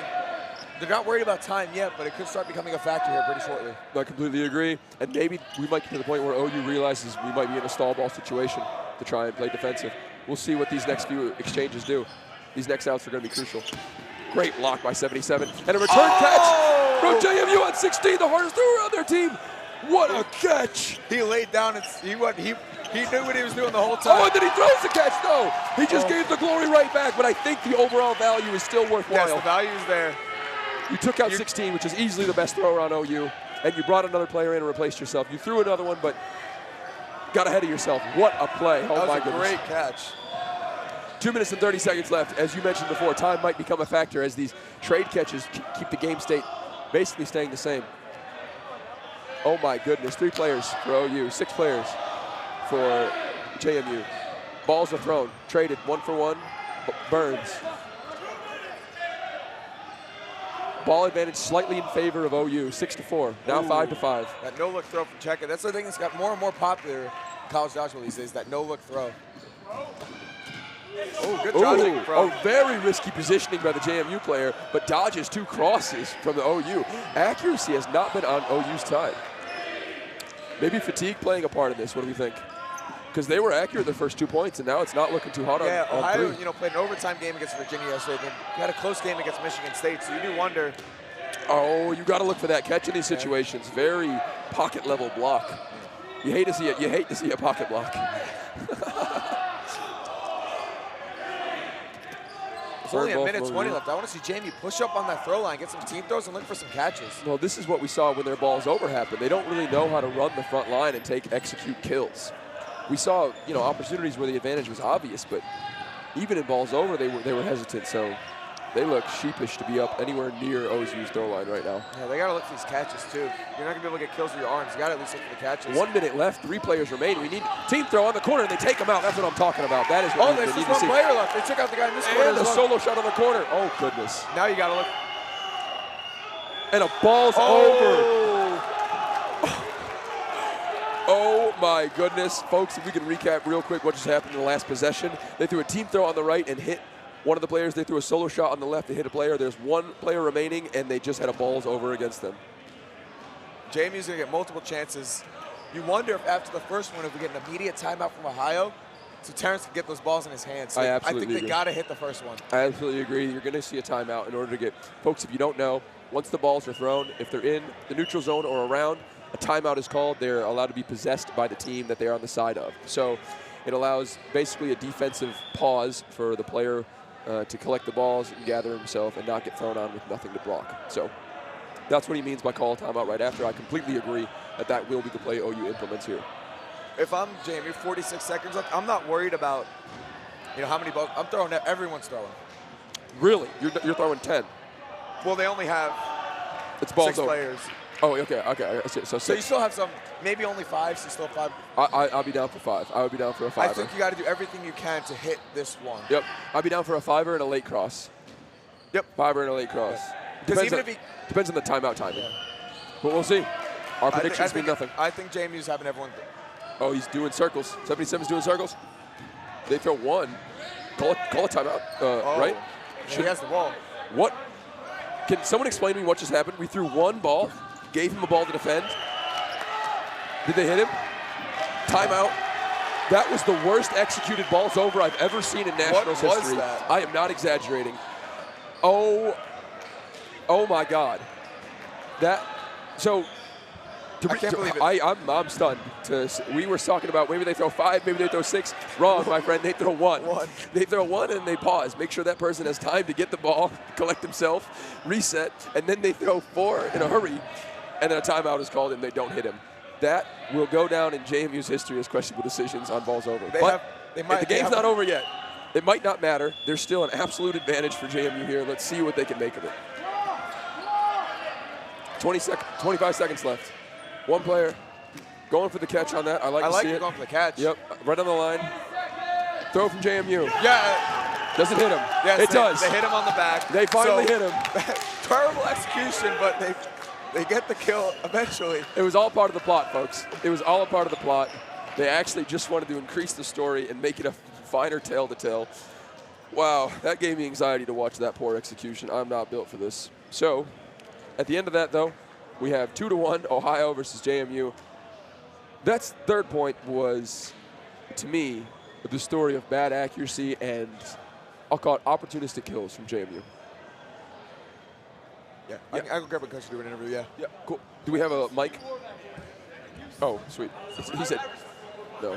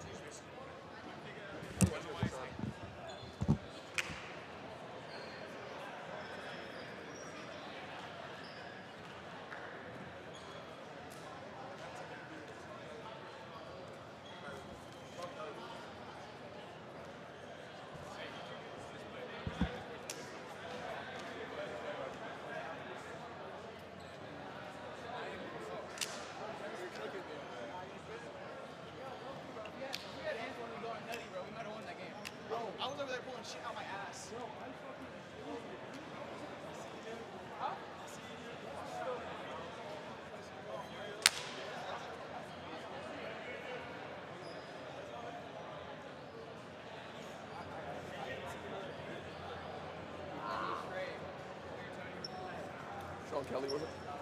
Sean Kelly. We're live? Lovely. This is Michael Riley here with Sean Kelly from JMU. Nice to meet you, brother. I don't know if we ever had the pleasure. My mother's maiden name is Kelly, so I automatically love you. Appreciate you. But enough about that now, family. Let's talk about this game. We're at halftime here, 2-1, very close. Inched that point out at the end. You nearly gave me a heart attack at the ball's over. I need to address that first and foremost, because if the fans aren't wondering, I'm sure wondering. Was that executed how you planned it, or what happened when that ball's over? Yeah, we wanted to do a team throw, but we didn't want to give them a chance to be able to block it, and it wasn't executed as perfectly as we wanted, but managed to pull it out, and that's all that matters. All right, lovely. I agree with you. I just wanted to make sure that wasn't the plan going forward, because we would have to have a talk. I couldn't let my integrity of dodgeball, wouldn't let my heart drop when I saw the one, but no, beautiful. Yeah, you guys finished it. Was your heart racing on the comeback potential there? Give me your emotions. It definitely was. You know, it was a long half. We were grinding. You know, they're a good team. They got good arms, but we just had to stick to our game plan and execute what we wanted to do. And I feel like we got them on the ropes now. You know. Talk to me on that game plan, because absolutely they started to kind of weaken in that third point with their accuracy. You guys were absorbing on the back line really well. Is your game plan the back line counter? Kind of talk me through you. Our game plan right now is the back line counter. It worked really well against Akron yesterday, and we wanted to carry that into today, and it seems to be working really well for us. So we're going to stick with our game plan and try to control the pace. That's a really good point. If it works against a good team, it's going to work against other good teams. So if it's tried and true, proof's in the pudding. You started to get kills kind of gradually. You said a very long game. Are you guys built for that grind out style, or would you rather kind of take people out quickly a little more? You know, it'd be nice to get some good throwers out quickly to be able to control the pace, but you know, if we got to grind through it, we'll do what we got to do. JMU's gritty. You know, we're always locked in, ready to go for a fight. And last but not least, going into the second half, any big thing you're going to do different, or things that the fans should be able to expect to see from JMU coming in here? Just expect us to keep playing hard and getting it done, man. Love to see it. Yeah. Appreciate your time. Thank you so much. Have a great one. All right, yeah? Just put this mic back on the...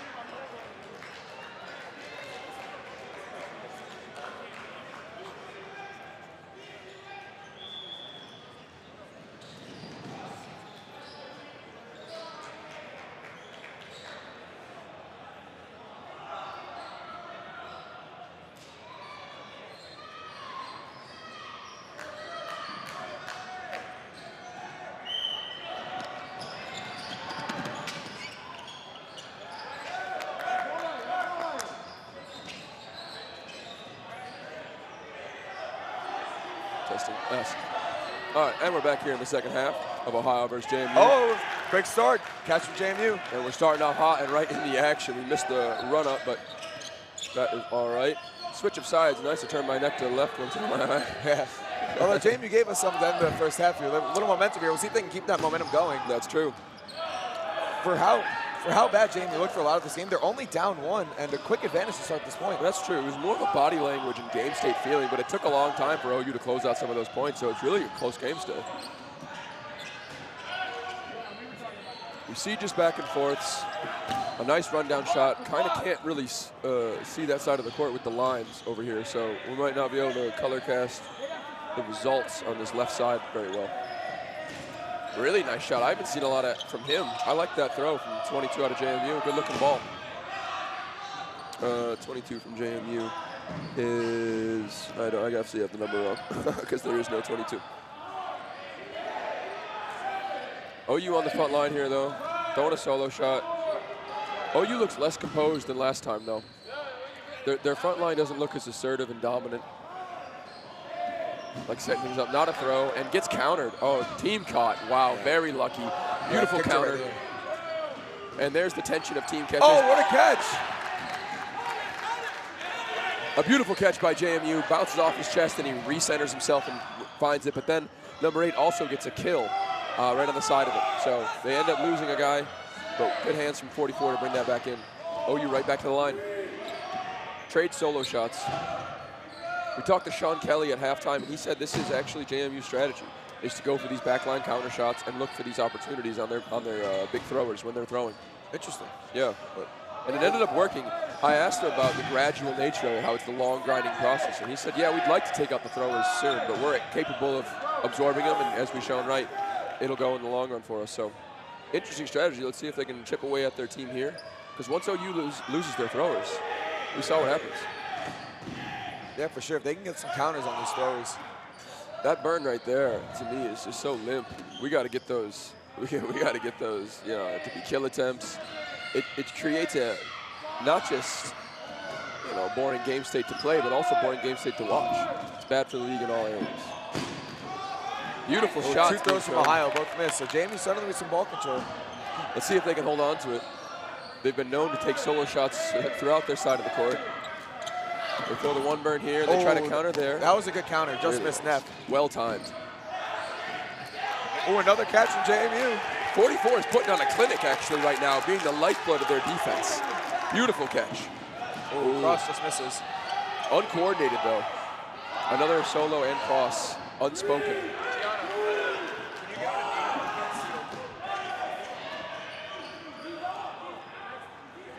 All right, so that ball's going to roll back to Ohio here. Backhand from 77 from OU. I like that backhand, but it has a really big windup. I would love to see JMU abrupt that process.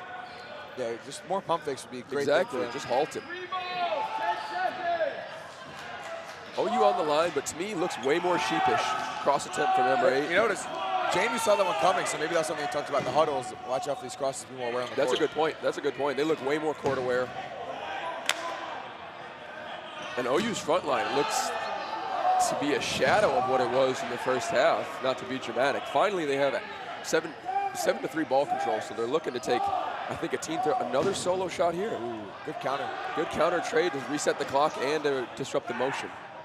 But no targets are being found for either side. 16 is also, Miller really hasn't thrown much at this point. I don't think he's thrown once. And we're about to eat our words. A pump. Number 8 decides to pick up and do it himself.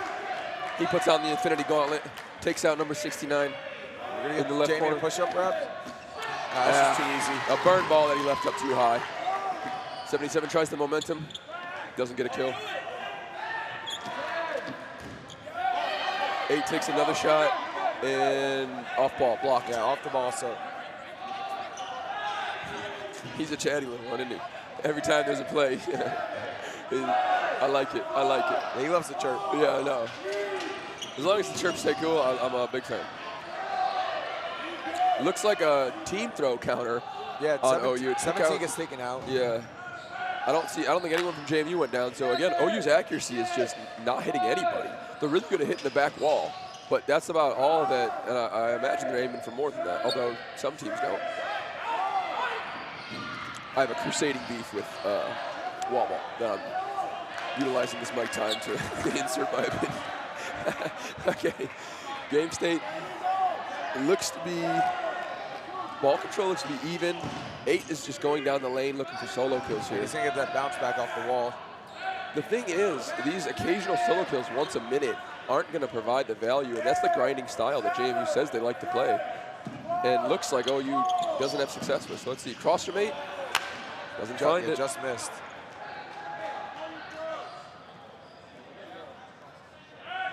I just got a point and a wink from number 8.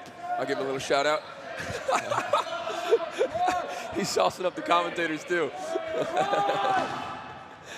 I respect that level of swagger. But look at the line from OU. Like, some of their balls are at half court right now, and some of their balls are at the throw line. 16 is at the mid between. There's no great counter. They're taking out Neff. And look at that. Playing with ego instead of skill. Gets taken out. I think it's a big kill because that was taking a lot of throws. That was all their action. A backhand from 77 finds its mark. Yeah, just dropped. That would have been a big catch to take out Check-It as well. Those have a very difficult motion to see coming. Team throw and a solo throw. It looks like no targets hit from JMU. Yeah, so, OU, man, they just keep throwing and missing with the occasional hit. I would love to see them dial down in some accuracy a little more. Middles just keep training. Sean Kelly, who we interviewed in 77, Check-It, just keep trading balls in the middle these last 2 possessions or 3. Just trying to time each other's shot exactly as the other throws and catch them in their motion. Nice catch. That's what JMU's been waiting for. They throw one, and then whoever throws is looking for that catch. They're looking for those counter catches. That was a great play. He saw exactly where that throw was coming from, dropped to the knees, and was right in the breadbasket. They read him like a 4th grade book. That was easy material. Run down from 16. Finally, we see him with a team catch. Beautiful awareness. Right off the head into his teammate's hands. Beautiful awareness for paying attention in the backfield. 16 is really remissing about that team catch rule right now. Yeah, that was a great throw. Oh, they take out Miller. Great cross on the counter. Beautiful. He ran up. His blockers were trailing. They got the cross, though, in his motion. He tried to do the same exact play, perhaps frustrated by the team catch result, but the team caught him in step and punished him. Another backhand wind-up shot. Ooh. And 77 does a little point, get out of here, and 44 didn't like that at all, doing a stare down as he walks off the court. Stare him down, young bull. Let him silently know. Check-It's going to have to step up here for Ohio as their leader at top arm right. Team throw. And they miss. I've been really disappointed with OU's team throws. Their solo throwing has been their key to victory when it's landed. Yeah. And their accuracy has also been down from the first 2 points. I agree. Back on the line. They're getting on the line fine. They're getting good opportunities. They're just not capitalizing. I think JMU is also playing a lot better. It's not all Ohio's been playing worse. JMU's also made better counters. Just look more aware on that back line. Like the first point, they were just getting crossed. That's a really good point. They might need a point to wake up and have that awareness kick in, especially adjust to the speed and perhaps the countering aspect of this team. It sometimes takes a point or two to get that awareness kicking in. I think you might be right. We're seeing the effects of that now. Beautiful catch. Is that a catch and out? He stayed in. It's a catch out for JMU. That's big. Who did that? That took out 22 line break. And, you know, the history of JMU, what time they go to bed last night? Big play from JMU to maintain their game state and take out a player. Those catches those replacement outs are lovely. Yeah, this is like the best catching I've probably ever seen from a JMU team. Agree, and they're going to need it right here because they willingly just retreat to their back line. That's where they want to be. Sean Kelly wasn't, spewing any lies when he was talking to me. This is their strategy. This is their intent. So maybe early on in the cast, the first half, when I said they were on the back line and looked sheepish, maybe like that's their strategy and they just weren't aware yet, as you called out. Maybe that's how they're playing. Oh, that was a great look. Ohio down to 5 players, so Jamie can get one more guy. I'll have to put Ohio on that 10 clock, and if we think the accuracy is coming from maybe some fatigue, that 10 clock will not be any help. That 10 clock is brutal on burn balls especially. Not a ball, not a throw right there. The refs recognize. Oh, and they had to throw 2 extra. 3 balls total just to burn. That'll kill you. Although ball control is not really something I think OU has to worry about in this game. Yeah, no, JMU kind of just gives it right back. Right back. He almost a gift wrap with the ball on top. They love being in a disadvantaged position. Hey, come from the struggle makes a stronger man. Yeah. Maybe that's the JMU's trying to write that story. But on the back line again, forcing OU to come up. OU has been, you know what, to me though, I see OU has been more on the half court and whatever that middle line is rather than the throw line.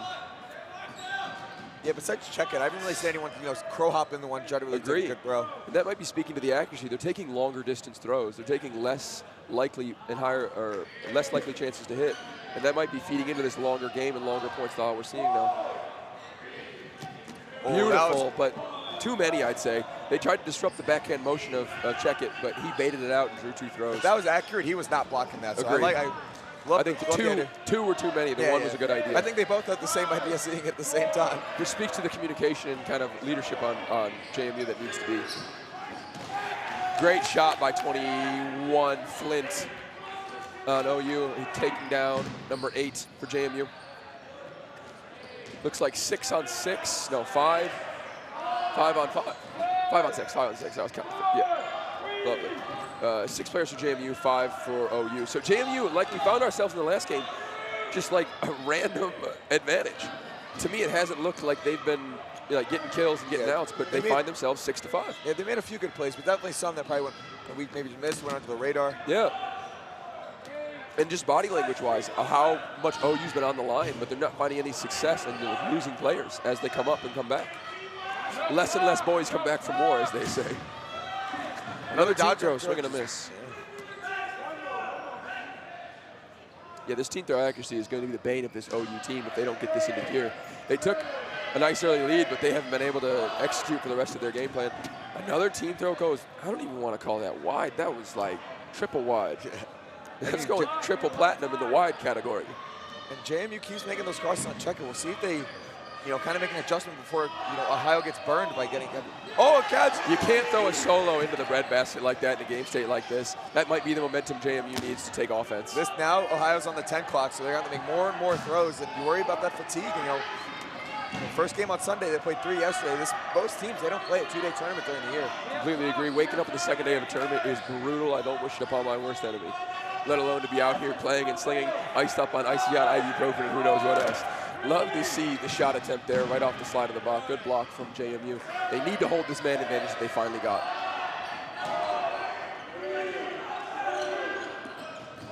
A very limp throw takes him out. Sometimes those off-speed pitches get you reaching. It looks like he was caught between picking the ball up to block, and he kind of just did neither. Frozen with indecisiveness.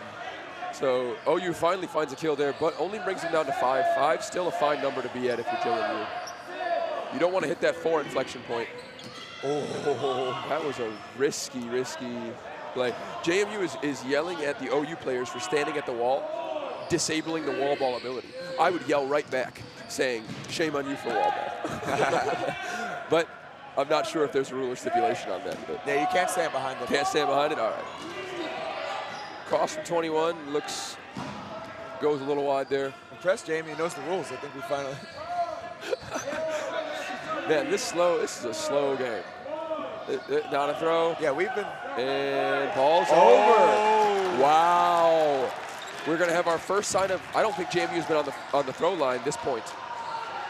That's a statement I might stand by. But we're definitely going to see him on the throw line now. We get to turn our heads right. We sure do. Ball's over on Ohio. You got to see, what are we looking at? Ball's over. We have 5 players in. I want to see 3 balls on a target. I think in this scenario, check it 100%. You got to put 3 on check it. You got to put 3 on check it. And even if you got to stay on the line. Everyone's got to just at least hit his body. A catch out He's here. Hiding. They throw 2 on 24. Oh, looks like they're going for him now. That's not terrible. You got to go for him right now. 24 is trying to pressure. I would smoke him. Oh, he dropped the catch. That was not a great executed team throw, but really he drops the one in the bed basket. He would want that one back. Opportunity for check it there that JMU got away with one. They might be tying it up here. No communication with these solo throws. The players aren't even looking at each other or talking to each other and throwing at different targets. There's only a couple targets left. This is the time to be talking. They don't know what to do. They're not in their back line. That's really true, though. It's funny, but like they need to practice this part of the game of being comfortable on the front line, because look how far back these threats are.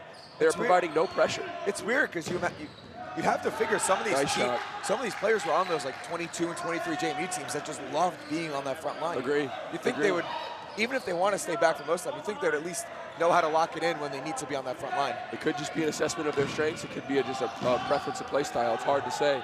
But they got a nice. Oh, I thought 24 went down. Not a throw. Like right here, what are we doing? We're doing limp throws. That's not a throw either. None of these are throws. One-handed catch by number 30 on a JMU player. This is lazy execution at the end of this game. Yeah, just really bad throws. I mean, this is really sloppy gameplay in terms of executing at a low number. A very minimal amount of decisions need to be made right here. And you really hate to see this. Nothing wrong with good catches and good throws, but not the level of gameplay you want to see right now. 2 throws on 21, take him out. Nice teamwork, finally incoherent. Oh, wait a minute. He's not going out?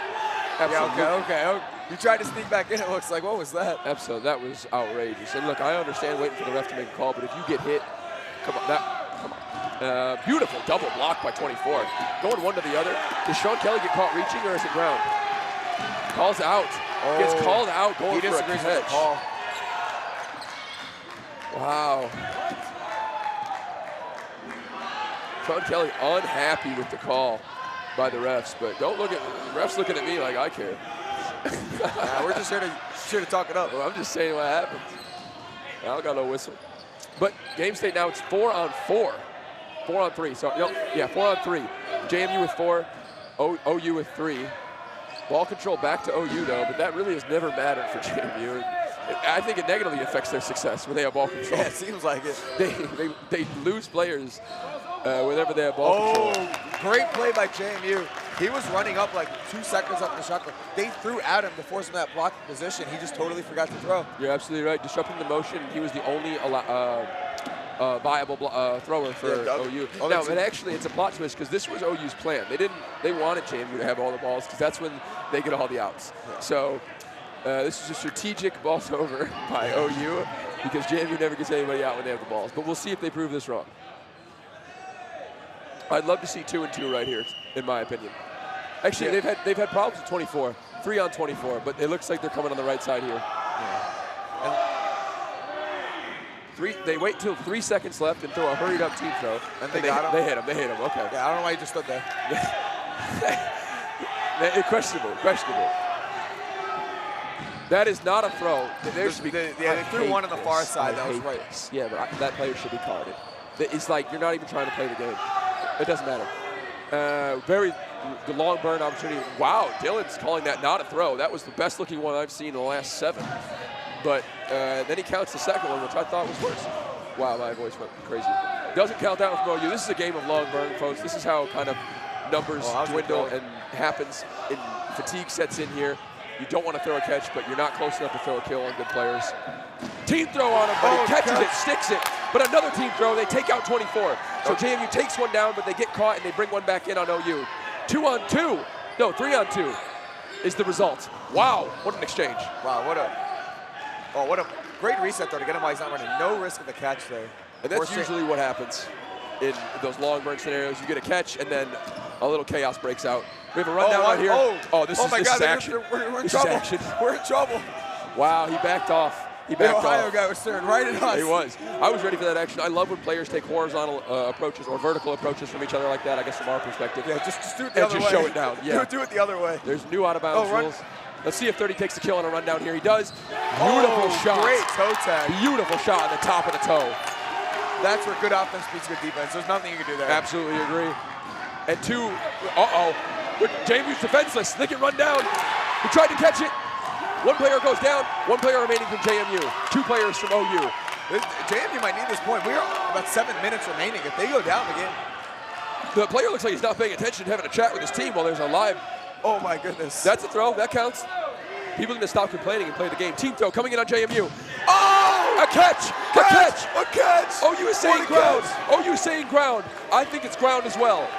To me, if I was refing, I was calling ground. But all the refs are calling Leo, you catch or ground. Oh, that was close. Yeah, okay, I agree. But it doesn't matter what we think. That's crazy.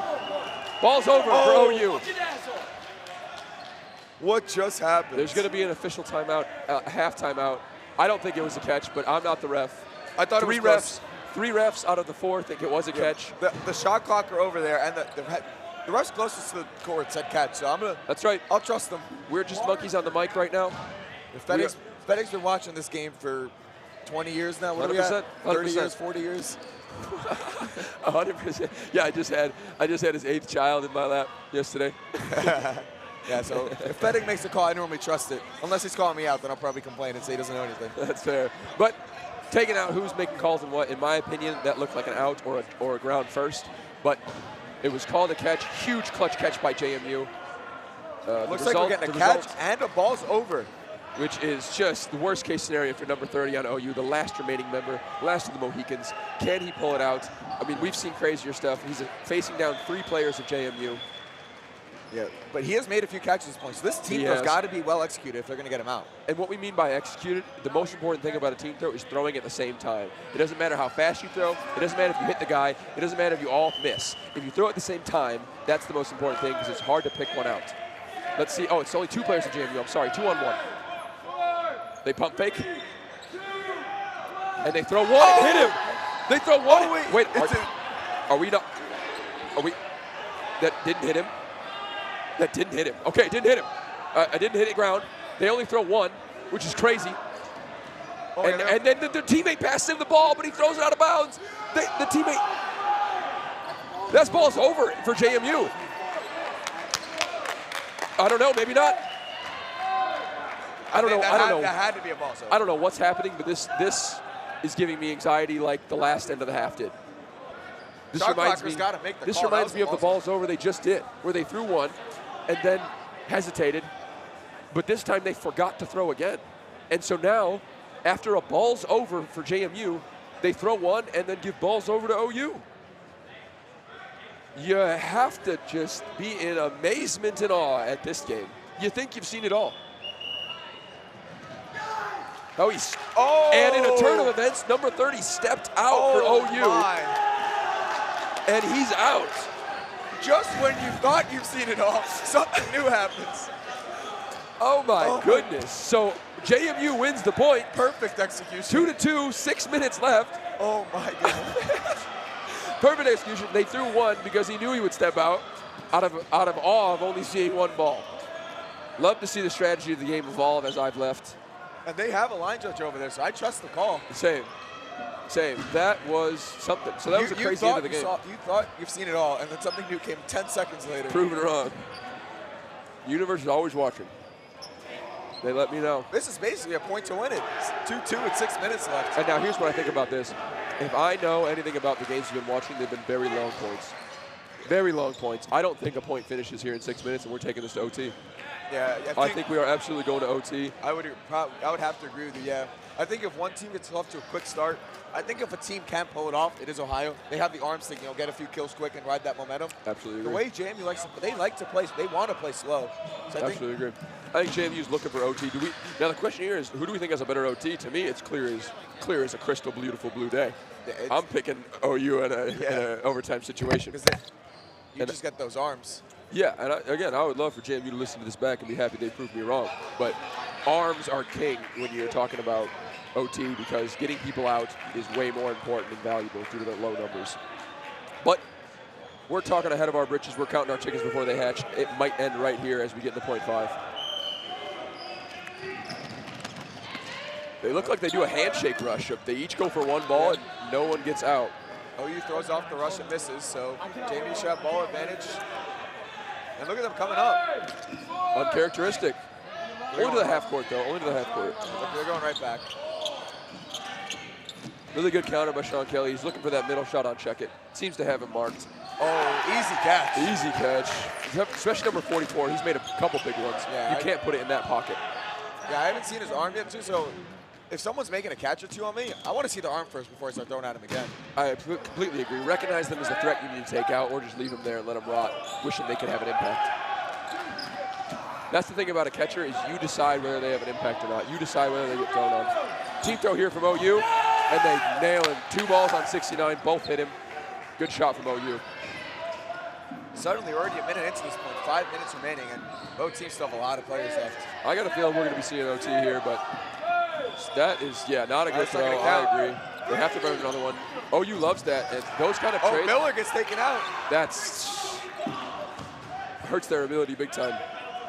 That definitely hurts their ability to take this point within 5 minutes for sure. Agree. I don't think they're at risk of losing, as I said, but I think their ability to finish is going down as we speak.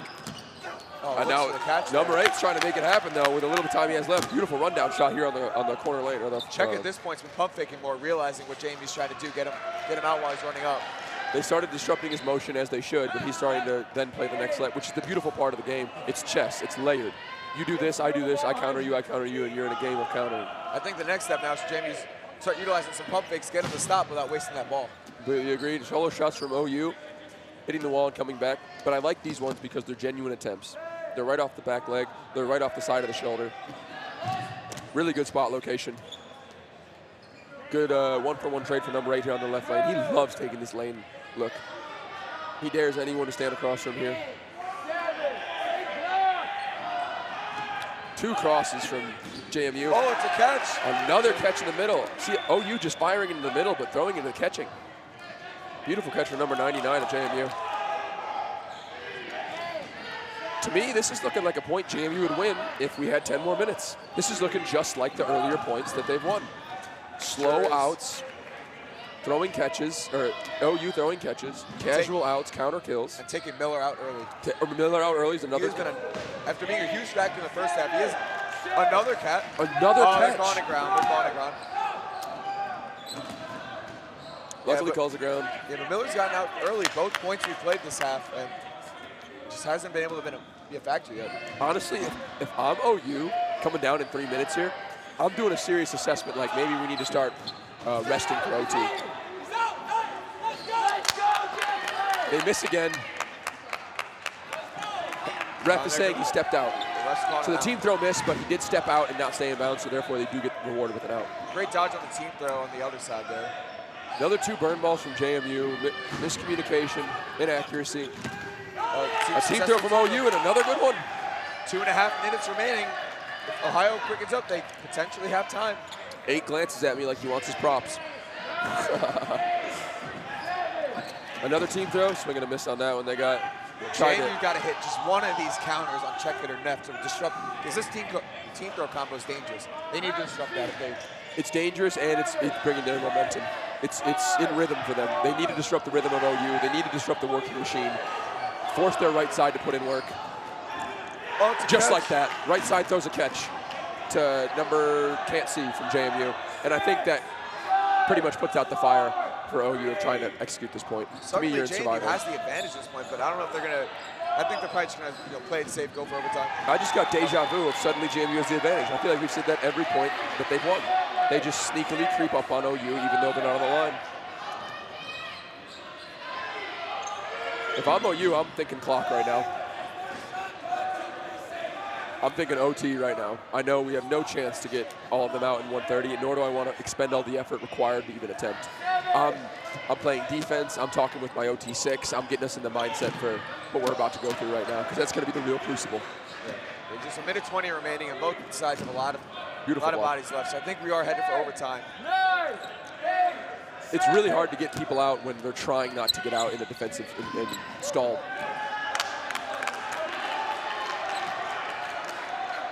It sounds intuitive when I say try not to get out, but when you're playing stall ball and using the clock to your advantage, it's very difficult to get people out who are trying to put the max distance as possible at all times. Just trading 1-for-1 on targets here.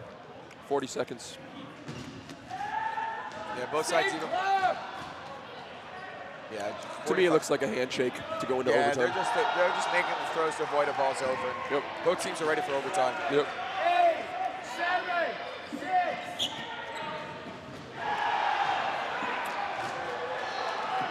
Doesn't mean you can ever slack off, though. You have to stay on your blocking. You have to stay in your formations. If chaos ever ensues and you lose 3 or 4 people, you can find yourself in having the other team call a timeout and in a bad spot. You also got to avoid that ball's over. Yep. That's like the one big thing you got to avoid. A catch for JMU. This is kind of getting chaotic with just 10 seconds left, but looks like that has slowed down after a brief period of chaos. Brief spurt, yep. And that winds down the game. We go into overtime. Overtime. That's super exciting. That's exactly what I want to see. More dodgeball is better dodgeball, in my opinion. I'm super excited. So let's look at the rosters here and try to predict. How about you do OU and I'll do JMU? Yeah, I think for OU, definitely getting Neff, Miller, and Checkett are easily 3. After that, I think it's pretty tough to try to determine who's going to get it. I completely agree. Yeah, Justin Jones has been catching great, but I haven't seen too much of him today. Number 30's had a good game. I wouldn't be shocked as a freshman. And he's been last in a few times, which means he's used to being on the court for a long time and have experience, which is good. And number 24's had a good game. I was just going to point that out. So we'll see if they put the freshman season on the line. Sometimes the freshman never been in that moment. The team's it's risky when you put in the OT, but sometimes in terms of depth or whatever reason, you have to slot in a freshman or 2 into your OT 6, especially if they've shown themselves to be worthy of it. So.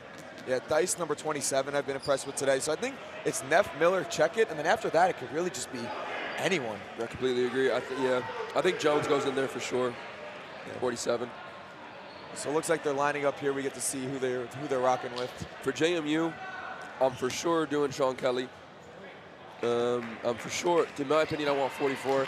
I don't know his name right now. Let me check his name. Ryan Mix. He's been, there he is. I look up in here. He's been a monster for them catching. 15, as you mentioned, is a premier catcher for them, Francisco Carvelli. He's been solid in that right wing now for them. I'm trying to look at who else now they're lining up with. Yeah, so it looks like we got OUs. They got Miller, Checkett, and Neff as we predicted. Jones, number 47, like you said. And then number 22, Linebrink, and 54, Watts make the roster. Watts, okay. So none of the freshmen ended up making the OT6. Which is a fair call. We also don't know what their whole season has looked like. This could just be one of their better games. They're trusting with the season-long productivity instead of that one-game productivity. And which I think there's a mix of both. You want to ride the hot hand. You also don't want to play a guy that's been playing well all year, though. But we're off. OT has started. We're not off. False start on False start JMU. Warning. JMU's OT6, by the way, real quick rundown. So 44 mix did make it. We got Carvelli. Is Sean Kelly not out there? Wow, Sean Kelly not out there. We have 27 Ryan Pendleton and 69 Jackson Haney, maybe Haney, and then 22. No, not 22. I don't know who that is. Anyway, overtime is underway. And first shots are traded with basically just Burns kind of going, 2 balls in the neutral zone and no man's land on JMU side. That is going to play dividends, pay dividends here. That was close. I wonder if you almost call a timeout to get those balls back. I think that's not crazy. So early is risky because you can't use it when it's hectic, but it's not crazy. A one-handed catch from JMU to start the game. And a counter kill. Number 27, Ryan Pendleton. What a stud. He's now on my radar. Beautiful, not a throw in my opinion, and the refs agree. JMU needs to throw again. Not a throw in my opinion. No. And that's going to be balls over. That's balls over for, goodness. He made a beautiful play of a catch and then a counter, but then threw 2 bad burn balls. You hate to see it. Yeah, so it was a great start. They took out Neff and Jones. So they have the man advantage, but now they Checkett and Miller. I got to imagine are combined. I mean, missiles are on the radar right now coming towards you if you're JMU, and they're going to hold that line afterwards, too, so you probably have another set coming. Miller has been he is not throwing much the second half. He should be fresh and ready to go. Way high from Miller and company. No timeout from JMU, though. And the reset, and Miller gets caught. Oh, my. Miller gets caught. What's his number? I can't see. 72, 22? It's not on here. We don't have a 22, whatever. A player from JMU just caught Miller. Amazing, on a team throw. His number is definitely 22. I don't know, he's not on the roster. Is he allowed? They gave me, it's Preston Anderson. Preston Anderson. Great What a catch from the hardest thrower on OU, and it was a team throw at that. Not a throw in my opinion. Preston, there's a good one. Good block. Common theme from JMU is making a good catch and JMU throwing only a bad has 2 burn. balls. Okay. The ball in the neutral zone might create action. Ball goes high, but go get it afterwards if you're OU. There you go. I would pressure this one too. They allow JMU to get it. Laziness out of their roster right now. Just 3 for OU. JMU just got a 3rd ball. Shot clocks are about even. And 5 strong for JMU. Let's see if they do anything on the front line here. Not where they like to be. Not their comfort zone. No, that definitely counts. Oh my goodness, they just threw all their balls. They have none. JMU has 0 balls on the back line. Right where they want to be. They really got a second. Now they have 2. Pick up 2. Checkett's going to have to make a play here. Checkett looking for ankles, but he's not finding anything. Ball in each hand at OU. Cross! Oh, he missed the really block. Good cross. Oh, he missed the block, 54. Misses the block and goes down to the front shot. I thought he hit it. And a ball's over. Oh, my goodness. OU, the ball's over. Just 2 remaining. Checkett and 22 against 5 strong of JMU. Are we seeing 3-on-1? I think you have to go 3 on Checkett. Now, we say that. I'm going to recollect, I've seen JMU only throw 2 balls at a time. We've seen him throw 1. You're right. I'm going to They got to throw at least 1 or 3 2 on here. Checkett. If they throw 1, I'm going to lose my mind. There's 3. I love Oh, it. I they love the just cross missed. from Pendleton. This kid's on my radar. Really good heads-up play. High IQ move to come out of the ball. I'm really shocked they didn't go after Checkett. I agree. Checkett's the bigger target, easier to hit, and more valuable, arguably. If you get him out, he's buried, too. He's done for the game. I really would have wished their target selection would have been better, but they swing and a miss on 3. I think he's out. I think he's out. They're saying ground. I agree with OU that he's out, but it doesn't matter what I think. 5 still strong for JMU. OU getting a little feisty. Waited till 1 second to throw that there. Was very close. Oh, not a throw from OU. Oh, it they'll counts count it. Checkett gets the ball. Make sure you can't have that rollover. This is where OT gets exhausting. Long burns. Yeah, this is the second day. You just played 3 games the day before. Especially when you have the 2. It's just you and your compadre trading off burn. You burn, I burn, you burn, I burn. JMU has 5 people they can allocate burns to. They can play this game all day and go for these long catches. That's their strategy. And it's the OT6. These are their best players that they could trade. They're not relying on the lower level roster guys. Yep, so they have the experience and composure. Look, they're all going for catches. They're all diving on their knees for catches. This is when you go for catches. They are tired. These throws are not hard to catch, no matter who it is. And this is by design. You can see JMU doesn't want to be on the throw and on the line that much. They want to go for the catches. They're looking for these long burns, the exhausted throws. Terrence, yeah. Good look for Checkett there. Checkett goes for a drop catch opportunity. Ooh, will Pendleton take it? Or will he show composure? He goes for the cross. I really don't like that. The cross was looking at him the whole time. Oh, and a drop catch. Oh, he dropped it. That was right in the hands of the JMU player. That would have been a 6-on-1. 22 is smiling knowing he got away with one there. Oh, my. That is a huge break for Ohio. JMU is solo throwing from half court. From half court right now. Wes is screaming because he can't stand the poor strategy being played right here, even though he has no buy-in to these teams, and I completely agree. If they won over there, they play the winner of this game. So is he rooting for JMU? Oh, is he really? He's rooting for JMU. He's coaching. He's trying to construct the JMU win, and a beautiful cross from Pendleton. This Pendleton kid is the MVP of overtime, in my opinion. He is playing excellent. High IQ, high composure. It's only Checkett. This is their All-American. If they needed one guy to save their season, this is the guy they want out there. Checkett's going to have to get some counter kills when they bring up on the line. They're running him up and they're tiring him out. And you can be as good of a player as you want, but fatigue kills all. These will kill him. Every burn he does like that, I can see him wince when he goes to grip throw. He has to be accurate so he doesn't get caught. Oh! And he drops one right to the chest. Oh, my. That's fatigue, in my opinion. That was fatigue and just being so tired out there. JMU threw a meatball right to Checkett's chest, and he couldn't hang on to it. Drops it to be finally eliminated, and that's JMU finishing OU off in overtime. And Kevin Bailey's bracket has been destroyed. Oh, no. What a turnaround. That is insane. What a turnaround. Insane. The start of the game looked like OU was dominant in control, and they were just going to put a whooping on JMU. And JMU decided to grind them out, the long con, slow ball. They played basically small ball. Yeah. Small ball no style disrespect of to JMU, but I am shocked. I am floored. All disrespect to those poor strategy decisions. Yeah, but like I would have been shocked if you told me before the game. After watching the first 2 points, I would have been even more shocked. Completely agree. Completely great agree. turnaround. They made the plays. Completely agree. They hit those teams they needed to. They made the catches. In a regular season game, half of the audience walks out of the arena at 2-0 half. Yep. But just how it looked, it didn't look good. They looked like they were dominating with ease and were taking apart in whatever shots they wanted. But their accuracy started to dwindle and fade, and JMU was able to capitalize. Yeah. I'll go see if I can get maybe Pendleton for your that would post-game. be elite. He was killing it. Yes, Pendleton. elite interview. We'll be back, folks.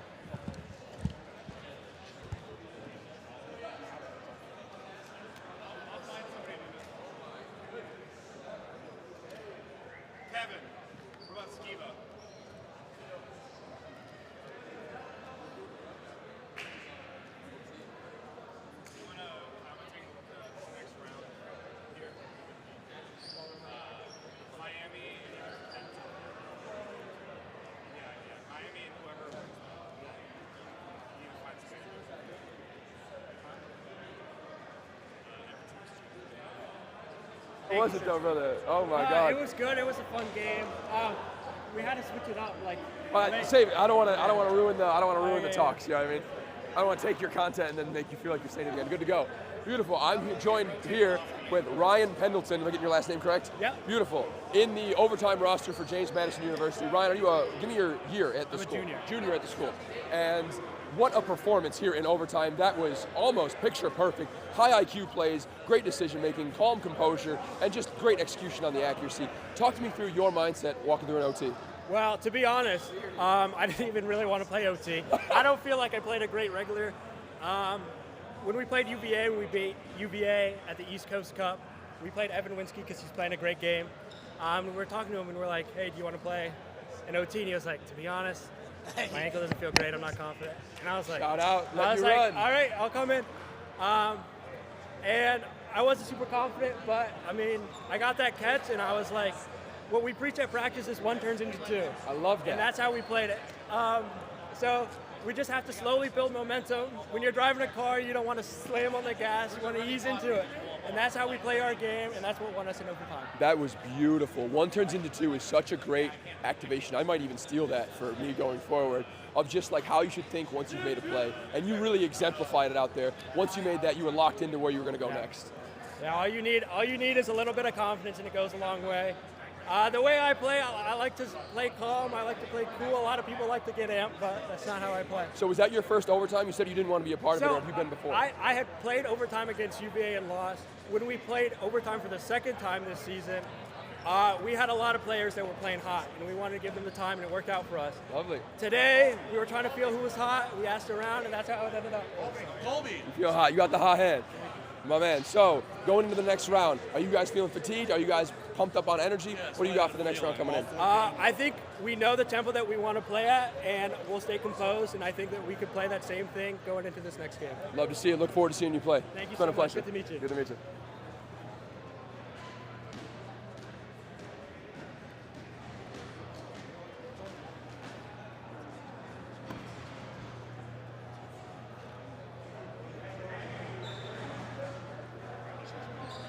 Say it again.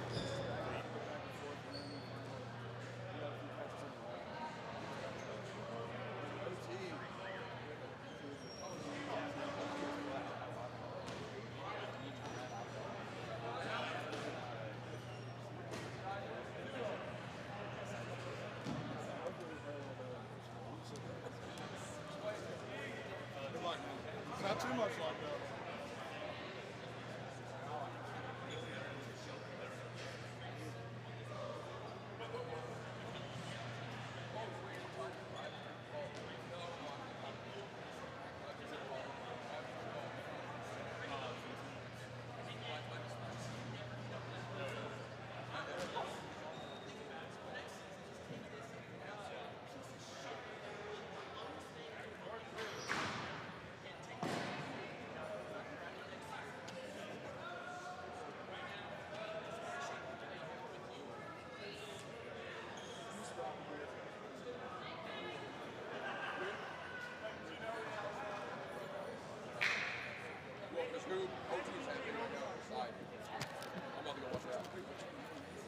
They just said OT down.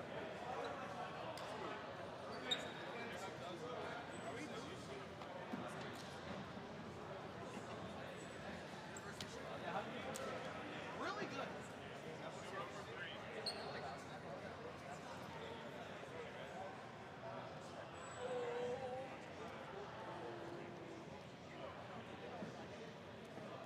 We got the main court free. So, they flex this out.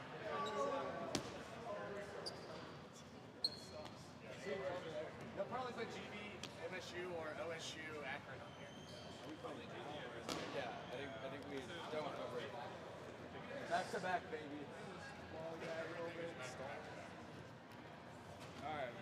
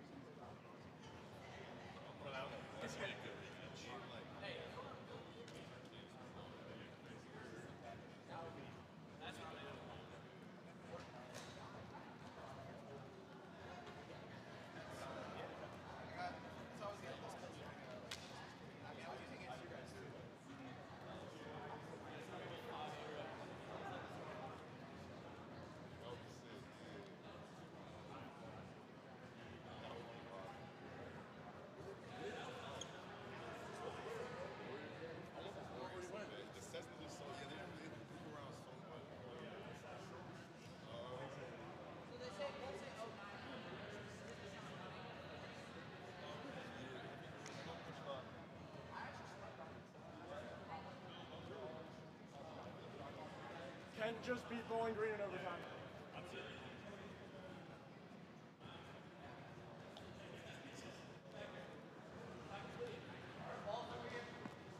Yeah.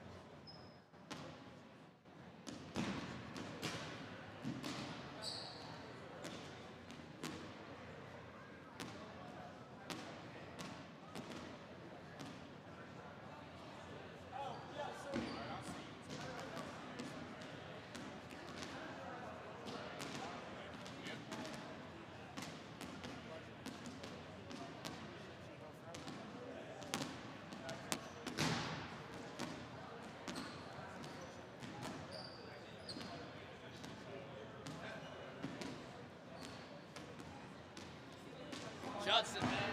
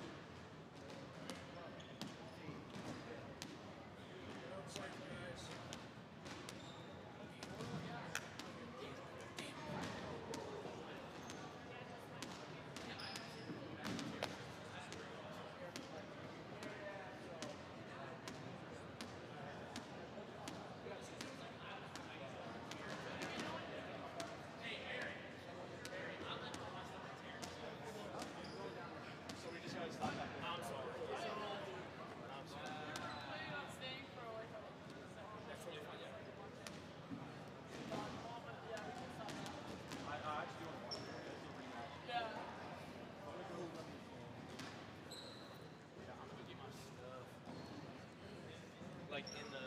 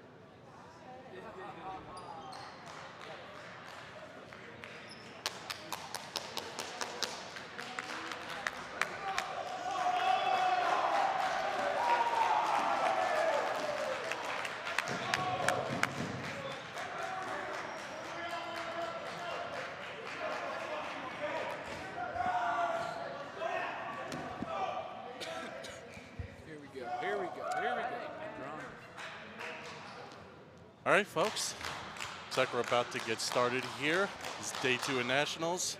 We are in the quarterfinals. Here on our main court, it is going to be Kent State University going up against Miami University. My name is Kevin Skiba, and joining me in the booth is current Ohio player Eli Maestros. How you doing today, Eli? You know, I was a little bit better before about 30 minutes ago, and unfortunately dropped the game to James Madison University, but you know, I'm still here, you know, ready to watch an exciting game. This was, in my opinion, game of the day yesterday.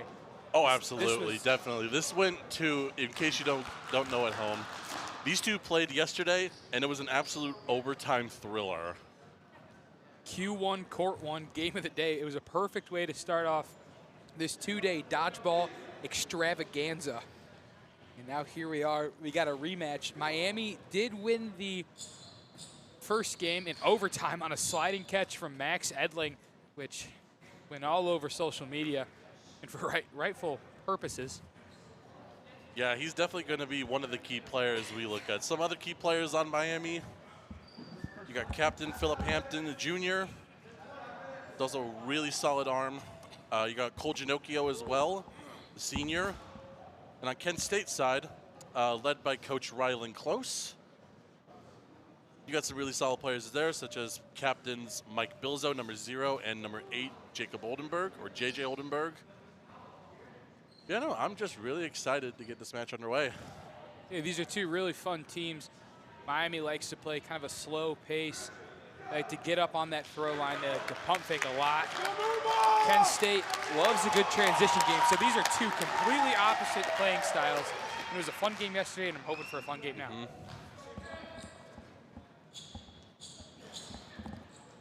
As head ref Brendan Mateague going to get us started here. And we're off. Oh, two quick kills right off the bat for the Red Hawks. As Kent State, wow, 3 quick kills for the Red Hawks there. One of those players was Mike Bilzo, so that is a huge momentum swing right off the bat for the Red Hawks. It's a big get right out of the gate.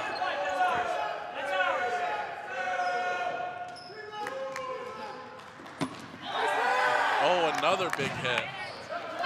That was number 32, Brogan Hardup, the freshman who goes down. Hardup was a part of the Kent State OT6 when they played against Miami yesterday, so only a freshman. He is really impressed. He was described as one of the best catchers in the league by JJ Oldenburg when I talked to him after the game. Yeah, so both teams take a trade there, but I don't know if you want that if you're Kent State. You're down in numbers. Miami has the ball advantage, so I don't think you want to be taking trades. That was a really good player that went out, too. That's number 20 for Kent State, Carlton Pittman, the sophomore. He had a great game yesterday against Miami, made a couple sliding catches, and I think he was in a 1-on-5 situation and brought him back, I think, to 4-on-3. Both teams trading resets. Ooh, nice dodge there. Miami trying to pressure to get this ball, and it looks like they are going to get it as they let it roll to their side. Ooh, 2 throws there from Kent State. You do not want to be doing that. So one thing from Kent State I'm already immediately noticing is just not only are they just getting picked off, but the communication is not there. And that's not what you would expect from a team like Kent State. Oh, what a catch! Oh, what a catch. Catching out for JJ Oldenburg. It's going to bring back in, looks like, number 27. 30. I think it's 87, Benjamin Welch, the junior, I believe. Miami's still with the numbers. I guess there. my eyes don't want to work today. This is a game that definitely favors Miami on day 2. Kent State is more power, arm, athleticism. At this point, they've got to be a little bit tired, as you see one of the star players on this Kent State team, Mitch Lathwell, had a huge game yesterday. He goes out in that far corner. Yeah, and it looks like they just don't have the energy with them, and that's perfectly understandable since they did have an overtime thriller against Bowling Green earlier today. Wow, that game went to overtime, huh?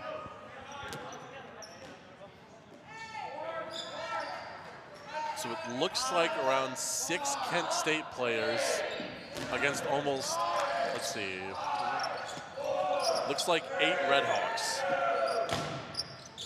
So, I mean, numbers-wise, this is still pretty even, but Miami does have the ball control here. As I set up a team throw, they just miss.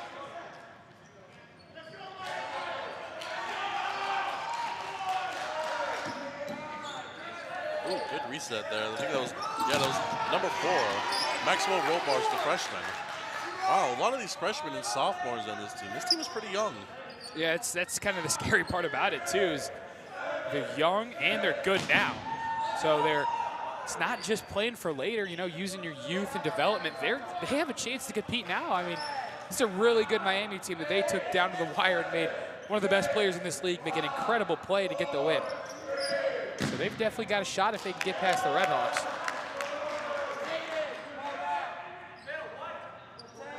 Yeah, and these are 2 pretty opposite teams in terms of like their veteran leadership. Because like you got Kent State here, who's a pretty young team, and then on the Miami side, you got a lot of veterans who have been on the team for a long time, like Max Edling, Philip Hampton, Cole Ginocchio.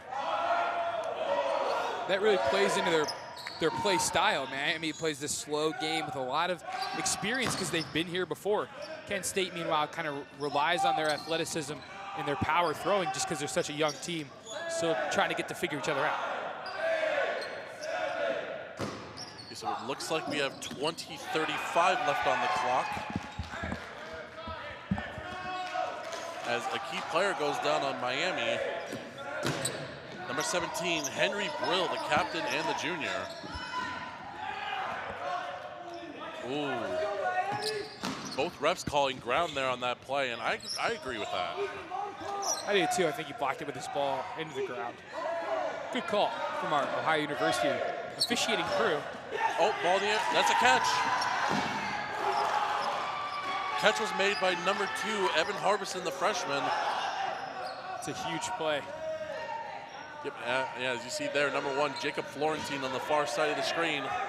Getting those balls, which was definitely a smart move by him, because now it looks like it's around even in terms of ball advantage.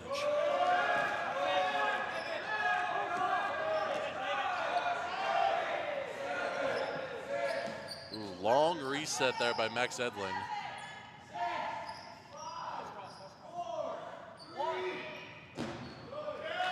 Trying to attempt the wall ball there, but Philip Hampton's right there to stop it.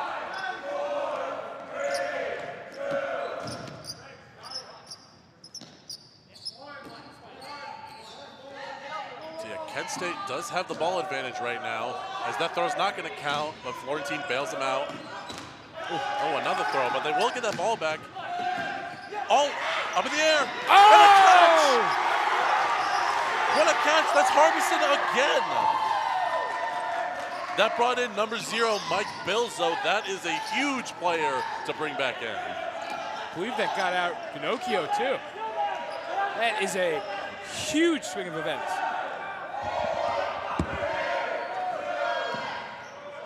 Yeah, and Mike Bilzo, he's been on a ton of top 10 plays throughout his entire career. So we like to call him the ultimate playmaker for Kent State.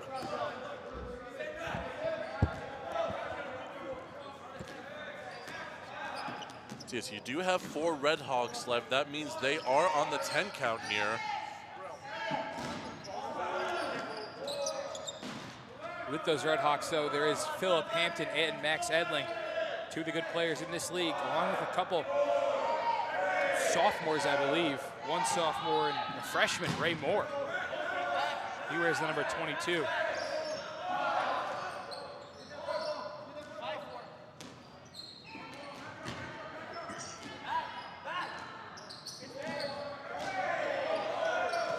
Ooh, long cross. Mike Bill's a little frustrated there, hoping he was looking for that catch.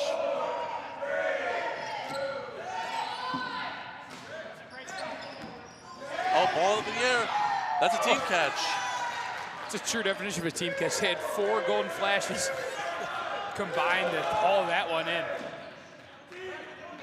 Florentine with a reset. Good stop there on the wall ball. Philip Hampton also out. I didn't see that. in live time, but that's another huge loss for the Red Hawks.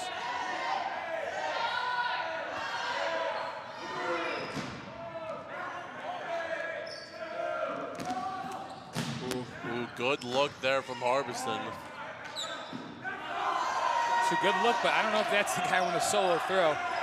Max Yeah, Edling. I don't think that's the person you want to solo throw. You want to mainly focus on team throwing him.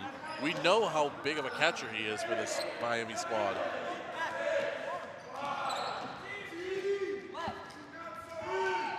You hear Captain Mike Bilzo calling for a throw on the left side.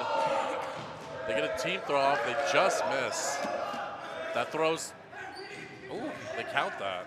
Yeah, assistant ref Andrew Krankowski is going to count that. Good call, Crank. No, he's locked in.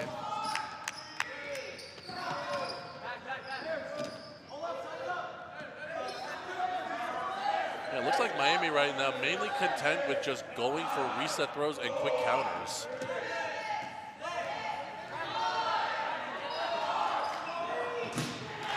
Oh, there's a hit. Nice Number work. 4 on Miami goes down. That's Ethan Schlapp, the sophomore. And you got 2 players left in for the Red Hawks. You got Edling, and you got number 22, Ray Moore, the freshman. And I mean, if you want to make yourself well known as a freshman and as a rookie, main court of nationals, right? That's the way. That is the way to do it. It's kind of how I felt. Bright lights out there. It was tough. Yep, that's the way to do it, and a reason to prove yourself as an all-rookie American. Oh!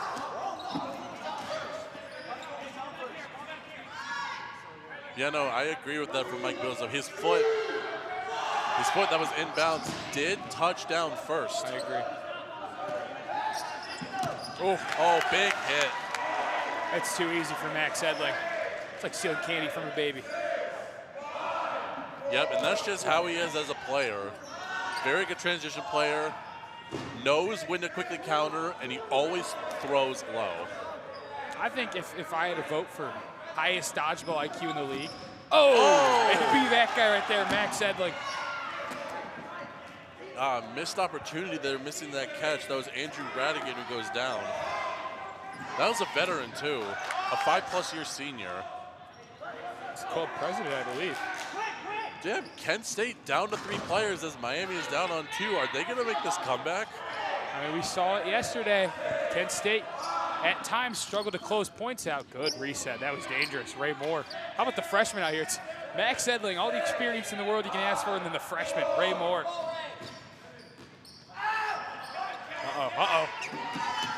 Oh, no dice. Yeah, you heard it. Yeah, I mean, when you have those veterans on the court like Edling and Hampton, it can change the entire dynamic of how your team plays, especially for the younger players. And those are guys you look up to. You know they've been in this spot before. Guys like Edling, Hampton, Pinocchio. And there's guys like that on every team.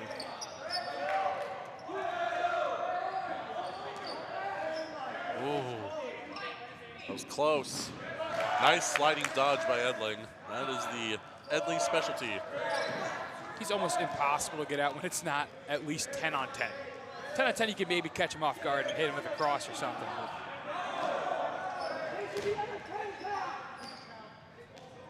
Yeah, he's such a tricky target because he always knows to make himself look small with those sliding dodges and also those sliding catches he makes. Yeah, Miami's gonna have 2 balls here, so they're not gonna have a shot clock. This could be big for Kent State. Oh, that was not a great throw. Good block by Moore. Yeah, great job protecting his feet there, because that nearly clipped him. So yeah, this has been a very long point. We got 12:49 left, so it's been nearly a 13-minute point. Wow, Harbison's got a rocket of a right arm over there. He's a good guy. I was talking to him in between games. Really likes this team. He says they can go far if they, if they play to their full potential. Not a lot of teams that can beat him, and I guess that's fair for every team in the league. Oh, speaking of Harbison, he does go down, so that's going to be 2 players left on each side. It's the Max Edling special. I mean, textbook number 8 on Miami. But yeah, the thing about this 2v2 is you got, on Kent State's side, you got 2 veterans with you. And so Kent State is going to call that timeout there.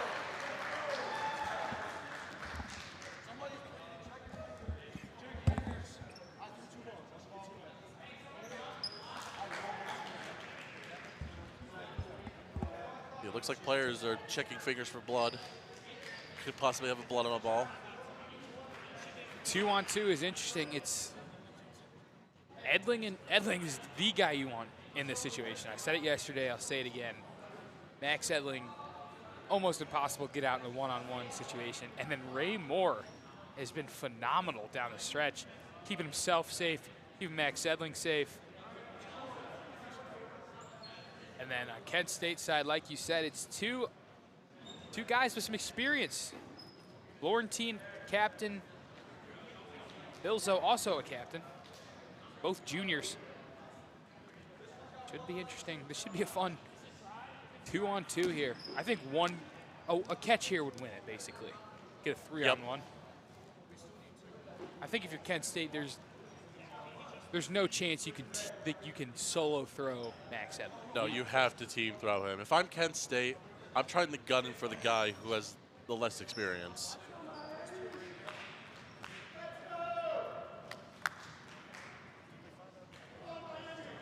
Bit of discussion about where Yeah, the balls were just and when. trying to get a clean ball.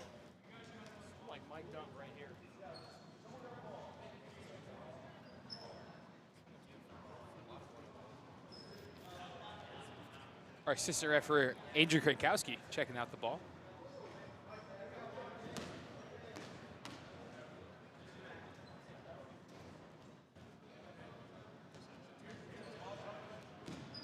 Now Miami will donate a ball.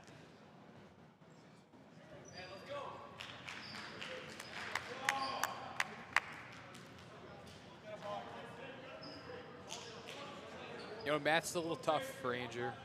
He's a good kid. Counting to 12 isn't really his strong suit.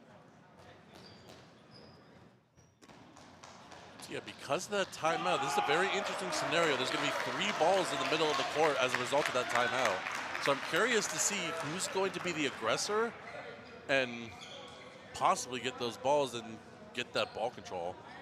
Because it looks like on both sides, because it looks like the Red Hawks have 4 balls and Kent State has 3. And it looks like it's going to be the Golden Flashes who are going to get all those balls, and Edling throws one. Oh, and they get the kill. That's huge. Randy Moore goes down, 1 left. But we've seen this scenario before with Max Edling.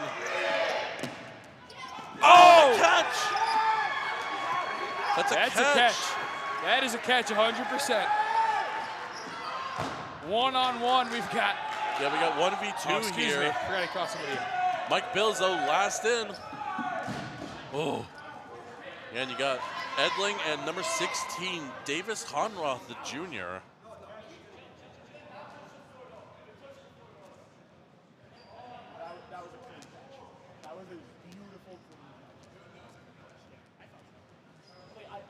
Hey, good call, Green. That was a catch. Definitely a catch. Bilzo coming off a bit of a thumb injury. You can see, oh, now you can't, but next time you see 0 and blue, look for that right hand. Heavily bandaged, he's got a brace, I believe. He's been throwing a couple lefty spin around throws. We'll see how 100% he is for this matchup.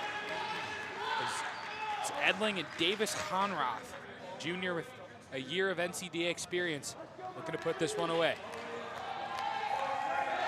Yeah, no, but also, if you're not familiar with Mike Bilzo, he is the ultimate playmaker. He's been on a ton of top 10 plays, so this is going to be interesting to see how this turns out. Team throw. They don't connect. Yeah, if you're Bilzo right now, you've got to be looking for a catch. Oh.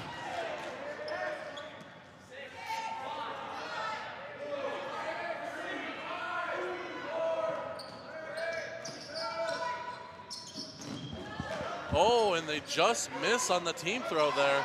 They just cannot get this guy out. Long reset, but a good spot there from Bilzo. Ooh, I don't know about that. Going single throw on Bilzo. This guy is one of their best catchers, so I don't know if you want to do that. Good timeout call. Buy himself some time. He is winded. But we gotta know that's also an interesting scenario because that's going to be the second timeout there from the Golden Flashes. So I definitely think that was a smart timeout. Yeah, I agree. I mean, especially if you're in a long point like this one, just giving one of your best players an opportunity to just take his time and take a breath. That's going to be very important. I agree. A little bit of a clock malfunction on a couple ends. Official clock is at 10. Oh, the official clock is going to be at 10:29. 10:29. Still plenty of time.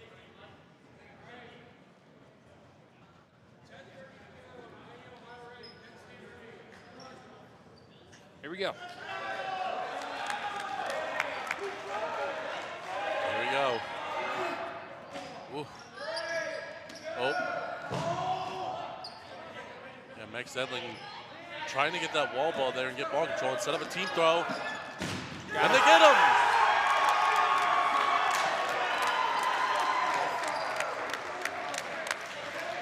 Massive first point for the Redhawks. They draw first blood.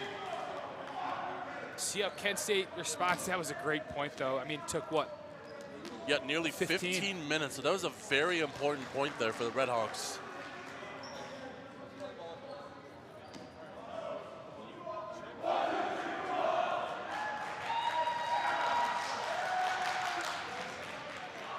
See how the Flashes respond after getting beat. They played a good point. Yeah, I feel like both teams played pretty good points there. I think the only real adjustments I would say is just clean it up a little bit in your communication, in your strategy, in your game plan. Because once you're able to clean that up and make those adjustments, it's just far more easier to work together as a team.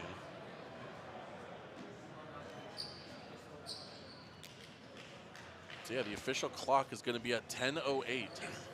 Still plenty of time to get one more point in. Or heck, even two. You never know what happens in this league.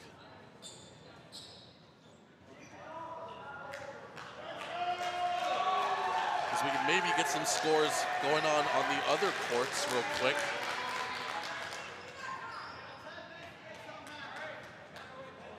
This is the quarterfinal round, of course, of the NCDA National Championships. Championship Sunday here at Cleveland State. And we're underway. Oh, Ray Moore just wrestled the ball away from number 69 on Kent State. That's Ethan Temple. Oh, and a catch. Was that Oldenburg against Ginocchio there? I think it might have been J.J. Oldenburg. But you know, looking at some scores on the other courts here, because all four quarterfinals matches are happening. Oh, another catch. And another catch. De La Pina snaps it away, but Kent State is going to plead that it was a balls over before the catch.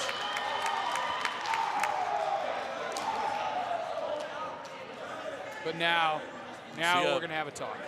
Go ahead with the other scores. Some of the games on the other courts, we got Michigan State leading Grand Valley 2-1 with 4:30 left in the first half. Great game. That's kind of crazy that they play each other in the quarterfinals this year. Yeah, no, because like Michigan State and Grand Valley, that's been the ultimate rivalry for the NCDA for so long. I mean, how many championships of the last 20 have they won? Grand Valley? I think all but probably one. The majority of them. Because Towson won in 2019. Mm-hmm. And then they won in 2022. And then Michigan State has been back-to-back. It's just absolutely crazy seeing them in the quarterfinals. But it looks like we also have Cincinnati currently leading JMU. It looks like it's either 2 or 3-0. Yeah, could possibly confirm that. Cincinnati is red hot right now. They beat Penn State, a really good team who took down Ohio State yesterday. They beat them like 6 or 5 to nothing. Yeah, and speaking of Ohio State, they are falling short to Akron currently, down 3-1.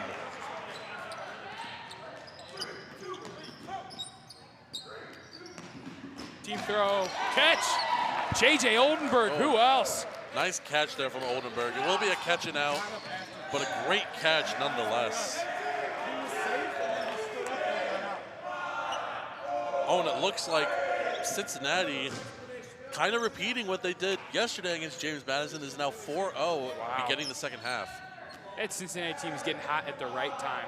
Yeah, they look super scary to go up against, especially... Good throw by De La Pina to get templed there.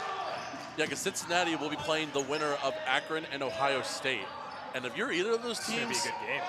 You should be extremely nervous with the Bearcats. They look super scary. Miami has done well with their balls over. Yeah, but one reset there from Max Boone, the rookie. Possibly a top 5 rookie in this all-rookie list. And a catch. Conroth.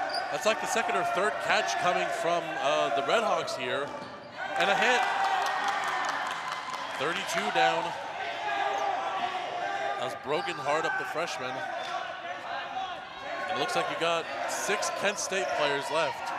There's the entire cavalry of Redhawks. Good dodge by Harbison there. Sneaky close, Hampton hit with a no-looker. Yep, we're hitting the 8-minute mark right now. Still plenty of time to potentially get 1 or 2 more points in this half, so this game's not over. Ooh, good look on the cross there by number 5, Evan Van Cleve, the sophomore.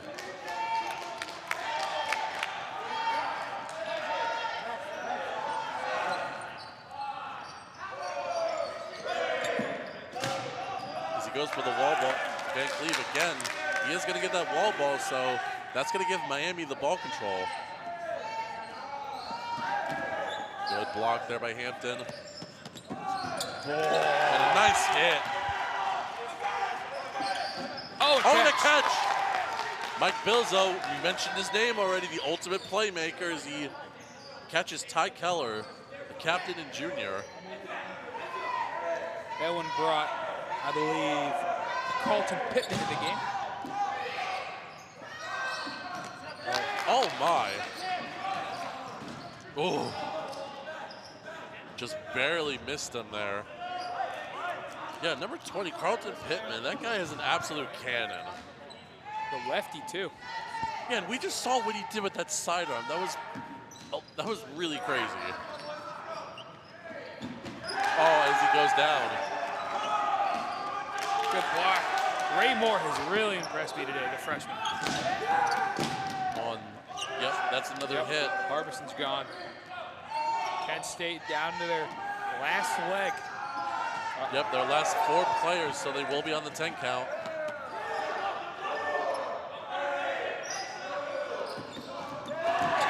Oh. Mike Bilzo, it looked like he was trying to go for a catch, and he gets hit by the second throw. Now he's good in the corner. It's Florentine Fernando Smith in the middle, and it looks like Maxwell Robarge.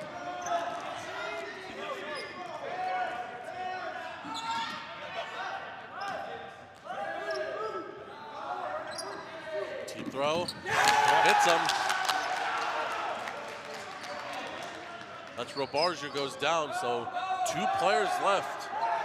We got Fernando Smithen and we got Florentine. But going up against a near full roster of Redhawks, as a bit of a careless throw there from Florentine, as that's easily going to get caught.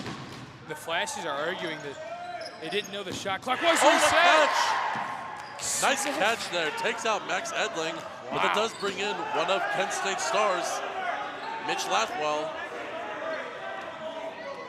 Yeah, Edling smiling there, realizing, yep, I messed up there. As another player goes down as well. It's another kill. It's Ray Moore. Oh. Yeah, it's going to be last in for Kent State.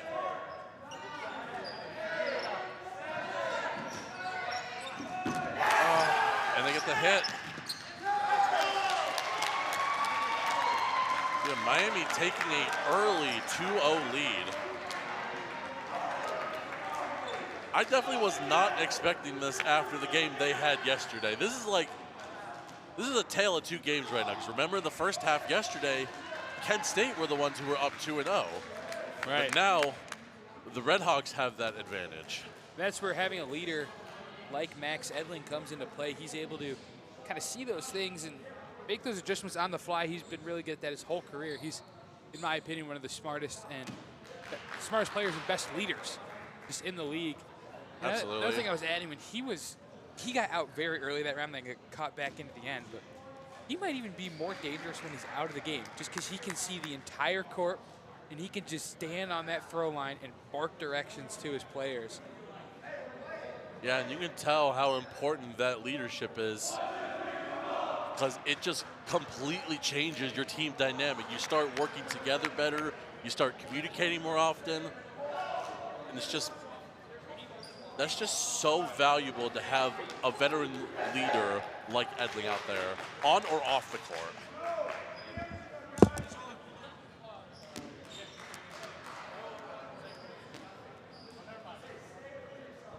So yeah, looks like we are at 4:32 left, and since it's not necessarily under 4 minutes, we do have to play out this time.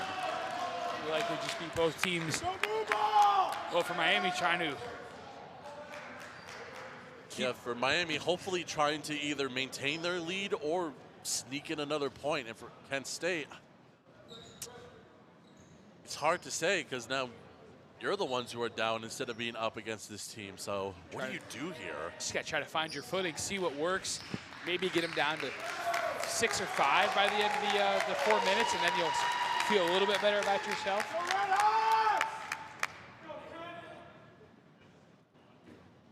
We got head ref Matigues going to start us off here on this third point. Here we go. So an even rush there. Both teams are going to have 5 balls in their possession.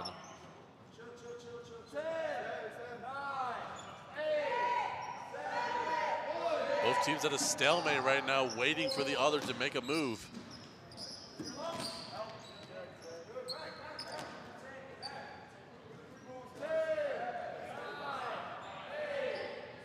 So yeah, no, just a reminder, the winner of this goes to the Final Four and will be playing either the winner of Grand Valley or Michigan State. So both of those matchups sound very exciting.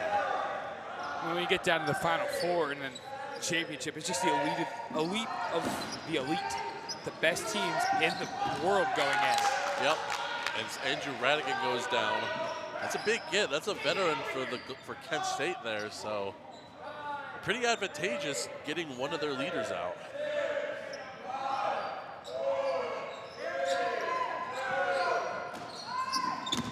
Nice. Ooh, 2 solo throws there, and well, Edling goes out, and then Oldenburg goes out as well.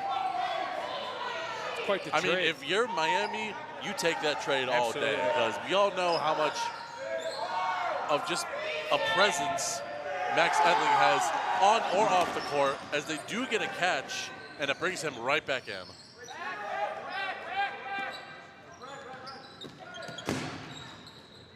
Yeah, and that's also a huge advantage for a catching team, too. If one of your premier arms goes down and they're very early in the queue, all it can take is just 1 or 2 more catches, and they're immediately right back in. Oh, headshot.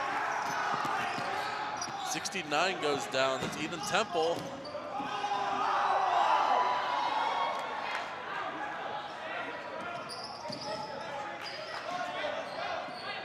Yeah, Kent State arguing about the call. 2:30 left here in this first half. Both teams looking to stay alive, push to halftime. Mitch Lathwell now out. That's another huge loss for the Flashes. Yeah, and they're losing their numbers quickly here as they are down to 7 players left. Max Boone will go out. He got hit in the arm. Yeah, no, at this point, if you're Kent State, you're just trying to survive this half. 2-0 looks a lot better than 3-0. Very true. So it's interesting to still see them being the aggressor here. Ugh.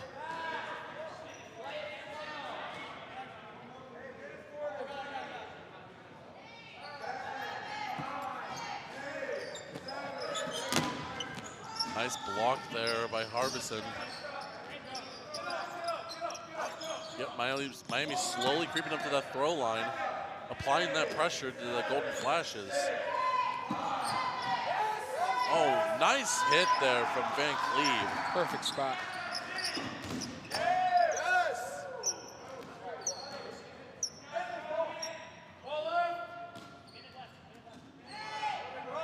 Down to 60 seconds in the half. Kent State still with 7 members. Should end up unscathed, but still not very promising for the Golden Flashes. Yeah, if you're them right now going into the second half, you're going to have to think of something to deal with this, like, this veteran Miami squad, and you got to think of it fast because time flows by in this game.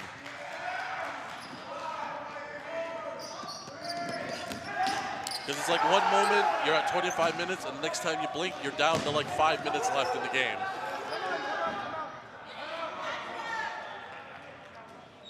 Timeout called, I believe, by the Flashes.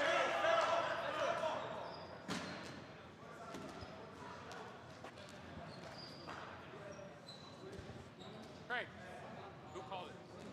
Who called timeout? Can't confirm it as a Kent State timeout. That's true. They're out of timeouts. We got 20 seconds left in this first half. Kent State with, oh man, 3 members. That was a really chaotic sequence. Miami, if they can take care of this in 20 seconds, that would be electric. Yeah, no, just an absolute chaotic sequence that just so happened to go in the Red Hawks' favor. Oh! What a catch by Philip Hampton. Red Hawks are gotta go though. Clock's at 10. Here we go. Oh! Oh! Win for it all, and that'll do it. Nope, that's gonna do it. So Kent State leaves unscathed, and then we will go into the second half with Miami leading 2-0.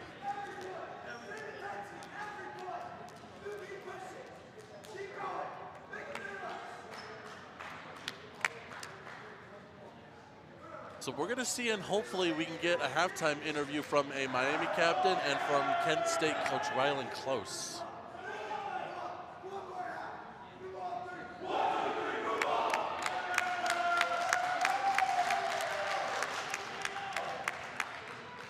So yeah, let's see if we can get a halftime interview from both teams. Let's see.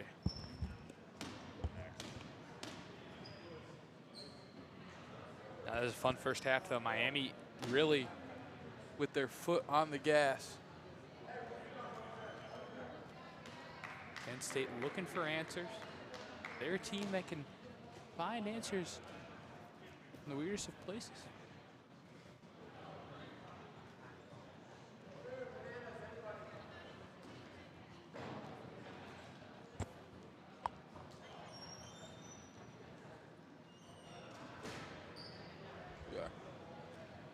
Joined by referee Andrew Krankowski. Andrew, real quick, what did you see? 3 words or less. Great dodgeball play. Good to hear.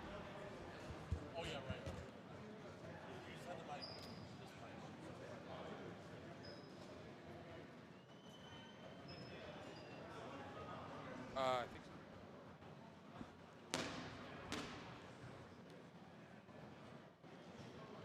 so. Okay.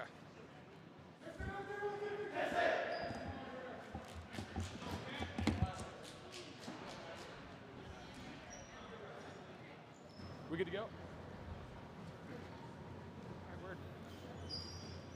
All right, we're here with Miami captain Max Edling after the first half. Max, you played a crazy game against them yesterday in OT. You made catch of the year. Yeah. Debatably, what was the change in mindset between yesterday's game and today's? Change in mindset was just we just had to punch them in the mouth from the jump. We knew that they played a tough overtime game against Bowling Green before, and we played a little bit of a slower game against Saginaw. So we knew that they're going to be a bit tired, but everyone's tired on day 2. But we just had to know we had to punch in the mouth early, which the first point didn't go how we wanted to. We still had to sneak it in, but after that, I think we've kind of had the grasp on the game. But we have to finish the game. We have to come out punching in the second half and really put them out and put them down. Yeah. Talk to me a little bit about Ray Moore. He's a freshman. He was in with you for a long time at the end. What have you seen from him just throughout the season and even today and yesterday? Ray Moore's a dog. He's such a pure athlete. He's actually a bowler, so that's why he kind of throws a little bit like underhand bowling. But he's such an athlete. He just rolls around all the court. He has made some awesome catches for us. He was really one of the first rookies that really popped himself in the starting 12, and I'm so proud of how much he's grown and developed this season. He's awesome. I love him. Last question. What's your mindset going into the last 25? Make history for the club. Make history. Make that Final Four.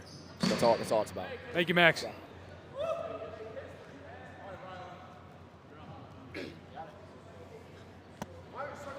I'm going to be joined by Kent State head coach Rylan Close.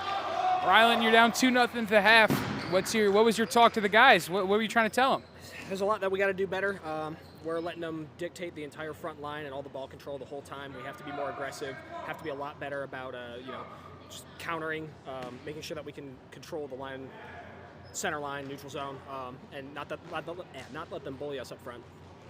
You know, the score isn't necessarily in your favor, but who's the guy you've been impressed with so far through the first 25? First 25, I know it didn't work out. I've been liking what Mike Bilso's been doing. Trying to think. Evan Harbison's also been having a pretty good game. But we need more from everyone, honestly. Just top to bottom, there's a lot that we can be doing a lot better as a team. All right, looks like we're ready to get started. Thanks a lot, Coach. Good luck. All right, back to the action.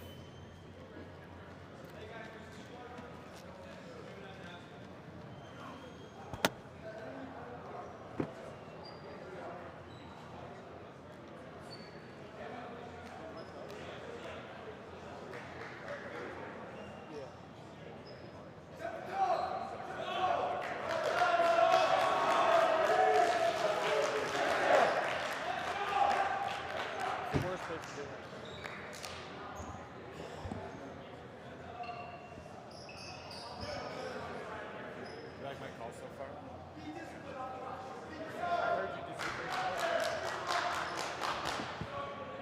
25 minutes left. Can the Flashes come back and make a statement, or the Red Hawks keep cruising? It's 2-0 in favor of Miami. Teams will switch sides. Miami in the black jerseys, black checkered jerseys with the red script letters. One of my favorite jerseys in the league, if I'm being honest, but they're very nice. Those Kent State jerseys are also beautiful with the baby blue. Yeah, that baby blue with just like the combination of yellow as well. The lightning bolt running down the side. Here we go. Oh! Right in our booth. Oh my goodness. Chaos off rip.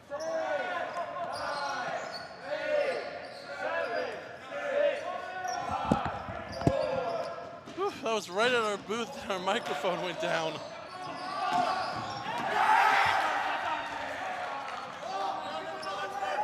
Wow, just pure momentum here for the Red Hawks. Just not easing up one bit. The Hawks are humming indeed. Kent State will make their way up. Radigan throws a reset to the feet of Hampton. Adling in the middle. This is low. Oldenburg returns high. Big windup on that left side, but a pump fake. Boone, Hampton, Edling, De La Pina. All these big arms for the Red Hawks on the front line. So yeah, just a reminder for you all, we are in the quarterfinals, so the winner of this will go on into the Final Four. And the winner of this will play either Grand Valley State or Michigan State. That'll be a fun game. Well, I mean, like I said earlier, Final Four, all the games are fun. Yeah. What's that game, the Michigan State game? So, Michigan State is up on Grand Valley 3-1. Okay. Yeah, MSU was hot yesterday. They were, when we played them, OU, it was impressive. They were firing on all cylinders. Oh yeah, it felt like there was no stopping them. And ooh! What a throw from the ground. Carlton Pittman, a riser, hits him in the chest. Yeah, it looks like with some Cincinnati players coming back into the main court, it appears that Cincinnati is going to the Final Four. They have taken down James Madison 5-1. So we will see Cincinnati in the Final Four, and the winner of that goes up against Ohio State and Akron Akron is up 4-1. Wow, I mean, those 4 teams have been dominant this whole weekend. Yep, for sure. Good throw on this near side. No dice. Hampton trips. Ooh. Good block by De La Pina. Edling with a bump fake. 3 minutes into the second half here of the quarterfinal on Championship Sunday, NCDA Dodgeball National Championships. Penn State uses 2 balls. Pinocchio throws low. Bilzo looking like he was trying to do a backhand throw there. Terrence Checkett-esque. Shout out to the captain. Great block, Ray Davis. I just talked about Max Edling with that in my interview. He said, Rowdy Murphy takes one to the chest. RM10. Hate to see it.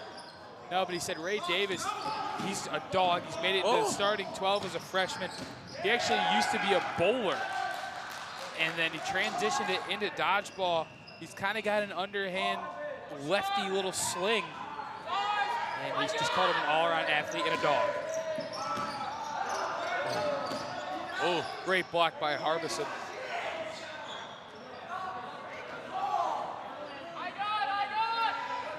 Yeah, and you can see those Miami players like slowly creeping up in front of the ones on the baseline without a ball, and that's just the perfect example of a transition play style right there. Like, look at them. Look at Hampton, man. Yeah, he's up. Philip Hampton buzzes our tower. Like, yeah, he was just a few steps forward, preventing any kind of wall ball from happening. And that's just if you're able to master a transition play style, you could take down and defeat just about anyone in the league. Oldenburg throws a catch. And I mean, the transition play style, that's what Grand Valley's been doing for literal decades now. Hard up with a good reset.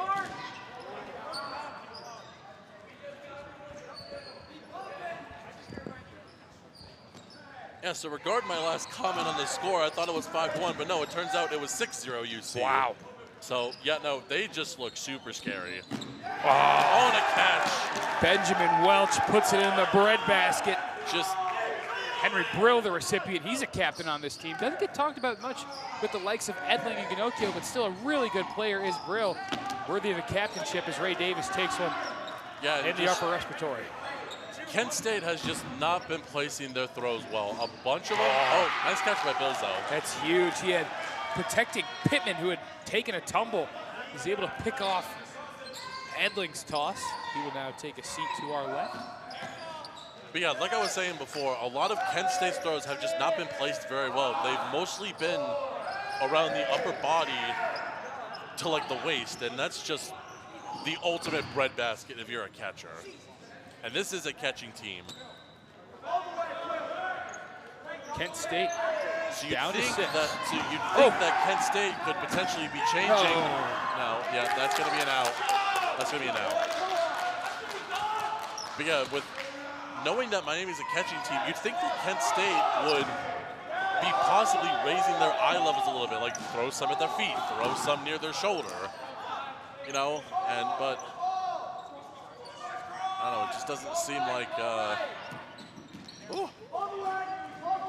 As I mentioned earlier, this day 2 kind of style really is in favor of Miami just because Kent State is such a run and gun type team. They got to be a little bit tired, especially probably. Kent State might have stayed at home, thinking about it. Stayed in dorms or houses, wherever at Kent State. It's a 40-minute drive. Team catch. We're down to 18 minutes. It's 2-0 Redhawks. Oh, Pittman gets hit in the knee. I believe that was Van Cleve with a cross. Shepard with a low ball. Hampton blocks. Hampton with the counter. Oh.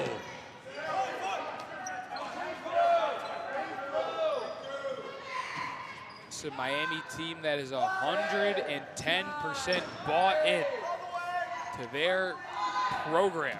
I mean, they have an identity, and they are showing it off on the main court here at Nationals on Sunday. Yeah, they've just been absolutely guns blazing all tournament. And this is a prime example of why Miami is a top 4 team. Miami's been criticized a little bit. They didn't play the most elite schedule. You know, they only played the top 5 teams a couple times. But I guess practice makes perfect, because this is quite dominant. With 17:30 to go in the second half, quarterfinal game. Good dodge by Bilsko.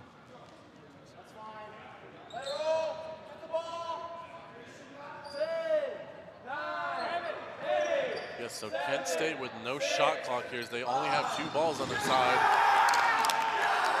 And yep, they are getting hyped about taking out 2 players there, Florentine and Bilzo. Huge outs. Yeah, you got, oh, and another catch. They're gonna make Shepard throw. They're gonna make him run up and attempt a reset throw. Good reset, good reset. Yeah, very nice spot there. You know, if you're Miami, I'm only focusing on going for team throws here. They've got 13 seconds to side their guns. Nokio will throw a... Oh, it looks like he's just gonna step out. Shepard will accept defeat, save some clock, but it is 3-0. Redhawks had a big scare yesterday, same court, same place, and they want to put all those rumors to bed.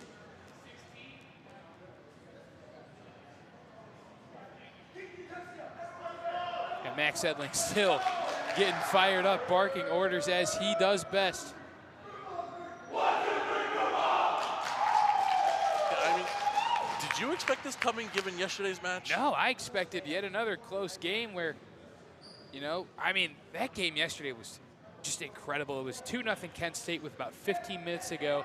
Miami was able to bring it back, and then that overtime was just nuts. And then it ended with the play of the day. Edling making like a sliding catch to win it. Yeah, Miami's just been guns blazing this entire game. It just seems like Kent State just did not have the energy to keep up with them. And it's honestly showing, like Miami's team throws have been placed very well. They're catching a lot more. And it's just a struggle to see this from Kent State, because, you know, when you're that low on energy, it just must hurt. And there's really nothing you can do. Right. Such a deflating feeling. Yep, 16:32 left. All right, here we go. Point number 4 on the way. Quick kill from the Golden Flashes. Off rush. Davis Honroth pays the price. Quick block.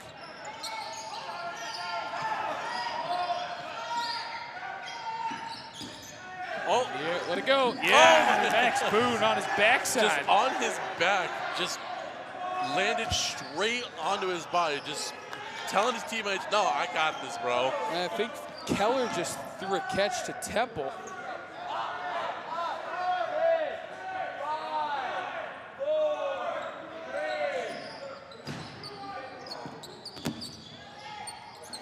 Mitch Lathwell right in front of us. Southpaw, this is just to the right. Oh, Harbison goes down. That was a big hit. Ran himself into trouble. Buzzed the tower. Max Boone almost with the headshot there.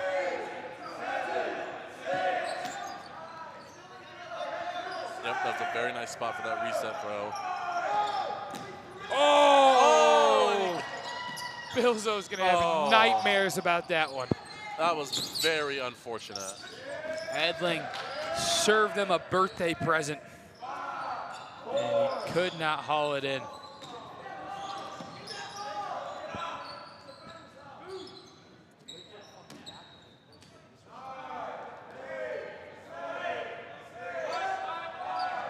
So yeah, Miami with the ball advantage here as they just miss a team throw. But they do get, Kent State does get someone out on that exchange. Good block by Welch. Yep, that was Aiden Wilcom who goes down for the Redhawks.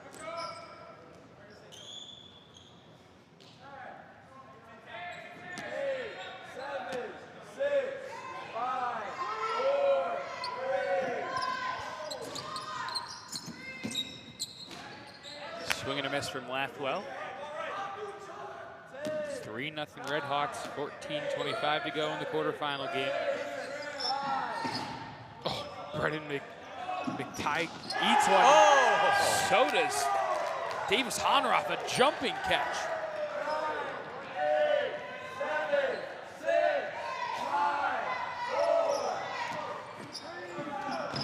Edling resets and then gets hit in the knee.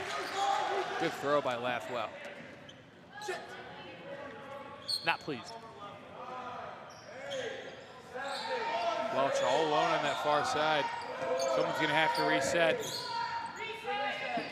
Come from both sides. Oh, yeah, you did not want that if you were Kent State. That was 2 solo throws on each side. That's just the lack of communication that they've been having this entire game. Oldenburg fires and misses. Boone, a couple big pump fakes in the middle. Good block by Pittman. His turn to fire, and it bounces in and out of the hands of De La Pina, and then he eats one in the chest. Oldenburg fires. A couple of traded blows. Miami down to the last 5. Kent State with 7 flashes remaining, so they actually have the advantage. Yeah, I think this is the first time that Kent State has had man advantage in this entire game. Ethan Temple hit out on the far side off the hand.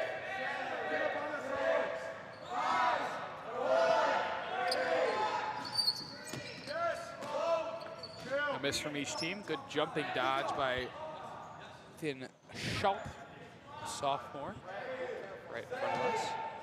He's with Ray Moore. Great block. Blackwell with a vengeance. No clock for Kent State. Let's see if they can dial up a team throw. Oh, in and out of the hands of Welch. Good spot for that one. Florentine resets. You hear Max saying nothing stupid. Oh.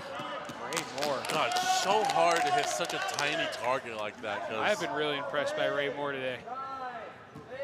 Oh, off the hand of Florentine. Just like that, Miami has taken the lead in terms of numbers. You know, Miami taking the lead back in numbers as another Kent State player goes down. Van Cleve included in the trade. That's one Miami will take. Team throw on the right side just misses. Good block by Lathwell. Oh, good pump fake by Boone. Miami is clicking on all cylinders right now.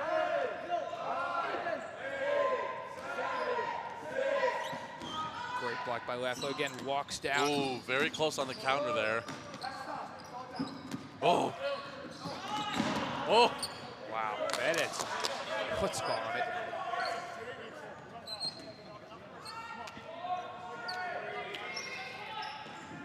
So it looks like, yep, we've just hit the 11-minute mark.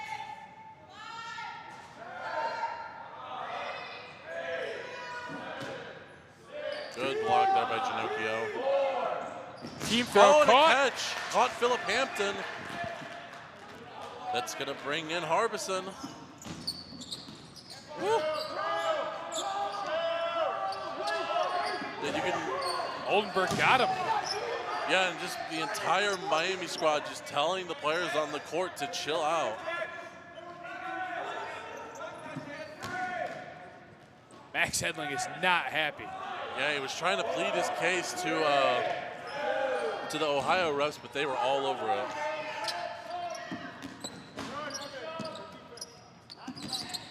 Oh, Oldenburg. Yeah, nice hit there. Takes out Max Boone. Miami down to 3. Woo. Yeah, and Lathwell goes down on the cross kill there.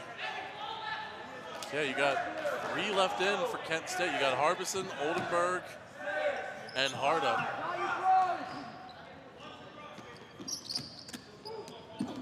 Ooh, Oldenburg unleashes. Yeah, he's got an absolute cannon. He plays in the semi-professional NDA as well on the Streetsboro Spiders, so he definitely has that very valuable experience. Ooh. Harbison. Oh. This is low. Good look.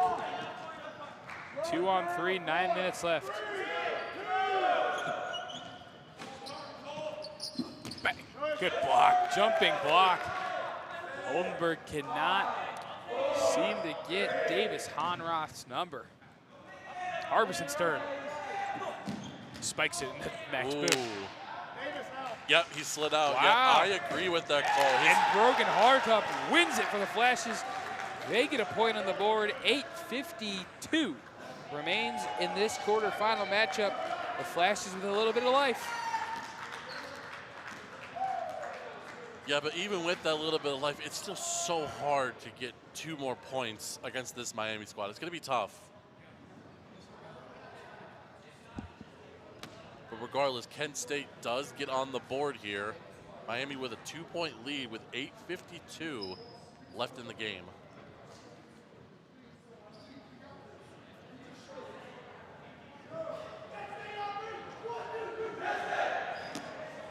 It's got to be all systems go for the Flashes if they want any chance to continue on in this tournament.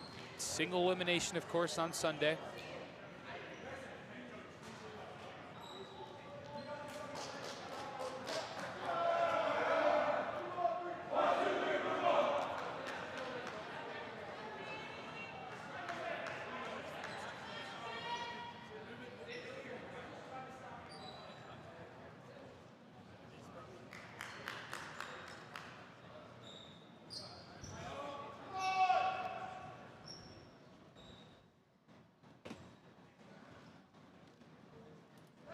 Three-to-one game, 8:52 left. Flashes and the Redhawks, 2 Ohio teams, 2 programs who have built themselves back up post-COVID. Big kill to open the point. Andrew Krankowski always, as always, in the court of justice. Edling misses low on his reset. Radigan with a full head of steam hits the doors. We don't need to run anything. 8, 7, 6, 5, 4. Good spot by Boone, almost knocks Welch off his feet, and Boone gets hit in the hip. Yeah, but there was 2 solo throws there from Kent State. That's not what you want to be doing, especially when you're down by 2. 7, 6, 5, 4, 3. Van Cleef fires high, left side, lefty, Mitch Lathwell. What a ball, right on the ankle. 7, 6, 5, 4, 3, 2. Oh, 2 throws there from the Redhawks.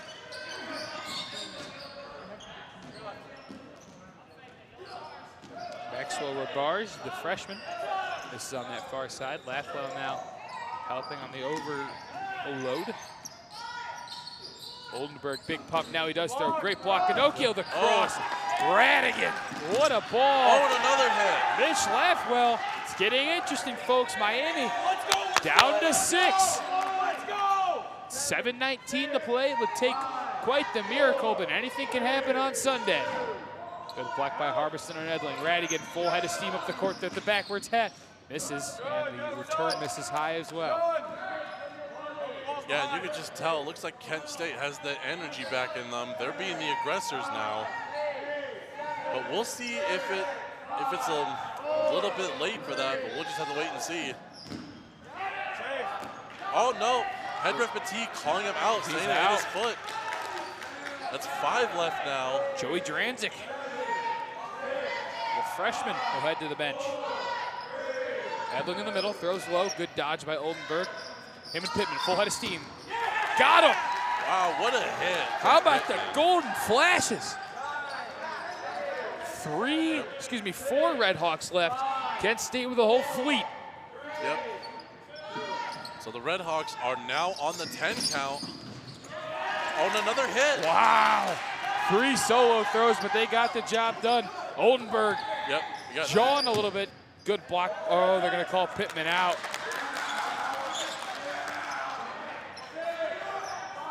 Pittman is in disbelief.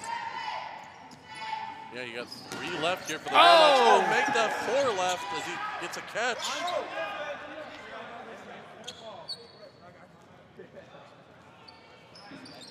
Yeah, we hit the 5:45-minute mark here. Yeah, no, if I'm Kent State, you got to get these 4 outs quickly. Yep, both head refs all over that calling ball.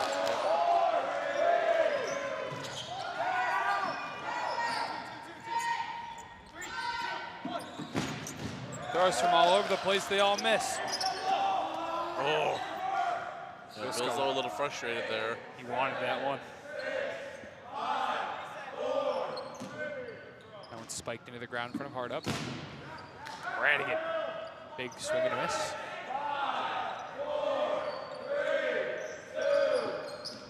Yep, we have now hit the 5-minute mark. Lathwell catch. That's huge. That takes out Davis Honroth, and we're down to 3. Under 5 minutes is going to be tough. Oldenburg, head of steam, misses high. Jacob Oldenburg giving it everything he's got. Season on the line. Edlin with a good reset. Yep, Temple over there calling for a team throw on the left side here. And they got him. 2 left. Kent Ginocchio and Edling. Looking to make it interesting. Far side, Edling evades. Lathwell winds up and misses.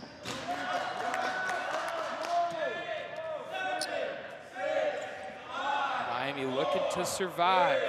Yeah, you can see all of them getting up on team catch. Yeah, you can see all the Kent State players up on that throw line because they know they either got to catch them or just take them out with a throw. And Philip Hampton calling for a timeout there. Good timeout call by Hampton because Miami has they have 8 balls, I believe, at the 10.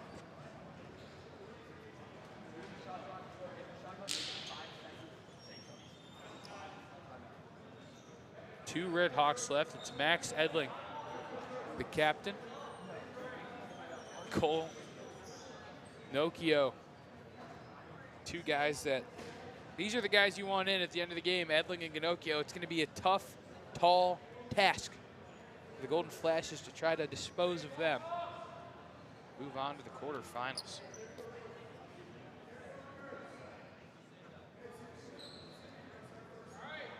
So it looks like just under 4 minutes with 3:59 on the game clock.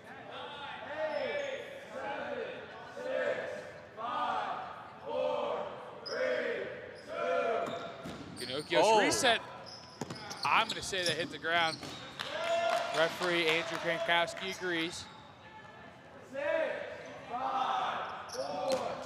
Edling steps up for a throw. It's blocked. Radigan's return fire misses low. We're down to 3:33 left in the quarterfinal. Kent State needs to make some magic happen and needs to make it fast. Team throw. Edling does well to stay alive. A good block on a hard throw from Welch. Max Edling staring at a sea of powder blue. Oh, Blackwell fires high. That was the one-on-one from yesterday. Lathwell and Edling. Edling 2-0. Good block. Nice block there from Ginocchio. These 2 are veterans. They know that the only thing they need to do here is kill that clock. Yep. So they're just trying to block as much as possible just to stay alive. Welch is going to get... Oh, he's not called out. Oh, up in the air. Oh, no! Drops Max it. Edling. How uncharacteristic. One left. Cole Ginocchio. One of the better catchers in the league. Clock down to 2:30. Kent State tried for a counter unsuccessfully. J.J. Oldenburg waiting for that ball to come the entire across. Kent State team just up on that attack line. Perfect spot by Pinocchio. They have no dodgeballs. They have one. It's going to be J.J. Oldenburg. Watch this crow hop. Oldenburg. Oh, just kidding. Here we go. Got him! Got him! Pure power from J.J. Oldenburg. And Kent State is down one, but is it too little, too late? Only 1:55 remains on the official clock. How about J.J. Oldenburg there? Came all the way from the baseline with a head of steam. Put it right in the breadbasket of Colganocchio. Just too much power for the veteran to handle.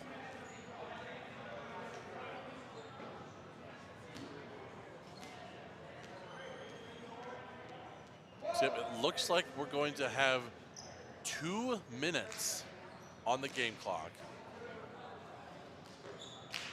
But yeah, no, that massive crow hop from Oldenburg, you know that guy was a baseball player through and through. Oh, yeah. Baseball players are all about the crow hop. Even some of the best players in the league today are, or they have been, baseball players. I was a baseball player back in the day. That was my I was too. That was my go-to sport.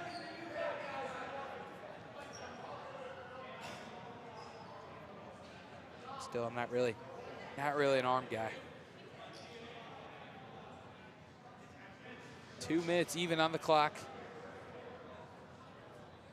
Miami trying to weather the storm. 3-2. All they need to do is hold on. 12 people in 2 minutes. Can the Flashes do it? They're going to have to go quick. Happen. There's J.J. Oldenburg. Oh, Philip Hampton down. That's 2 out early. Don't want to jump to conclusions. Oldenburg misses. Laughwell. Oh, wow. How did that not hit anybody? Yeah, no, both of those missing is absolutely crucial. And now Kent State only has 2 dodgeballs. Oldenburg misses. Laughwell misses as well. Harbison finally got somebody. Yep, he gets a kill. 9 left. And I think with that, after that initial rush, this is going to be troublesome. Oldenburg jumps for the team catch. His turn to fire. Misses. Oh, my goodness. Henry Brill put it in a blender. Again for Brill. Oh! Maxwell Robards could have had an incredible catch, just slipped out of the hands. Yep. Wow. Ray Davis, how did he avoid that? Oh, no, he didn't. He got hit, but that was incredible flexibility from the former bowler. Absolutely. Harbison hits a foot. 40 seconds left. Oldenburg, no dice. But 7 Redhawks left. Ooh, that was very smart on the high throw there. Good spot. Can't do any damage there. Harbison, no. Hold up.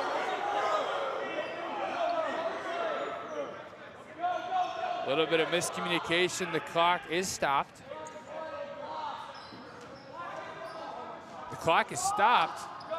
Now it's running. Well, now there we it's go. still They're down to 17, down to 15. 14, Radigan, blocked. Temple's 10 out. seconds. 5 for Oldenburg. One more throw, he got him. He gets him. And the But Flashes. with that, the Flashes will be eliminated, and the Miami Redhawks will be heading to the Final Four. Impressive and performance. I believe this will be for the first time since 2018. Wow. Back at Grand Valley State University's Nationals. They were a Final Four team in 2018, so this is the first time in 7 years for the Redhawks. And I think for a post-game interview, we're going to get All-Star and rookie Max Boone up here. So yeah, don't go away just yet, folks. Stay tuned because we're gonna have our final. We're gonna have one of our final 4 matches. I believe it is going to be Cincinnati versus Akron. Now that's gonna be a really good game because I believe the last time those two played was at Bowling Green back in November, and Akron did end up winning in overtime. So I'm curious to see how those two teams have adapted. And hopefully we can just see a really exciting match. But let's get Max Boone up here. That'll definitely be a fun one. Where's Max Boone at? He's leaving.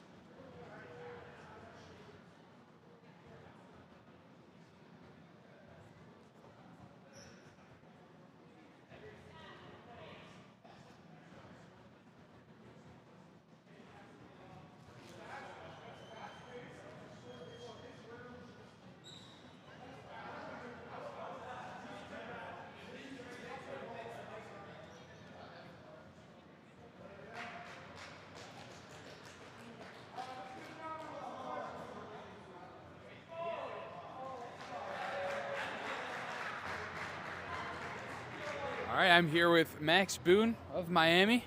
You guys just punched your ticket to the Final Four. How's that feel? You know, you got more dodgeball today. Oh yeah, I mean it's great. Max, our president, he's always been harping on us like we can win this whole thing. We know how good we are. It's in our hands. So he's just telling us we always got to bring more energy than the other team and believe in ourselves because we can go all the way. Yeah, you guys had that tough one against Kent State yesterday, went into overtime. You really took care of business today, even though the score is pretty much the same. But I don't know, what do you think was the big difference between yesterday and today? Well, yesterday it was our first game of the day. We kind of came out flat, and so our big emphasis coming into this game was everyone was harping on us. We got to be loud, as most energy we can possibly bring, because we know they just came off an overtime game we saw. So we know if we come out with a lot more energy, we try to put our foot on the gas, we can win the game in the first half, and I think that's what we did. I believe you guys have a matchup with Michigan State coming up next. Have you guys played them this year? No, we have not. We haven't played any of the Michigan teams yet, so that's a really fun matchup. We've been looking forward to it. Nice. Well, good luck. Yeah. And hope you make it all the way. Yeah, thanks. All right, that was Miami, Kent State. We've got more dodgeball for you on Court 1. Semifinals of the NCDA. It's Championship Sunday. Don't go anywhere.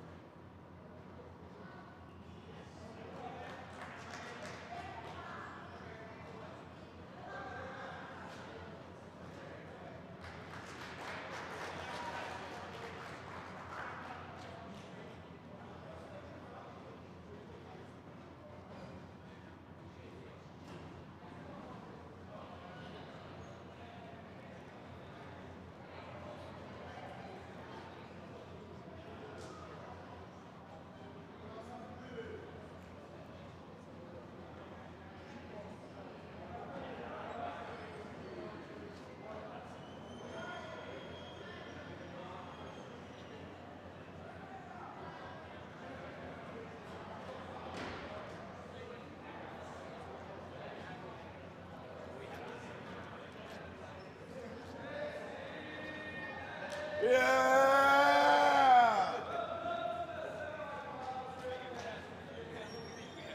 He has to, he originally done. We just went over for nothing.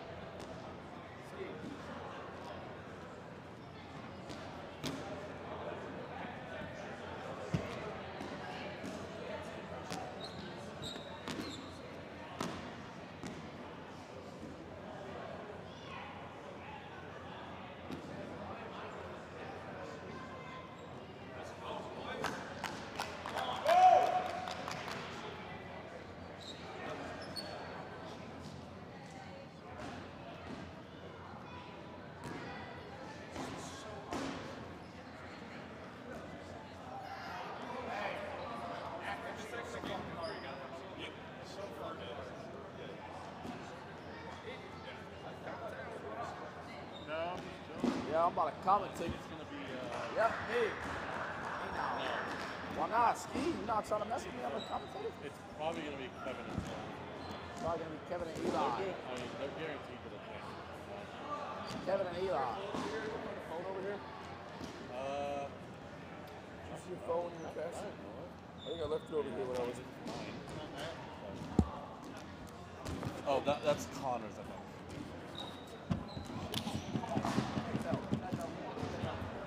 My dog. Such a coward. Shit, son, what did I do? Well, that won't help me right now. I don't know where it is.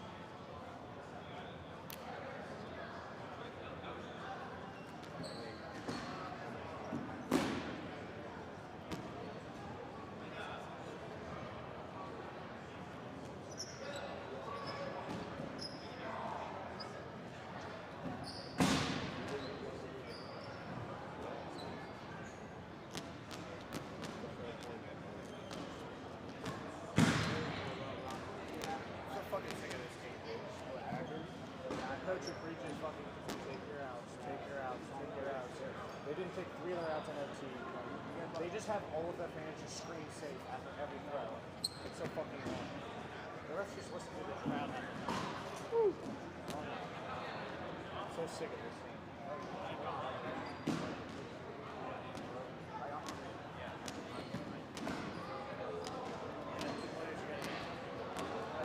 Fair cloth.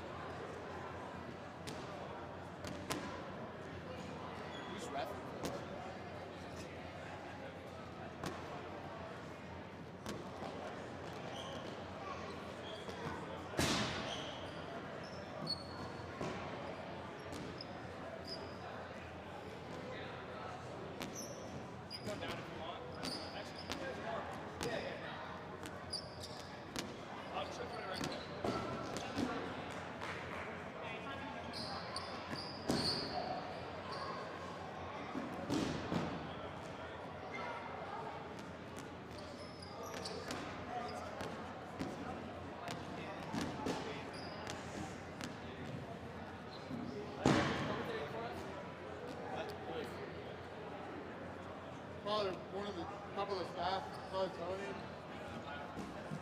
or Colby.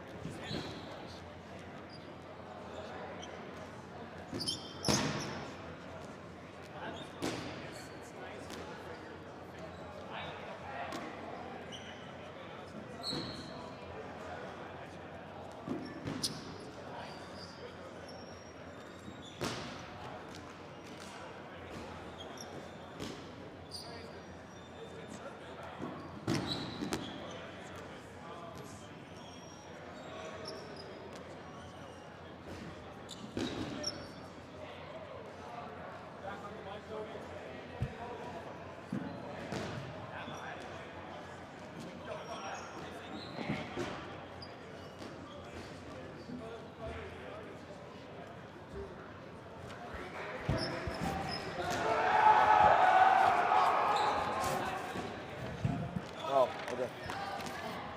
When me and Riley were here, we just used from yesterday. I just found like the half. Yeah, like this is what I did. I mean, it worked.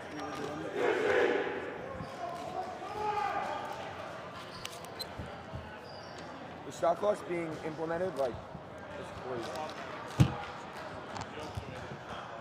I know. You got stream guys?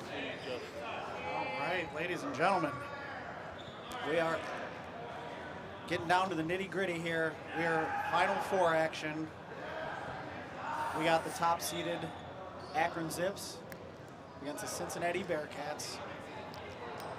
Cincinnati decided they were going to peak at the right time. I guess you could just pencil Coach Peters in for a Final Four every year, huh? January, February, March, Peters. Yeah, it definitely seems that way. Watch me. Myself. Can we hear yourself when you talk? Alright, yeah, man. I'll see how I can. All right, Grand Valley coming off a tough loss to MSU is going to be our refs for this game. Cincinnati and Akron, the captains, coaches having a quick meeting here before we get started. Yeah, Akron coming off a great win against Ohio State in overtime, 5-4. You always worry with those high-scoring games. You know, what's the fatigue looking like for those arms? As we can look on the other side at Cincinnati, they really haven't played a close game yet this weekend. 5-0 with 5 blowout wins. Wow. Yeah. So you do wonder about that. Is Akron maybe a little fatigued from that extra stress of overtime? Is Cincinnati a little more well-rested? Were they able to kind of spread the wealth a little bit, protect, you know, some of their big arms and Rosinski and Hyatt, guys like that? I'm expecting a really good game here on our featured court. Thank you all for tuning in.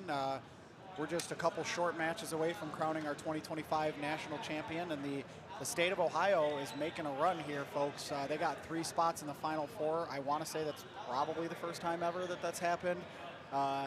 Michigan State is all that's standing between the state of Ohio and a championship right now. Yeah, for the second straight year, we'll get that Ohio team in the national title game. You know, they went that long drought without getting one.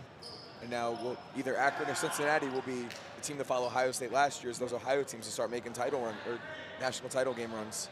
Yep, and something I want to point out here, you know, we kind of talk about, we just made the joke about, you know, January, February, Peters. I mean, these teams have established coaches that have been around the league for a long time, and, you know, they're consistently developing and improving as a program. Cincinnati, this is their 3rd, 4th straight Final Four, I think.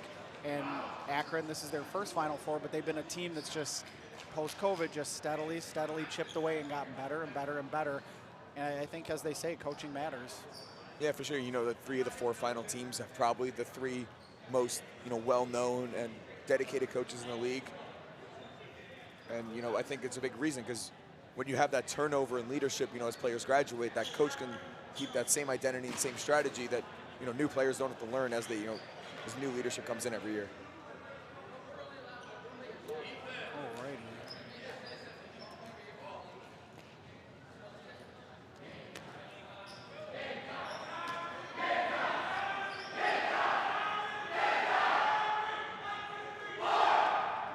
Both teams will break huddle here. Line it up. Akron and Cincinnati, a trip to the national championship game on the line. And it would be the first title game appearance for either of them, so we will have a first-time participant in the title game. And potentially 2 first times. Miami can knock off Michigan State. It would be a guaranteed first title for someone. Wow.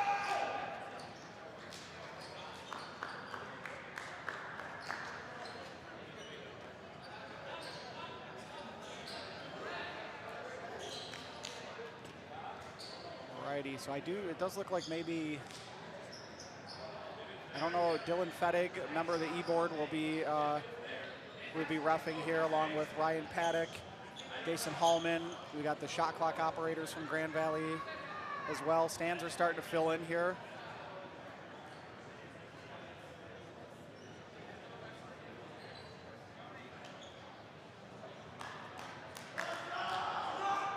All right, looks like we're ready to get underway here.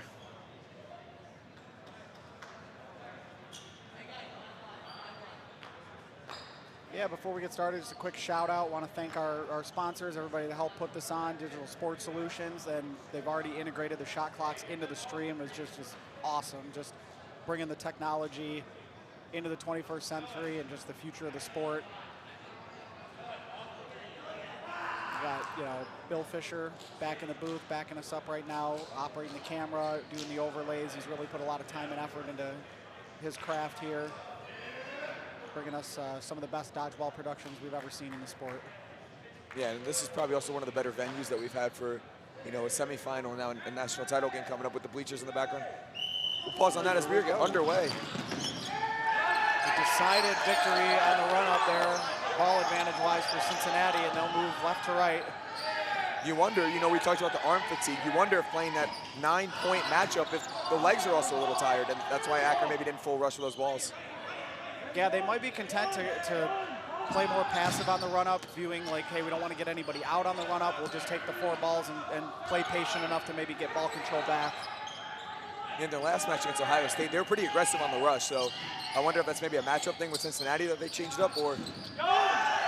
Good throw there by Hyatt on Faircloth, and that's a big out for the Bearcats. Is, in my opinion, Faircloth may be the best player on Akron. Hard to argue, in my opinion. And Will Hyatt will be an important player for Cincinnati today, anchoring that right corner. Big arm. Looks like a catch in and out there. Catching it out there. Bring Faircloth right back in, and then Engelman will grab some time here. So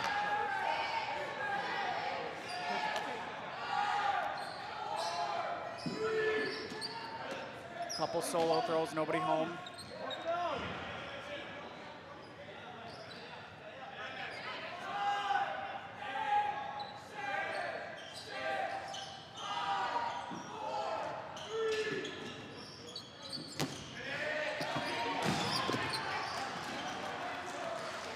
Matt Rosinski ends up getting called out there. The ref's going to say he blocked it into his leg there, so good throw by Akron. That's a big arm to get on the outline. Catching it out, takes out Hyatt. That takes out Hyatt. So you've got 3 overtime caliber players for Cincinnati on the bench right now. You couldn't really ask for a better start for Akron after ceding ball control. Yeah, but one thing though, they're the first 3 in the queue though, so any catches that Cincinnati gets this point are going to be massive. Absolutely.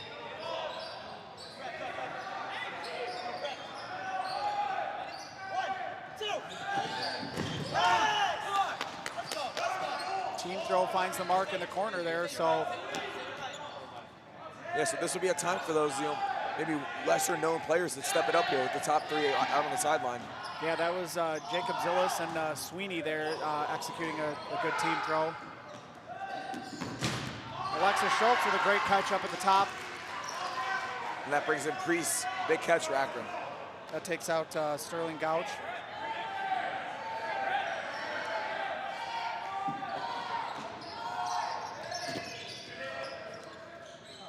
Sweeney, number 7 in the middle for Cincinnati. He's a highly touted freshman. I've heard a lot of, you know, a lot of high praise for him, you know, from the. Ryan Ginsberg with the catch in the booth here. Shows he's still got it a little bit. That stung a little bit though. Had to go for the. Kavanaugh gets taken out. And another kill for the Bearcats. It's a couple of great kills for the Bearcats. Carter with a long throw. I always call him Carter. I mean, his last name's Crawford. I try to do better by, you know, using last names. And then there's certain people I just can't say anything other than their first name, and I don't know why. It's definitely tough with, you know, some of these guys that, you know, I know pretty well, because I probably said their name 1,000 times. I'm going to use their last name for the first time ever. Mosley gets good wall ball past Monschio, and then Crawford's able to get the ball that was in no man's land, and a catch by Mosley. Great catch. Falling down to a side that gets Engelman in, so like you said, those impact players first in the queue for the Bearcats. That was a great read. He saw that long throw and dropped his ball and went right for it. Montgomery caught Crawford sleeping there, so. A great kill there by Montgomery to get Crawford on the shin. You know, we talked about, you know, Brzezinski and Engelman coming back and Hyde as that big arm. Bonskio caught Mosley sleeping in the middle there and tagged him on the behind. Montgomery is a senior that is a huge X factor, I think, for Cincinnati. You know what you're going to get out of those top guys. If he could have a big game, that is a huge difference for Cincinnati. Absolutely. He can get hot catching, but I think he's an underrated thrower. Yeah, he kind of does whatever he's needed to in certain situations. I think he's throwing a little more now because, you know, Brzezinski and Hyde on the sideline, so he can step up and take the throw. But if he doesn't have a ball in his hand, because with those other throwers, he can easily make any catch. Quietly, Akron, you know, this is 7-on-5, so it's 7-on-6 actually, so it's still really anybody's game, but it's Cincinnati has controlled the tempo and a lot of the pace of play and where the game is being played, which is in Akron's zone most of the time. Yeah, we've been looking to our right the entire time, it feels like this point. Absolutely.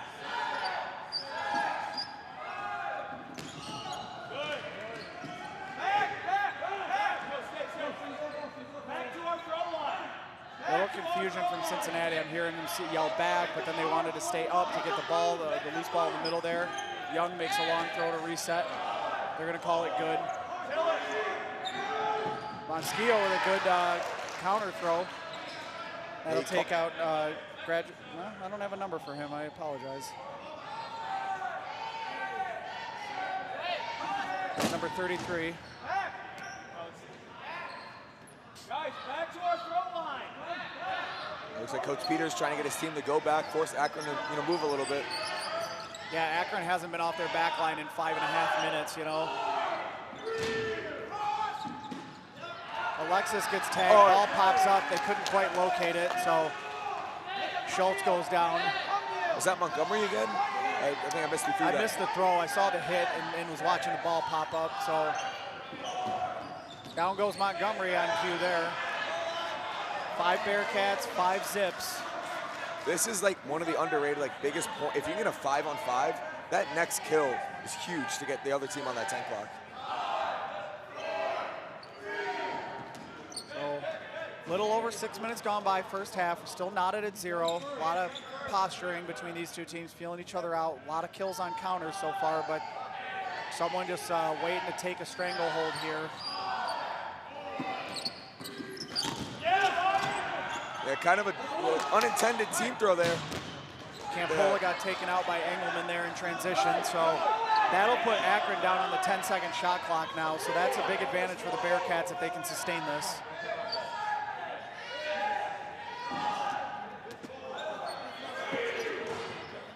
Engelman will waste one, reset.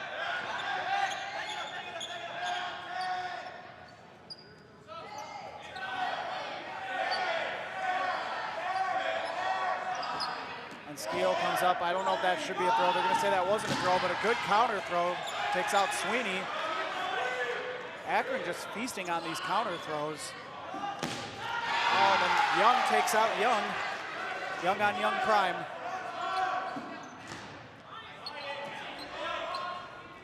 I think Cincinnati should be set up some team throws here. Akron has 2 balls, but they can't get to one of them. No solo throw. That'll count. Now they have a clock.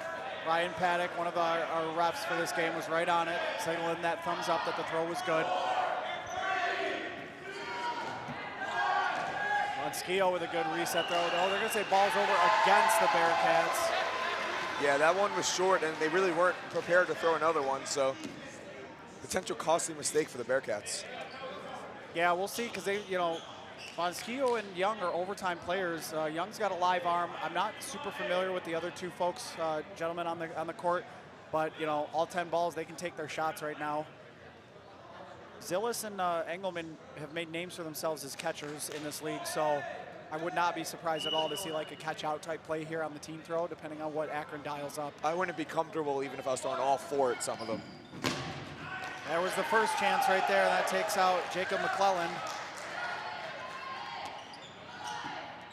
Solo throw just wide of Zillis. That might have just been to kind of reset. Yeah, you got to be careful with those because, like you said, both of them are great catchers and looking for them. So you got to be real careful when you place those solo throws. There it was, Zillis. There's one. Engelman takes out Monschio, so now we got a 3-on-2, and honestly, Akron used a lot of their 3-on-1, excuse me, used a lot of their balls on that one now. Oh. Matt Young kind of buzzed the tower of a backpedaling Ginsburg, or geez, Ginsburg. Hi, that's you, Engelman.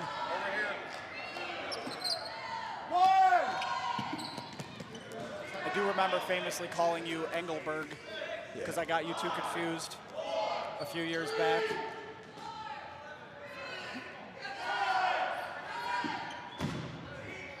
Really good placements from Young so far, putting him right at the kind of head or a little above. That's a catch. That's the catch on the yellow ball, and that takes out Young, and that brings in Matt Rosinski, so watch out, 2-on-2. Great. Oh, he's trying to say ground, but no, he's taken out. Yeah, I think you got there's a little more solo throws if I'm Cincinnati here.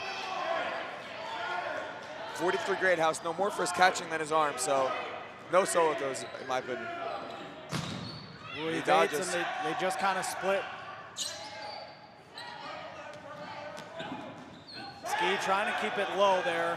Yeah, I think this is smart by Cincinnati. Get back, make the guy by himself run, especially if you don't, really value his arm. Maybe you can get a balls over. But that was a good reset.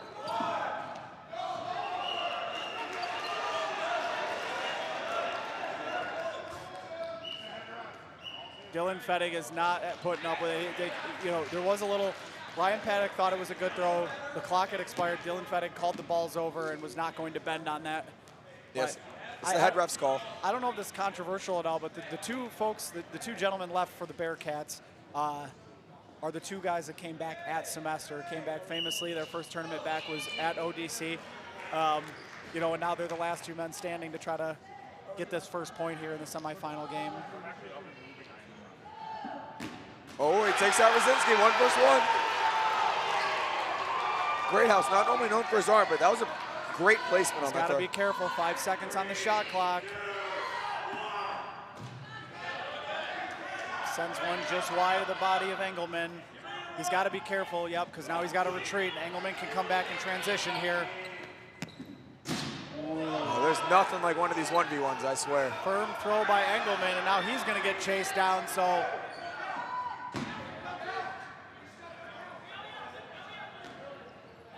Cincinnati looking for a balls over there. They didn't think that throw was close enough, so.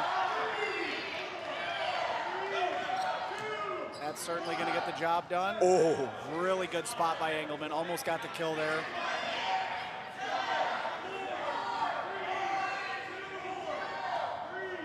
It looks like instead of forcing a really long throw, he's just going to take the balls over and take his chance on a solo throw. I think that's a great play. If you don't think you can get it there safely, take your chance, especially if there's one person left. Take your chances just catching them instead of throwing a 70, 80-foot long throw. Yeah, I got to get the time going. I forgot to edit that, but look at that. There we go. And Cincinnati's also going to take a timeout. They're going to talk it over. They just want to give Engelman a blow, I think, here. Yeah, I think this is more of a get some hydrated and get his breath back instead of more of a strategy timeout. I mean, strategies hit the guy. Yeah, and I mean, if you're Greathouse there, and yeah, if you're better known as a catcher, take your chances here. He's got to, if he wants to get you out, he's got to put one somewhere in the catch radius. So, he's got to put a ball where you're going to try to make a play on it. So. I know every team has done a drill where you're just throwing at a guy on the baseline, so you get your practice in. Yeah, and worth noting because of the way the rule works with the shot clocks, and you have to have 3 balls in your possession to establish a shot clock. Engelman will have to get 3 balls into the zone, into the Akron zone to establish a shot clock for Greathouse. So yeah, I know he's going to roll one, which I wonder is if fine. He's just rolling it up, or I don't think he's going to roll it into the zone. Or maybe he will. He is. He's going to, and then now he'll. He just jumped. He's not really looking for the catch yet. Oh! Wow.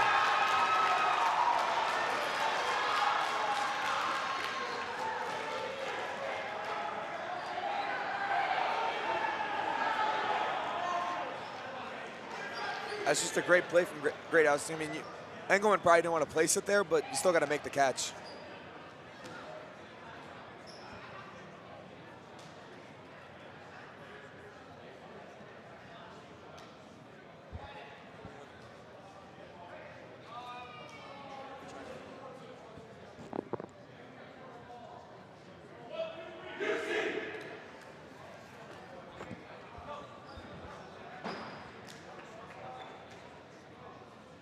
Cincinnati will have to regroup here. I think they did a lot of great things at that point. You know, just Greathouse just made 2 great plays, taking out Rosinski and then making the catch on Engelman. Yeah, a little bit of hero ball there for Greathouse there. Makes the, like I said, the throwing kill, makes the catch. Engelman spotted that first, though, much better. He got it nice and low. If he was going to hit him, it would have been like at his ankles, and then he kind of hung the next one. That could be a little bit of that fatigue. Could be fatigue setting in. That is one of usually when folks get tired, you start to see them hang their throws a little bit. It's not quite as sharp. So yeah, I mean the velocity looked like it was there. It's just definitely just a misplaced throw. That took over 11 minutes that first point. Yeah, 13:48 to go. We'll see how the Bearcats respond here. And again, Mosley gets tagged early there.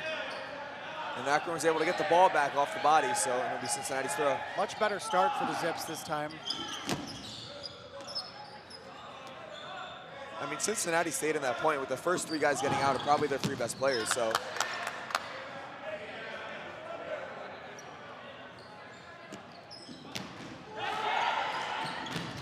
Ski got countered, and then it looked like McClellan was going to try to team catch that, and then he got hit there too. So the Faircloth with a catch on Engelman. So Zips off to a red hot start at this point. Oh, Hyatt leaving himself out to open, but he gets away with it. Cincinnati down a lot of players very quickly here, which I don't even know. Well, Crawford gets taken out. Yeah, good team throw there. Once again, Brzezinski and Engelman out very early in the point, but Hyatt's still alive here, so it'll be a lot of heavy lifting from Hyatt here, you expect. Effective wall ball.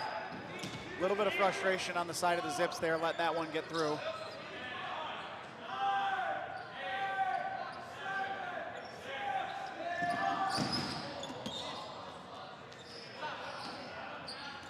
Team throw unsuccessful in the middle.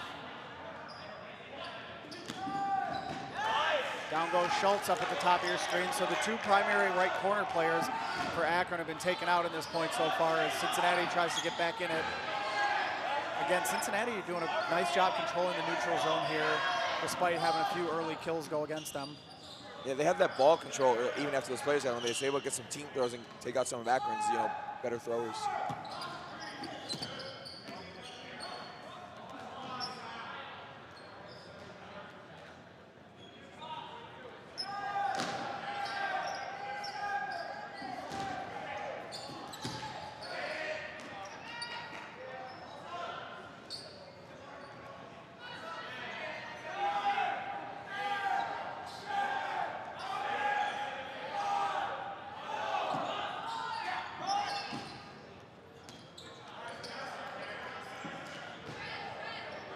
Teams are trading throws back and forth.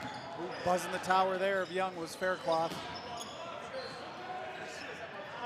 Cincinnati playing from the high line again. Akron seems content to play on their back line, at least when they don't have ball control. Down goes Faircloth. That's a big get for the Bearcats, getting him off the court, and he's buried in the queue, so. Yeah, Hyatt's going to be relied on to get players like Faircloth and Priest out in that corner. Greathouse, first point hero gets taken out on the team throw. Couple misses for Cincinnati, and now ball's over. Ball's over for Cincinnati too.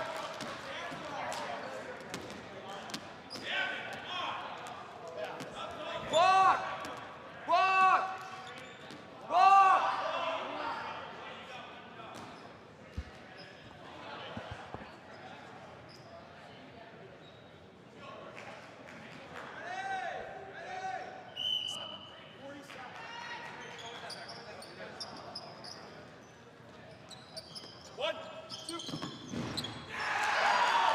That's a massive. So that gets Will Hyatt off the court, so that's big for the Zips. Yeah, that was a really unfortunate scenario for the Bearcats. They're losing their top thrower left on the court and not even getting out there either.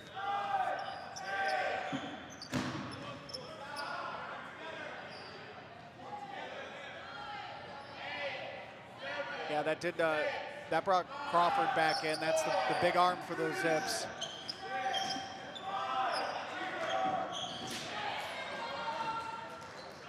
Crawford dives on the floor and avoids the team throw. All right, here come the Zips, moving right to left now. We'll see if they dial up. Matt Young takes a shot. Sterling Gouch returns fire. Nobody home on either side there.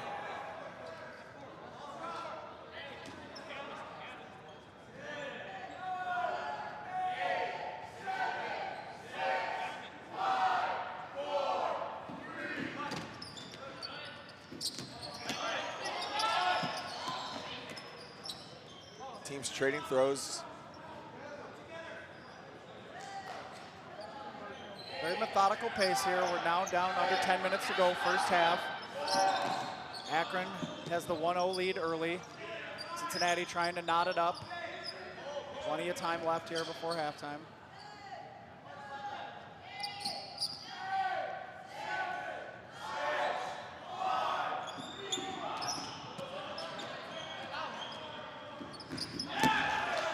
There's your feels like first kill in a couple minutes. Yeah, it's been methodical. There's a lot of traded throws on counters and counters, but then nobody home really until just there. And another one, so now we're starting to connect. Ooh, I don't know if they're gonna call that a catch from Crawford. I thought he maybe plucked that off the ground, but I don't have the, they're gonna say ground.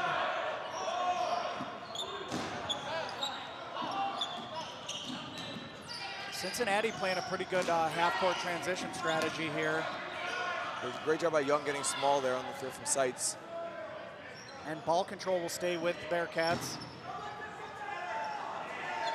Crawford does a nice job laying his body on the line to stop that wall ball.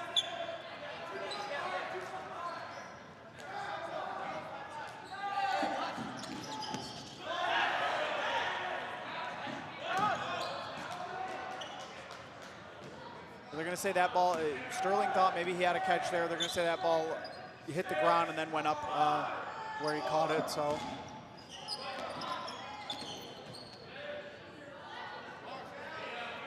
Akron down to 2 balls. Yep, and just as a reminder, that's that freshman you were talking about. That's Brett Sweeney taking out Matt Young. Not a great placement on the throw, but he got away with it. That could have been a big swing. Yeah.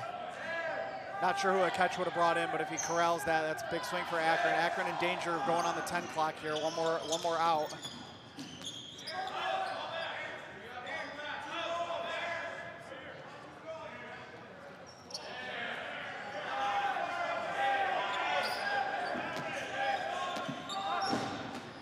Mosley buzzes the tower at Crawford. Good wall ball stop by Kavanaugh in the middle there. Eric Kavanaugh. Been a little quiet so far. He is one of the 2 all-star selections for the Zips here. Oh, he blocks one into himself there, so. I don't know if just mentioning his name counts as an announcer's curse. I mean, maybe that's on me. Yeah, we'll count it. So Akron down to 2 balls. You wonder if a team throw gets set up here. Yeah, but here it comes on Cooper Sights. They split the difference there. And Crawford great play. Himself. I don't know if his life is worth a ball in that situation there, but team throw misses. Great blocking from Cincinnati here at the throw line. They're standing up on the throw line. Akron's giving them all they got, but they're making great blocks. Yeah, a lot of these throws are short distance throws, 20 feet or less, and Cincinnati's deflecting all of them. Looks like another team throw in that far corner. Ooh, good counter by Zillas, just misses in the middle. I'd like to see Cincinnati utilize the difference in the shot clocks here. Maybe have that ball control and set up team throws. Or force them to start running. I think they're making it very easy for these 3 players to survive right now.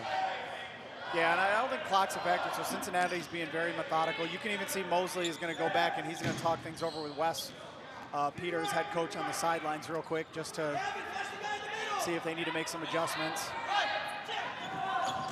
And they take out Sights in the corner, so a good Looks team like they're throw. trying to go quick, maybe before.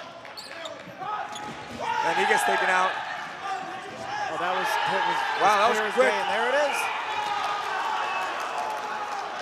That was great execution on those team throws. One thing I like is when you have those team throws, they don't have a ball, and you get that first team throw off, getting that second one off quick before the other players can get those balls that ricocheted off the first player is a huge thing I think goes underutilized.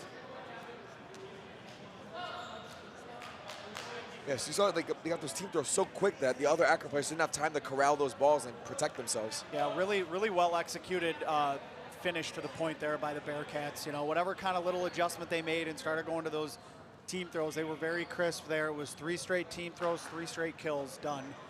From the first 20 minutes of this match, they are neck and neck. You can tell these teams are evenly matched. It's a great semifinal game, and like you said, 2 teams vying for their first ever trip to a national championship game, so they know what's on the line here.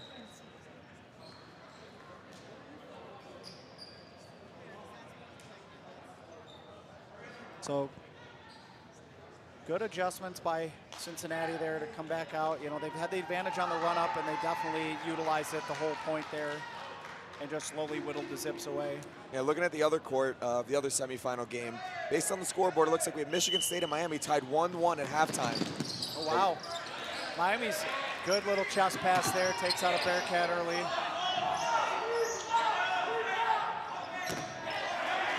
There's the missed block from Hyatt. So I'm noticing to start this game, and now we are 20 minutes into it, we're in our 3rd point, but I'm noticing Matt Rosinski's playing a little bit more towards the center of the court. You know, I believe people should be flexible. You got to be able to play all over the court and play different situational dodgeball. He does like that left corner quite a bit, so to see him sort of adjust to the middle, maybe they saw something nice. And I think what people might forget is what great catch by Schultz. I think what people might forget about Rosinski is his first few years with the Bearcats, he did primarily play that middle position. So even though something he hasn't done in a few years, he is familiar with that role. Yeah, it looks like he has shifted goes over. Right on cue, he goes over back to that left side. It seems like once whoever's in that corner threw a catch, he kind of went over there to replace him. Or maybe he's just looking to, you know, Crawford's a dangerous arm, so maybe he's looking to. And then Rosinski gets countered there. Yeah. You know, at some point, you know, without this point has started for Cincinnati, you wonder if they start thinking about just surviving to half instead of trying to win this point. You know, about 4 minutes remaining here, a minute or two, you might have to start making those decisions. Yep, good analysis. I kind of agree. When you were this close to halftime, you sort of, each team sort of like takes what comes to them, and like we'll see if they can get a decided advantage, then maybe they step on the gas. Otherwise, maybe there's a little more risk aversion. So. Yeah, but you know, Engelman takes out sights though, so you know, Cincinnati's not a huge disadvantage. So I think, you know, play the point as normal for now.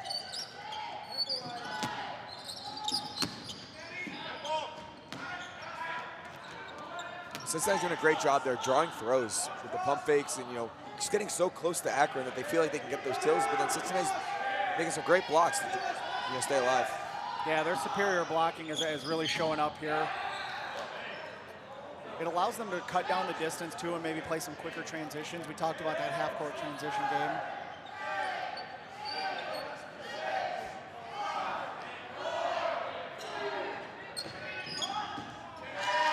Oh, Gouch just misses the catch there. Good cross throw from the Zips. Yeah, under 3 minutes remaining here, and both teams still have a lot of players left, so if I had to guess, looks like we might be having a 1-1 halftime score.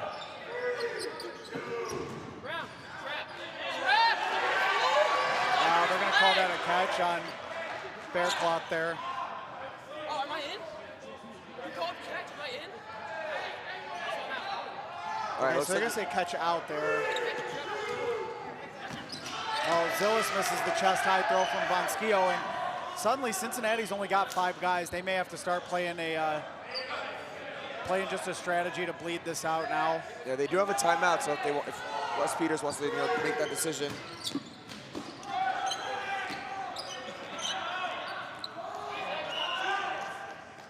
All right, Cincinnati is going to take a timeout there right on cue. 2:06 remaining. And I think if you're Cincinnati at this point, you're definitely just looking to survive.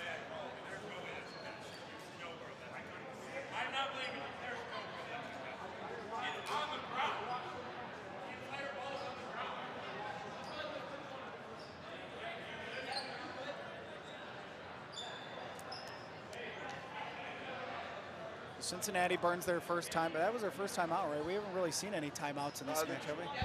they took one before and that 1v1. You're right. You're right. So Cincinnati's out of timeouts with 2:06 to go. Yep, 2:06 to go. Cincinnati just trying to get to halftime tied here. Now if you're Akron, you see this massive player advantage you have, and you're smelling blood in the water.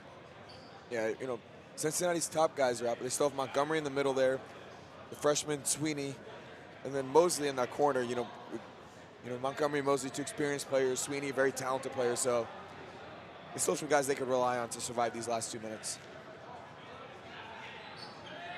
Cincinnati also does have ball control, so precisely every player can have a ball, which makes it so much easier to survive. And it really limits Akron's firepower. And as long as Cincinnati can stay off the 10-second clock, then they will, they'd only have to make about 8 throws to end this game, or end this half, I should say. Yeah, and you can tell they are waiting. Montgomery's 2 balls in the middle, so I'd bet it'd be him to make these throws. Mosley throws and then gets countered, but nobody home.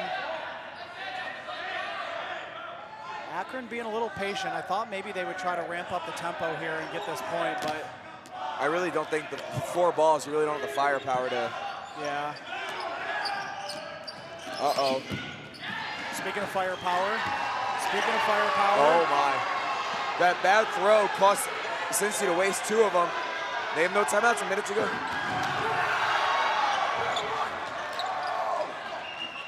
Cooper Seitz is hot right now.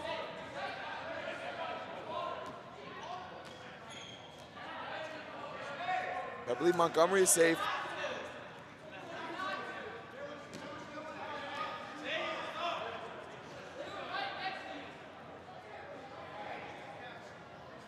We'll see. Okay, so timeout by Akron was before Sweeney was taken out, so he is still alive. Looks like 1:08 to go. That's a huge break for Cincinnati there to keep Sweeney on the court. Yeah, I think down here in the corner they put a team throw on Montgomery, and I think Akron thought they had the kill there too, but refs were all over it saying he was safe. He did have 2 blocking balls, and he's a pretty hard target to hit when he's got a couple blockers. So. And also, if Sweeney's safe, I'm not sure if that throw would have even counted anyway, because I thought Sweeney was before Montgomery was even thrown out anyway, so I'm not even sure if that would have even counted. This looks like Akron's shot clock will be at 14 after the timeout. Cincinnati on that 12 clock, so they'll only have 12 seconds to, so we'll be their throw even though Akron took the timeout. Alrighty. Gonna get right back to it here.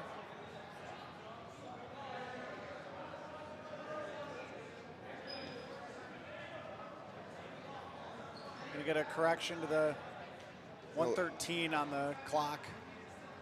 It's head ref Dylan Fettig.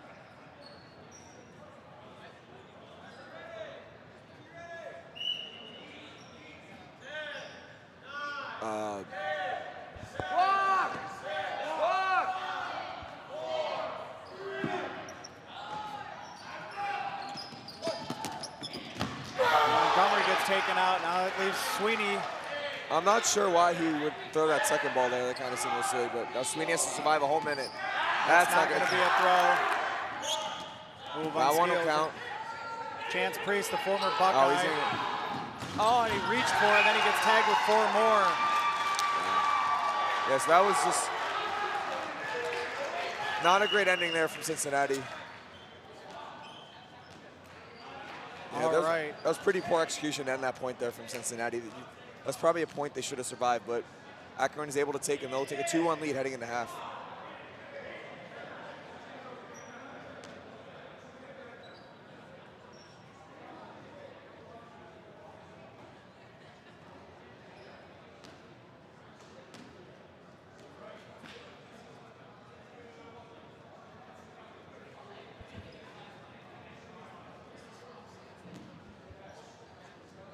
We will have 40 seconds of carryover time here.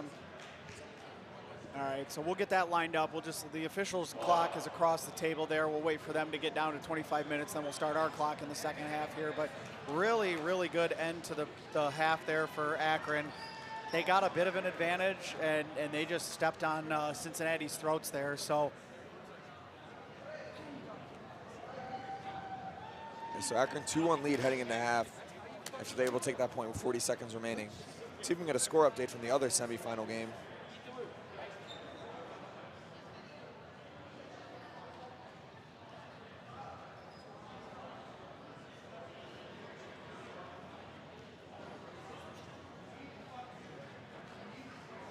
Yeah, so it looks like we have a 1-1 score still. If the score cam is correct on the other semifinal game. Miami, no slouch here. I tell you, they've got their overtime 6 is about as good as anybody's, I would say.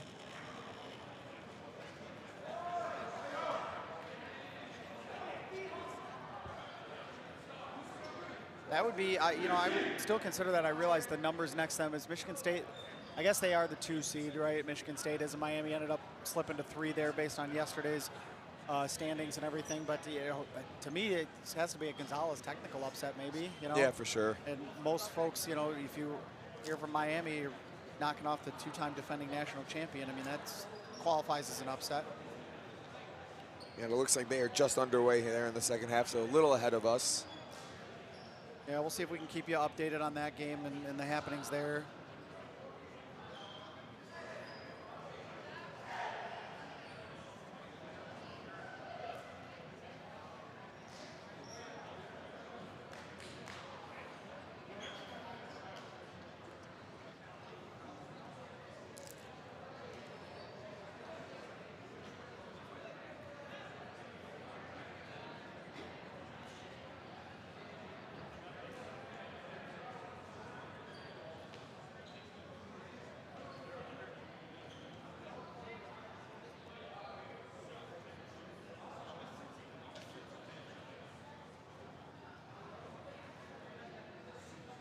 Quick 5-minute break here in between halves.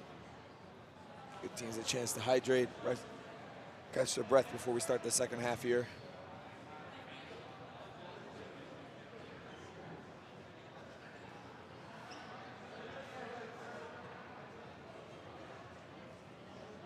Pretty big crowd here so far for the semifinal game up in the bleachers.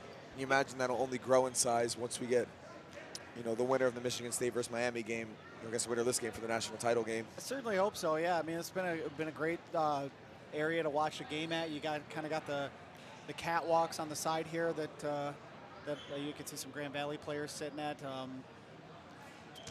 Pretty good viewing area there. So we'll be back with the action soon here. We're gonna have a little bit of carryover time. It's gonna be 25:40 in the second half here. So we'll get that lined up with the officials' clock once we get that started here. But a trip to the finals on the line. Winner here will face the winner of Michigan State, Miami. And just while we got some downtime here, just a quick shout out to our sponsors, Digital Sports Solutions, Dodgeball Database, Bill Fisher making the trip all the way out, doing this production with us. It's just been a really good weekend of Dodgeball. It's one of the most fun, enjoyable weekends of Dodgeball every year in April here, a tradition unlike any other. And we're just happy to have you tuning in and stick with us here as we conclude this day by crowning a national champion. Yeah, and I believe we had an unofficial, can't confirm stat, but I think someone mentioned that this is the most overtimes a Nationals weekend has ever had. I think we were up to 10. Feels like it has to be, which as a fan, awesome, loved it, was loving it. As an administrator, I was pulling my hair out because we were running so far behind yesterday. But you know what? These players, these kids, they practice, they travel all year, play regular season just to get to this point. Like, you got to let them settle it on the court, right? A good overtime match, if it takes a minute or an hour, it doesn't matter. Like, you gotta let them hang it all out on the court. Yeah, we had a overtime match in the quarterfinals. We had at least 2 in the round of 16. We had Bowling Green versus Kent, Ohio versus James Madison. Both went to overtime. So at least 3 today. We'll see if we can get any more for you before the end of the day.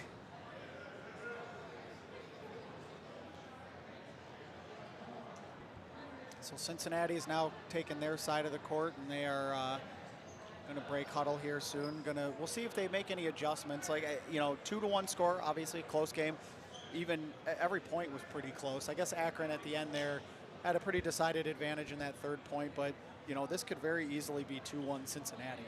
Yeah, for sure. I mean, you have that 1 versus 1 in the first point, and then also the top 3 players that, we kind of came into the game talking about haven't really done much for Cincinnati so far. Rosinski, Engelman, and Hyatt. Akron's kind of held them in check, kept them on the outline, buried them in the queue. So we'll see if Cincinnati changed any strategy to maybe, keep their star throwers, on the court a little more. Yeah, they've been getting the advantage on the rush, like with ball advantage. But you're right, like their top guns have all been grabbing some pine early here. They got some catches and got them back in that first point. But credit the Zips for stifling that rally. Yeah, and I think that's what makes the Zips so tough to beat this year is, most teams in the league, rely on, I wouldn't say rely on, but there's a few guys that, do most of the damage, that they, use most often. With Akron, it's not really like that. They are a very balanced team. There's not really 1 or 2 guys that stand above the rest. You could target 1 or 2 guys, but their 3 through 6 are so close to that 1 and 2 that you really can't just target a few guys and make them weak. Yeah, and I think that kind of says a lot about this league and the structure and what it takes to win a championship in this league. Like, you have to go 12 deep. You've got to have that depth back there. 2 All-Stars cannot win a tournament for you, right? You've got to get contributions 1 through 12 and even into your bench at times, especially over a long weekend like this. If you want to win a national title, you've got to play 7 games. All right, we are underway in the second half here.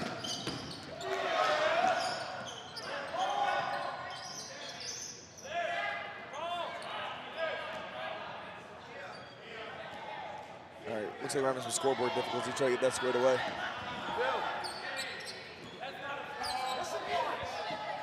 All right, We'll get the scoreboard sorted out. We are still over 25 minutes to go, but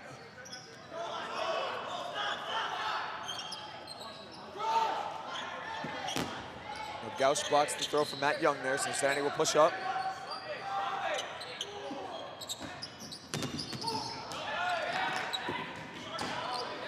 couple throws by the Bearcats miss. Bonskio taken out.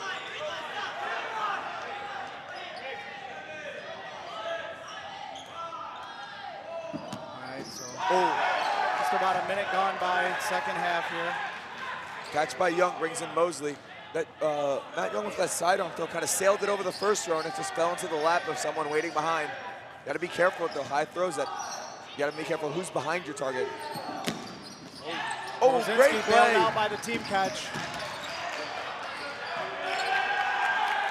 Faircloth and Kavanaugh taken out in a short succession. Now they'll get that ball. Sykes wasn't able to grab it. Momentum on the Bearcats side here as they grab a quick early advantage. Zips down to 7 players already, and I think you got about just about 11 Bearcats in there. So good throw by Sykes, then he gets countered by Montgomery. So I think that's a trade Cincinnati would take right now, given how many players they have. Yeah, the numbers advantage here. You keep trading, you're gonna walk away with a win. Rosinski just missed with a counter here at the bottom of the screen. Team throw takes out Priest, Montgomery, and Hyatt in that far corner. This is the first point where it feels like Hyatt and Rosinski are in the opposite corners, being able to carry this offense for Cincinnati. Speaking of Rosinski, he takes out Douglas. All right, we apologize for the clock issues, but we are back, baby. We got it rolling. So the time is accurate here. About 2 minutes gone by. Alexis Schultz with another catch. I want to say that's about her 3rd catch so far today in this match. Yeah, on the team throw as well, and that takes out Hyatt. So a fortunate break there for the Bearcats. So the Zips hanging in there. That keeps them off the 10 clock here. And that looks like Cincinnati will retreat. Crawford resets, and he takes his spot back in the corner. Looks like we might be getting a team throw in this close corner. Instead of Mosley reset. Successful wall ball.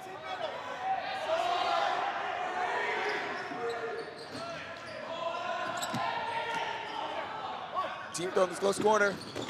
Nobody home for Crawford, and then Rosinski gets. And it looks like he is hot. It looks like he's bad. They didn't have a blocker there in that team throw. And the team throw did miss on Crawford as well. Good counter by Sterling, takes out Crawford, and he gives him a thumbs up in the corner. He knows it.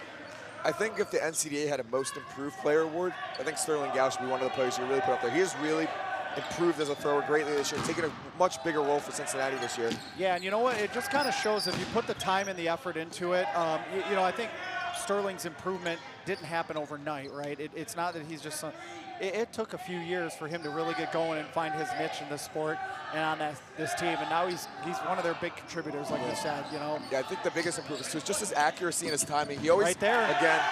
Oh, but the team throw, both balls hit him, so the team catch won't matter. Yeah, but I think like he always had that strong arm, but I think that, you know, that timing and accuracy are two things that he's greatly improved from. And, you know, even Rosinski and Hyatt out, you know, Gauch is now one of those guys that can make a play for Cincinnati. And it's been one of the reasons Cincinnati's been able to make another Final Four.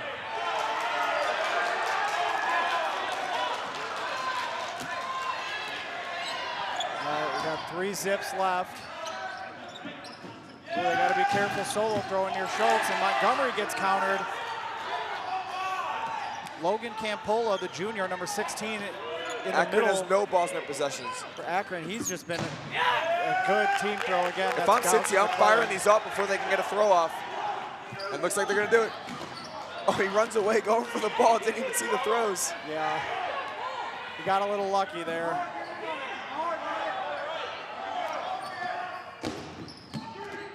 Oh, I'm telling you, Logan Campola there, they take him out that time. It looks like it's just Schultz left. They got to be careful. Like you said, 3 catches stay at least. Looks like a team throw will miss. This has been a little hectic. You almost want Cincinnati, I think, to slow down and really set up.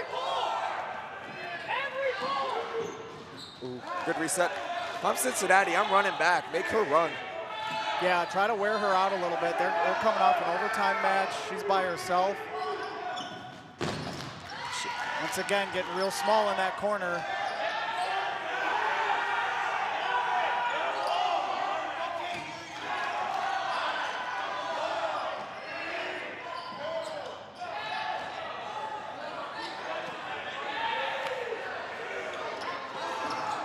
Great reset there from Gauch to let the shot clock run down. And there it is. Catch by number 13. Bearcats were maybe. That's McClellan. That was a little chaotic at the end there for just one person, but I think eventually Schultz just got tired and floated one right to him. So we have a tie game, Tony, with 20 minutes to go. Anybody's matchup now, that's for sure. 19:54 to go, second half. Cincinnati knots it at 2 here. Really good individual effort by Schultz there at the end, hanging tough. Just too many Bearcats, too much firepower. I will notice one thing I didn't notice at the very beginning of the match as we're kind of looking at personnel for each team and everything is Kobe Rubin, he might be injured. I see him, he's got his kind of warm-up shirt on over his jersey, and I've not seen him on the court yet. And I remember him having a rocket of an arm.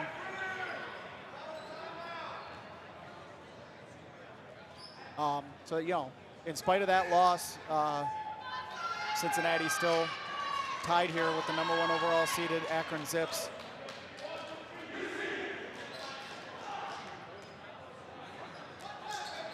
$20 minutes to go, knotted at 2, trip to the national championship game on the line.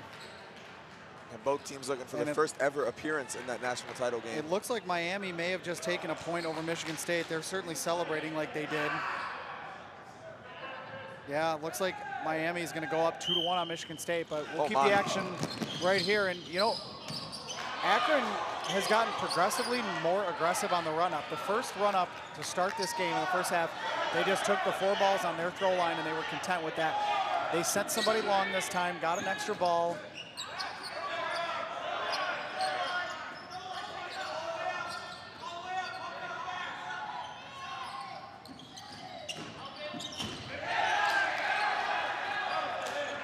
All right, so Engelman and Faircloth will trade there. Hard to say who wins that trade. There's pretty big contributors on each side getting taken out. And both will be first in the queue, I believe. So maybe the winner of the trade will be which team makes the first catch and get their player back in. Yeah.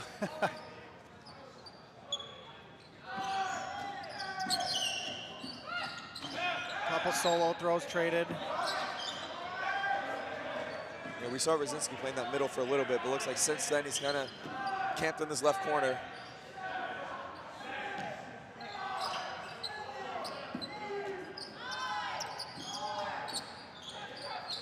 Will Hyatt with a big pump, and then he'll wait for backup before making any throws. Great block there from Amos.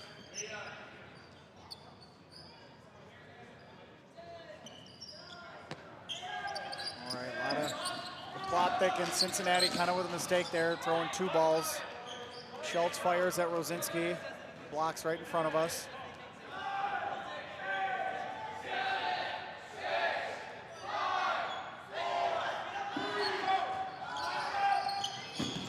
Big throw there on the transition counter play by Akron. Yeah, it takes out Montgomery there. A few key contributors for Cincinnati back in the outline.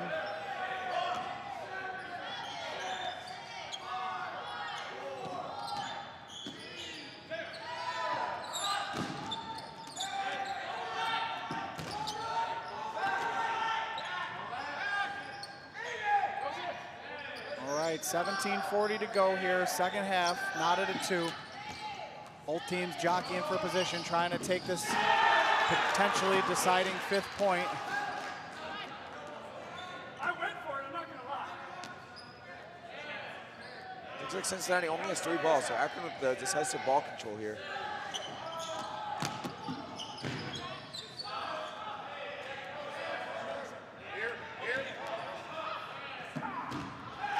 Carter hangs one that gets caught by number 88, Braden Amos, the junior. So that's a big catch. That gets Engelman in, and it takes out Carter Crawford, probably the biggest throwing threat for the Zips.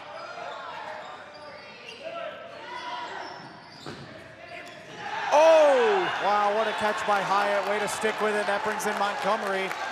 That's an incredible concentration to keep the ball and keep his foot in bounds. Amos uncorks one near Schultz and Millie. Big play because it takes out Priest for Akron as well.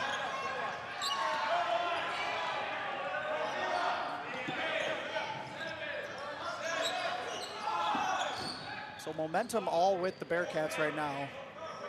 Yeah, Akron had that ball control, but then Cincinnati made a few great catches, kind of steal momentum right back.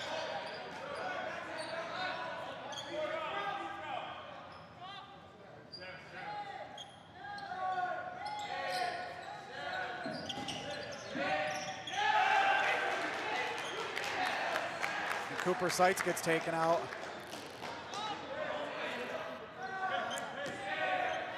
Cincinnati now methodically just chipping away at this Akron team. Eric Cavanaugh corks a backhand throw. Splits a few Bearcats in the middle there, and Cincinnati doing a good job not letting Akron get all the way up to the throw line. They're playing off their back line, kind of forcing Cincinnati or forcing Akron back just a little bit.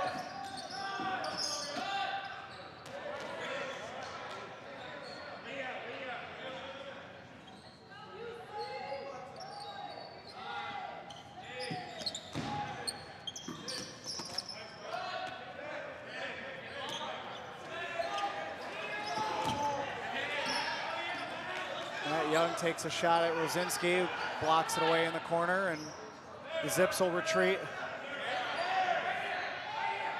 Shot clock's about a second apart. Akron will have the onus to throw first. 15 minutes to go, second half. The Cincinnati actually has all 12 players in right now, which is this far into the point pretty incredible. And Akron's down to, looks like 7. They still got some catchers out there, though.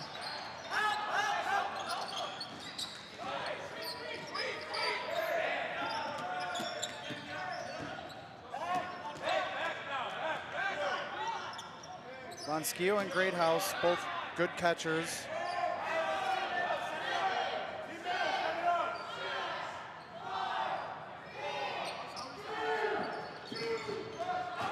A few extra throws from Cincinnati there. Brzezinski's shaking his head. But Cincinnati still has 5 balls, so while not ideal, not too harmful. Oh, cross almost like Schultz. I think she was. Breaking news here from court number 2, or I guess our second court. Cincinnati, or excuse me, Miami has now taken a 3-1 lead over Michigan State. It does look like Michigan State stepped out. It was about a 9-2 advantage, and they stepped out. 8:35 left is what the stream says, so We'll keep you posted on that one, folks, but we got a big upset in the making there if Miami can knock off the two-time defending national champions here and deny them that three-peat. Yeah, I think when, we won't get away from this action for too long, so we got a tie game here, but, Miami's performance yesterday kind of raised some eyebrows about, Akron. Akron kind of handled them 5-0 yesterday. They needed overtime to beat Kent, so people kind of worried about what Miami could do on Sunday, but Miami's a very good team. While a shocking result, Miami's a very good team. Yeah, now we can see that, we'll see what kind of strategy they play with a lead against a dangerous Michigan State team. Do they try to just bleed it out? Do they keep their foot on the gas and leave no doubt? You don't want to get complacent and let Michigan State back into it because you got lazy.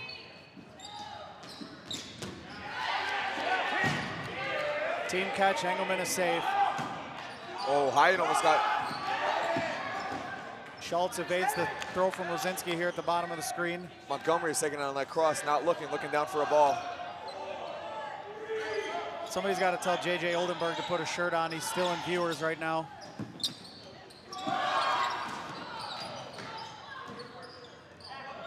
That dude's 19, are you kidding me? What a catch.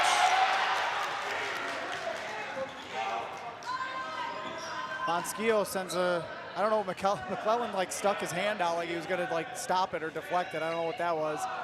But Greathouse with a great catch nevertheless. And I think, did that bring Faircloth back in? I believe it did. I don't think he was in it before.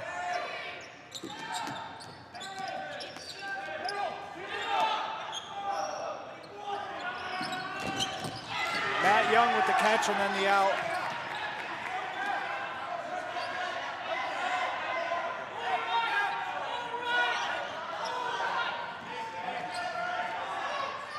All right, they're going to roll a catch in and out, so Akron will get a player back in. So Akron still fighting back with 7 players. Cincinnati down to 8 now, so they've really kind of whittled this thing back to a near stalemate. Yeah, but you're looking at Cincinnati's side, they still have Rosinski, Hyatt, and Engelman still in, and Gauss, so they have the guys they want in right now, but yeah, definitely less of an advantage they had a few minutes ago.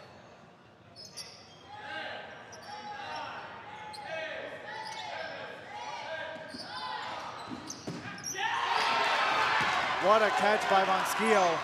Takes out Engelman, but... And that brings in Carter Crawford too, so that's a pretty big swing. Bearcats are gonna have to make a midpoint adjustment or something here because it's all zips right now. And definitely, they've lost all the momentum they'd worked so hard to build up.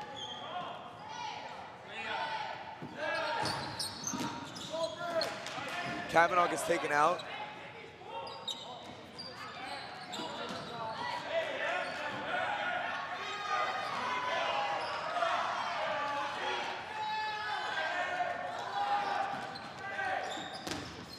Good block by Crawford there on the throw from Hyatt.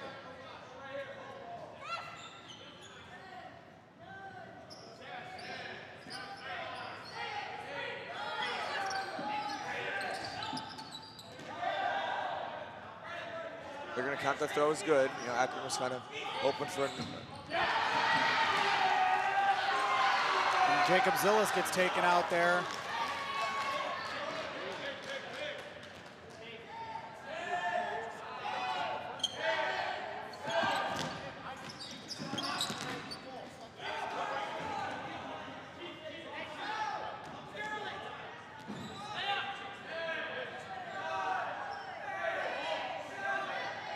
Zips will come back, see what they dial up. Cincinnati, again, not going to let them get all the way to the throw line.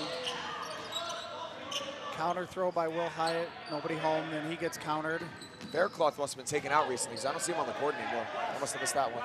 Yeah, him and Matt Young, I think, got taken out pretty close succession, and they're buried in the queue now, so.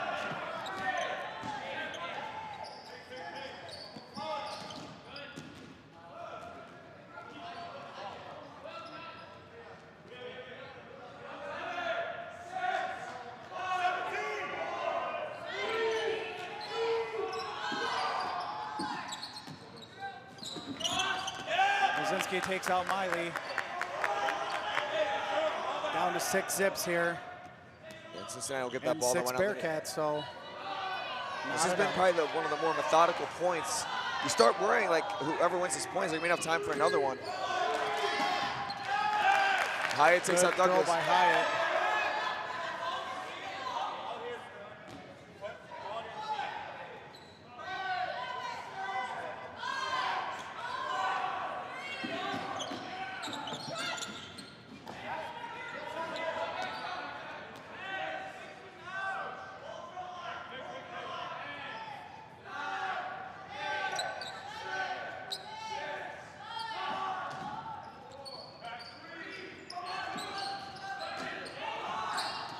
You almost wonder if one of these teams takes an advantage in the next minute or two, if the other team considers stepping out.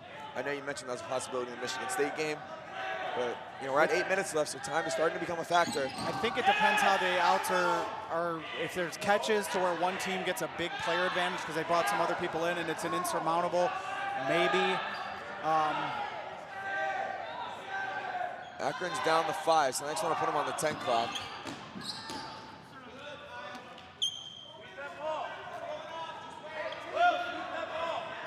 Michigan State has just taken a point on Miami, so it is 3-2 now Miami, and Will Hyatt gets taken out. And Gauch. Nope, no, never mind. Sorry, that was Young that was taken out, not Will Hyatt. And Ski gets taken out by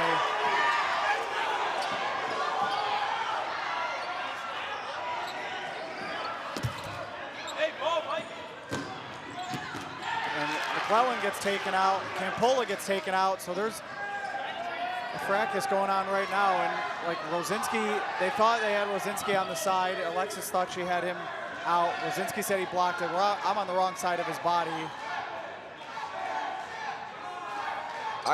From our angle, I thought he got ball on it, but hard to tell from our angle.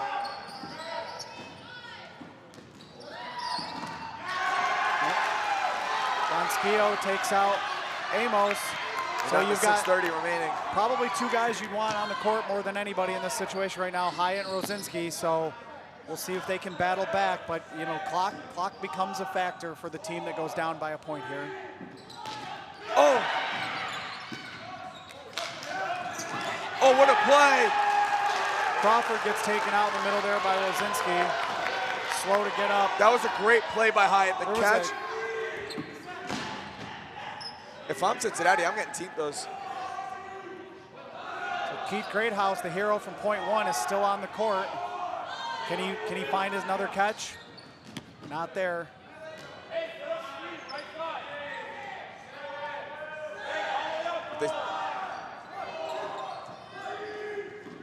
Team throw takes out Greathouse.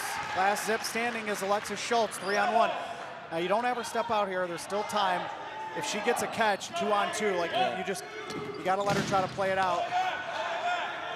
I think you have to go for catches and not, try to survive and hope you can pick one off.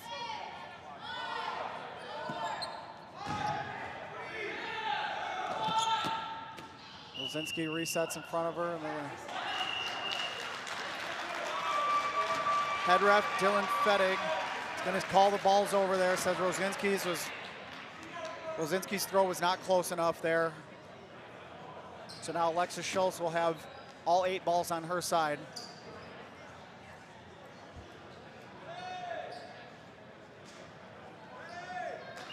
Not a timeout, so they'll get them going. So interesting strategy. They have Montgomery hiding behind Rosinski. It looks like she's gonna go after Hyatt first. Throw high. Can I get another one?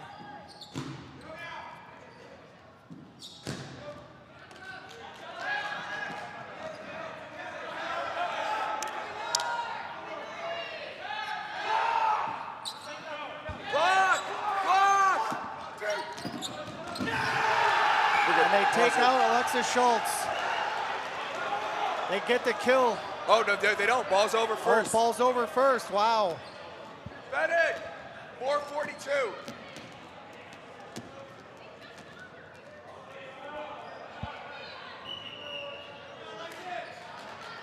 Timeout Cincinnati, so they'll be down to 1 timeout.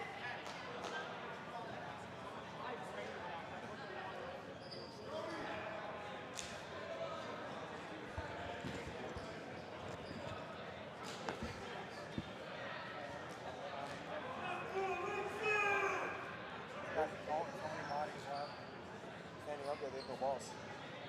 Yeah, they have no balls. They don't have a foul. No, they're just gonna go.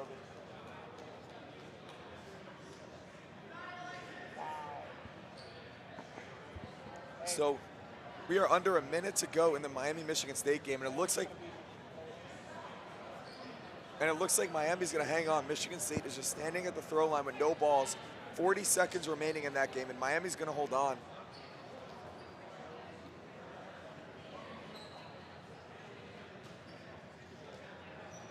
That's a pretty shot. You know, Miami's a 3 seed, but that's a pretty shocking result, Tony. Yeah, you can see it's desperation time for Michigan State if you're watching the multicast or seeing that other stream, but wow. And we're getting underway here. Free throws. You imagine they're just going to take the team throw, not try to mess around with any time or something. Just get the kill, take the point.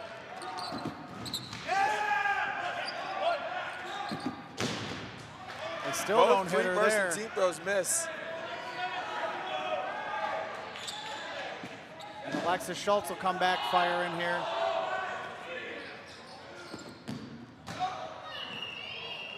Ball's over against Cincinnati now. And I don't think they're really upset by that. You know, you saw Rosinski, you know, feels like every other ball's always been a little angry, but this one he gave a thumbs up. I think with their 3-1 player advantage, they'd rather have her get worn out and have to come up, and that's final now. Michigan State, the streak will end at 2, and we will have a new national champion crowned today. A new national champion, and the drought for Ohio is officially over. Yes, Ohio, the state of Ohio will be bringing home the title. I think if you're Cincinnati, or if you feel confident here, this is wasting time. I think she's going for chest here. Either she gets a kill. And she stepped out. Wait. So Cincinnati, so they end up stepping out if she didn't get any. So now 4 minutes to go, just about. I think that's probably the smart play. It almost seemed like Cincinnati was kind of trying to wait maybe a minute if they could. You know, you don't want to mess with the time game too long because in that scenario, a catch makes a 2v2. But I think they were trying to play the time game a little bit, but while still having, you know, when they want to get her out, they could. So I think it was smart by Akron. I think Cincinnati would have made her throw a few more times.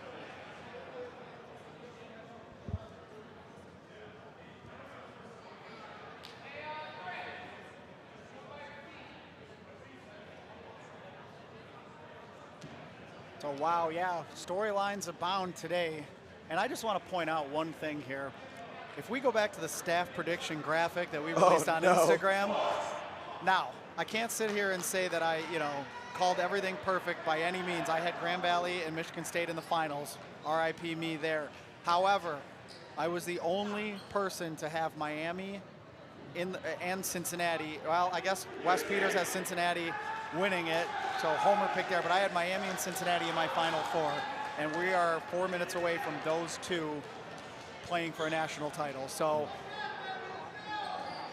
yeah, what a crazy day. We came into this tournament saying how there are about 7 or 8 teams that could win it all, and I think we've seen, you know, that close result in that game. The match we have here, Ohio State and Akron was a close game. You know, Kent went to Miami and went to overtime yesterday. As we're underway here, this has lived up to the hype of all teams. The 7 or 8 teams really came in, and they were all so even. And I think we're seeing that today with the shocking results because there isn't that large gap. Well, we knew it was wide open this year, and boy did it live up to the billing here. So Akron down 4 minutes, less than 4 minutes now, about 3:30 to go here. Second half, trying to tie this thing up, force overtime. We'll see what kind of pace they play. Cincinnati, there's a missed catch by Miley. Those are the plays you got to make if you're going to take a point in 4 minutes. So, yep, not an ideal start for Akron here. Cincinnati is going to be content to just bleed the clock and just throw once every 15 seconds, you know? Great reset. I think you're going to see a lot from Montgomery here. They really rely on him for those low crosses. He's gotten so good at keeping those so low to the ground. I see there again. They're going to rely on him a lot, I think, in these next 3 minutes. What a catch by Young on Faircloth there. That's big. If Akron was going to take this point quickly, you wanted Faircloth out there with that power arm. So that's one less arm Akron has out there. Yeah, that might be. Wow, they have. I don't want to say that's the nail in the coffin here, but they've got, you know, Cincinnati has complete ball control now, player advantage, and time is of the essence here. Every throw has to be at a body for Akron from here on out. They have 2 balls, not even a shot clock, and Akron is going to make this game as slow as possible. Monskio throws it Engelman, good block there, gets the ball. So that's the thing is Akron can't even get ball control back. They're not getting the bounces on the block backs or anything like that, so it's gotten quiet in here. The Akron faithful are starting to, there's an impending sense of dread maybe. Good kill by Crawford, takes out Engelman there though, so that could be some life. Priest takes out Amos, and they get the bounce back. Yeah, if you're Cincinnati, the #1 thing here is do not get a balls over. Oh yeah, that would be catastrophic. Losing, you have ball control. Another kill for Priest, but then he gets taken out in the middle there. That catch would have been huge. That might have given him a little momentum they needed because they also weren't able to keep that ball. When he got out, it kind of just stayed there, and Cincinnati was now able to pick it up. Yeah, I didn't notice that Crawford had gotten taken out in that scrum as well, and as he kind of walked off, gave his coach, Adam Pfeiffer, a hug. I think he kind of knows. Yeah, with 1:20 to go, I just don't see how it's going to happen. So they have 2 balls. Cincinnati seems to know exactly how to play this out. They have reliable, Rosinski you could rely on, Montgomery, Hyatt, even Sweeney and Gauch you can rely on. Big kill. Oh, I think there was a timeout already. I don't think that throw is going to count, so Seitz is still in. And Adam Pfeiffer kind of, I think, classy move here. I think he knows the situation. I think he's going to sub in a senior. I believe that's, Nicole Kudic is coming in. Kind of celebrate her career. Now, it ain't over. Big tournament next weekend. But for this format, I got her listed as a senior. I'm got to believe that's probably end of this format for her. And then next week, we'll put a cap on her career. Yeah, she's been a contributor. To sub her in there. Yeah, she's been a contributor all season. You know, she's made plenty of starts. She gets plenty of play time. So a contributor for Akron. So a definitely classy move by Coach Pfeiffer to let her get, 1 final minute. It's not totally over, but I think we all kind of see the writing on the wall here. Yeah, and it looks like Nick Cimento is checked in as well. They're number 90 next to her. So Seitz stays in. Rosinski took him out, but that was after the timeout, so it did not count. Yeah, I know, and you look at this team, there's a lot of seniors here. You don't know, maybe some of them have another year of school. You have a lot of 5-year programs, so you never know. But you just list off the seniors: Faircloth, Schultz, Von Skio, Douglas is a graduate, Young's a graduate student, McConaughey, Kudich, Seitz, Kavanaugh, Crawford. This was just a very senior-led team, so it's not confirmed that all of them are leaving, but this was the last ride for a lot of them, and it looks like they're going to come up just short in the Final Four here.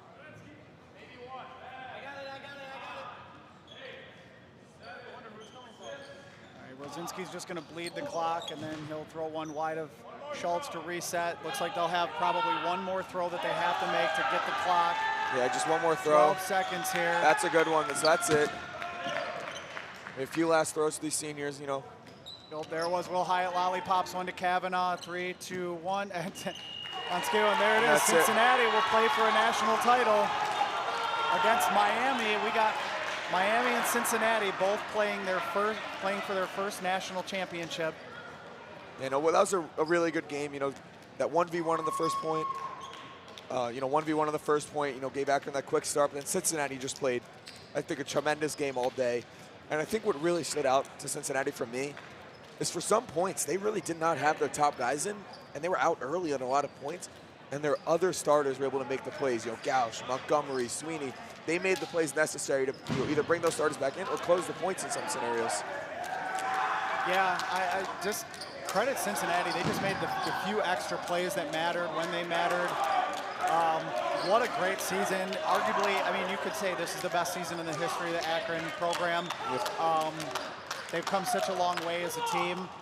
First Final Four appearance ever. They were the #1 seed. I know they wanted bigger things, but you still got to view this season as a success for them.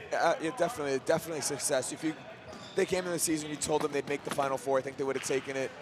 Coming to Nationals as the #1 seed, they definitely expected to win the whole thing, but, great season for them. They played Cincinnati very tough, and this game could have gone either way.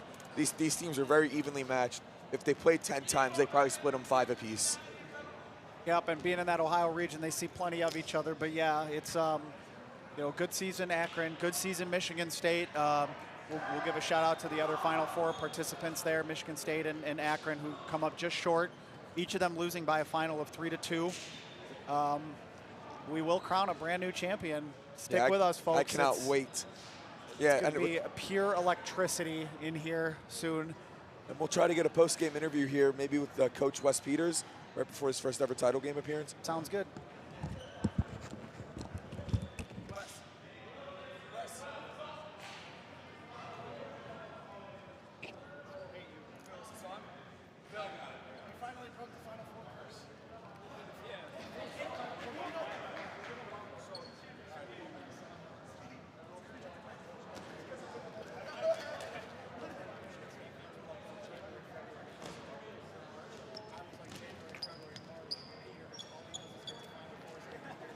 Hey, what? How long do we have?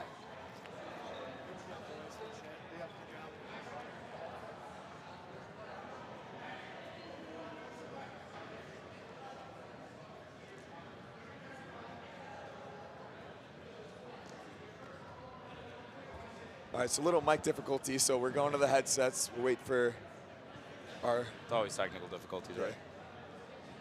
All right, so we're joined by Wes Peters. After 4 tries, he finally gets that win in the Final Four to advance to the first ever national title game for Cincinnati. Yep. What are your thoughts? What are you feeling right now?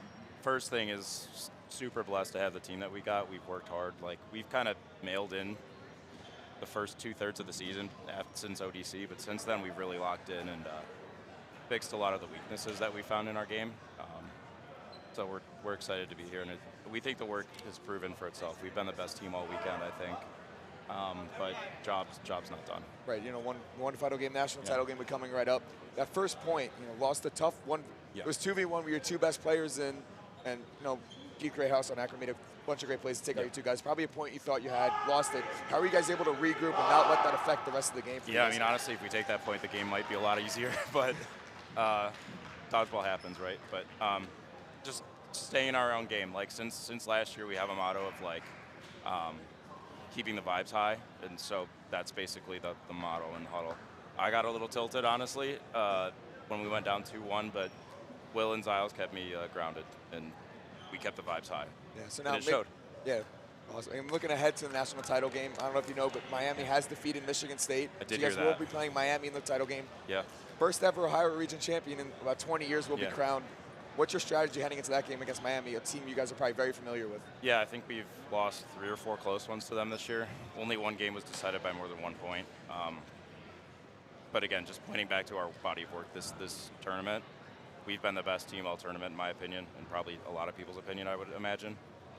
So just continuing to play our game and not really change anything other than, targets and stuff, different team, different players, but just keeping the momentum going. All right, awesome. Well, good luck in that title game. I'll let you get ready for it coming Appreciate up you, shortly. buddy. Thanks. Be sure to stay tuned for the title game. We should have a huge crowd here. Should be an awesome game.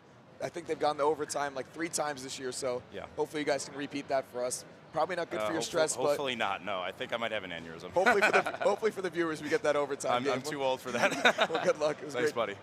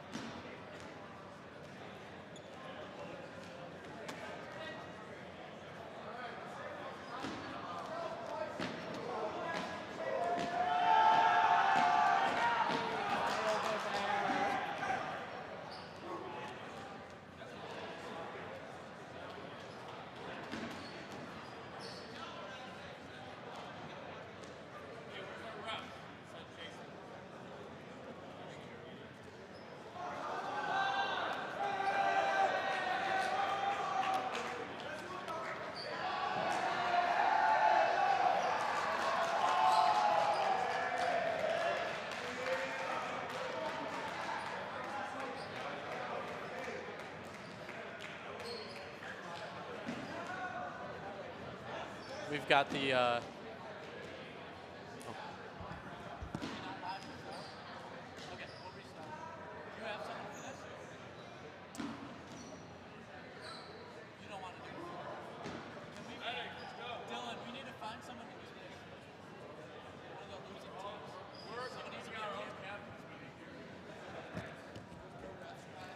Well, it looks like the captains and coaches are all lined up, eagerly awaiting the start of this game here. They know what's on the line. History, dodgeball, immortality.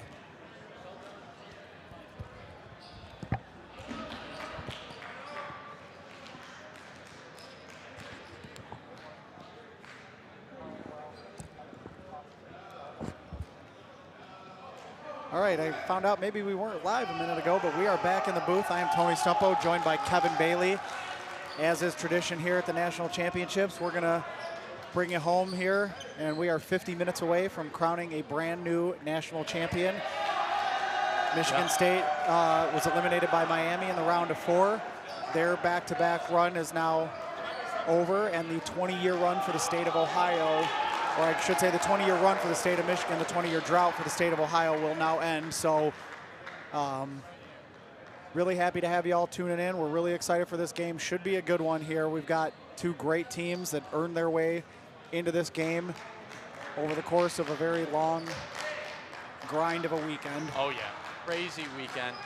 We're gonna see some history today. Cincinnati against Miami in the national title game. Neither team has ever made it this far in the 20-plus years that college dodgeball has existed.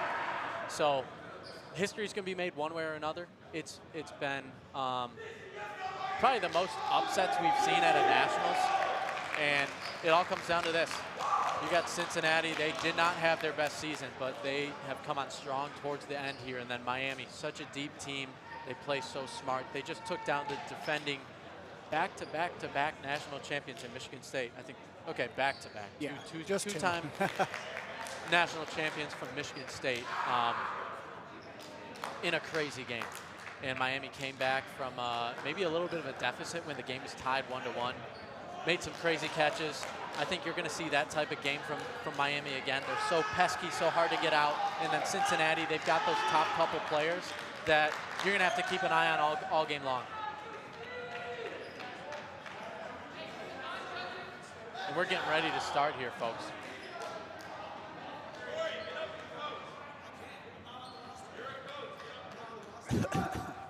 All right.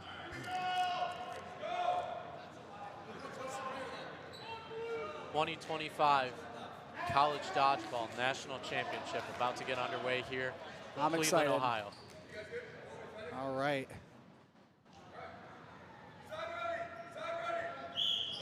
We're underway. Good start, couple kills. Wow, 3 quick kills right out of the gate for Miami on Cincinnati there on the run up. Miami gets even ball control here now too, so. Down goes Montgomery. Some quick throws back and forth. So Edling gets the early kill from the middle there. And they called and Miami is hyped up. They called Montgomery out there. I did not catch that one.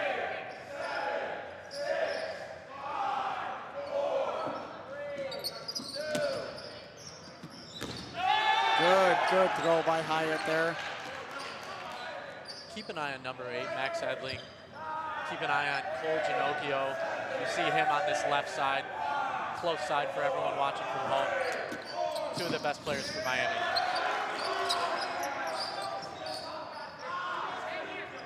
Yeah, Phil Hampton in the middle has a really good arm as well. So Miami's been kind of building to this for a few years, threatening, and now they're finally breaking through. Cincinnati, Wes Peters has built up a pretty good culture there. Blocks into his own foot there, so Cincinnati gets a kill, but yeah.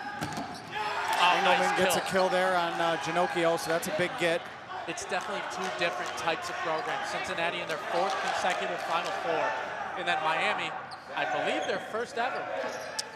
I do believe you're correct on that. They had made a couple round of 8s a few years back, but. Yep, by far the best Miami team of all time. As they step up here, they've got so many great catchers on their team. Their firepower is something that they may question. People may question from time to time. But we're going to see it here. Got 8 Bearcats left. Ball advantage with the Red Hawks as well, though, here. Ooh. Good look there on the far side.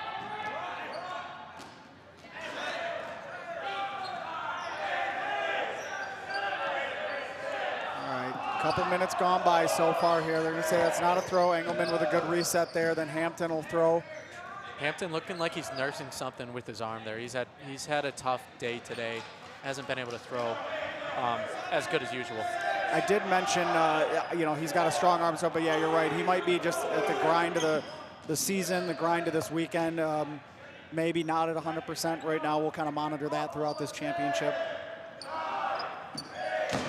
All right, 3 minutes gone by. Don't look now. Miami maybe a little bit of man advantage. It didn't seem like that was the way this point was going at first. Yeah, it looks like it's about a 9-8 man advantage right now for Miami. They've maintained a pretty good ball control.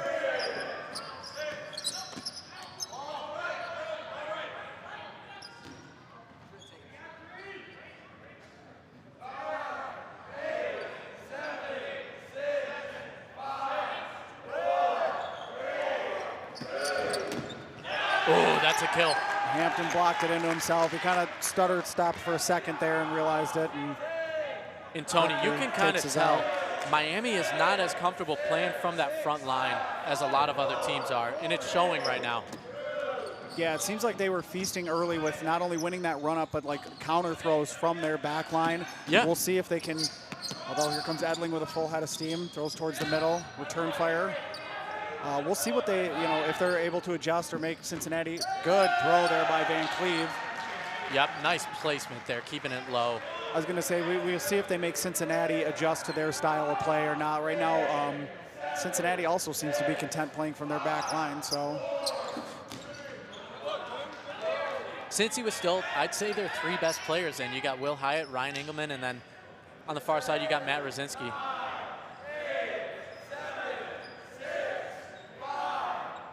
Yeah, until Cincinnati gets ball control back, that's a really good counter throw. Nice team catch. Max Edling with a nice opportunity there, but the team catch takes it away. Yeah, McClellan made that team catch, and I think it looks like that brought Sterling back in.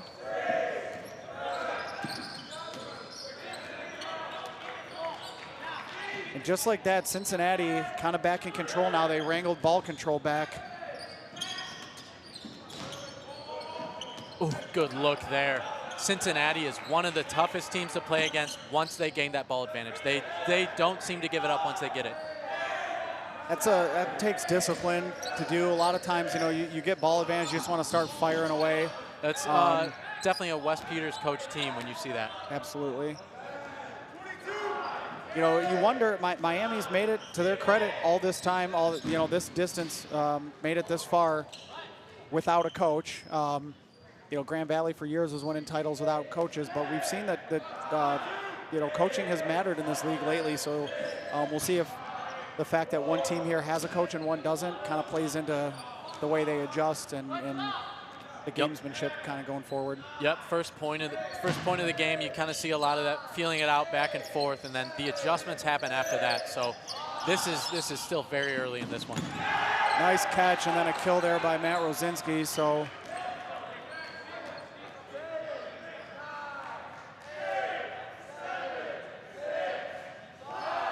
Pushing up. Couple reset throws. Miami actually, two throws there, but they didn't seem to communicate, and it wasn't a team throw on the same target. It's kind of a mistake you can't make against Cincinnati. Miami doing a great job defending the wall ball here. They're not letting Cincinnati get a ton of bounce backs here. Oof.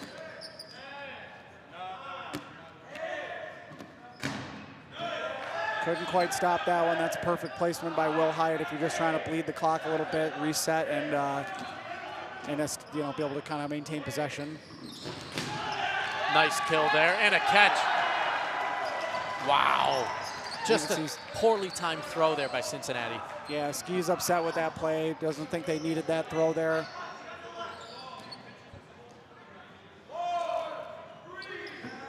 Oh, that's not going to count. Oh, and then they draw two more throws out of Cincinnati because of the mistake. So Miami looking to see if they can grab some momentum back here.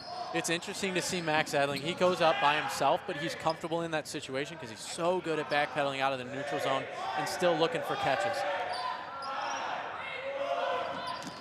Oh.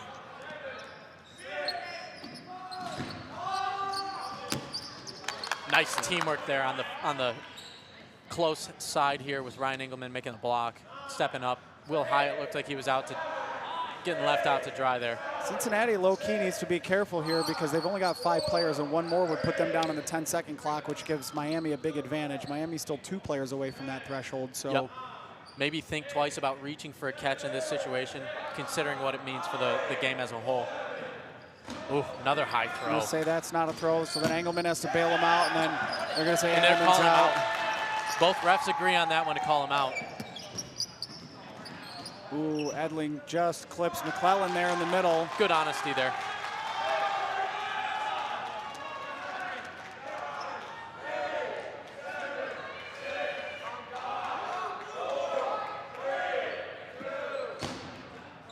Wow, interesting. So Will Hyatt there, the ball bounces off the back wall. He turns all the way around to make sure he gets the ball. That's how important that was. to get that ball from the bounce back.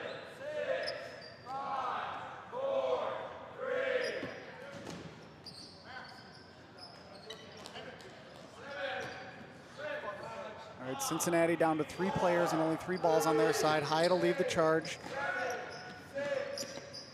Throws a reset in the middle, and then they'll retreat. Oh, that might not count. I mean, Cincinnati, again, you got Will Hyatt, you got Matt Rosinski. Those guys can change this point in an instant with a couple big plays. Cincinnati, or Miami's still, though, getting real deep into the shot clock, though, on that. Oh, and he steps out. Wow. Rosinski fell back out of bounds on the dodge there, and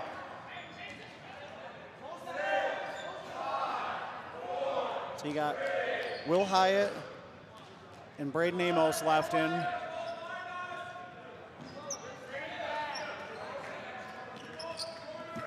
Ooh, low throw there. Solo throw back on the other end. I'm surprised Miami's not setting up a team throw. Right here, right on cue. Good dodge. Amos got high up in there for that one. I mean, incredible athleticism getting up there for that.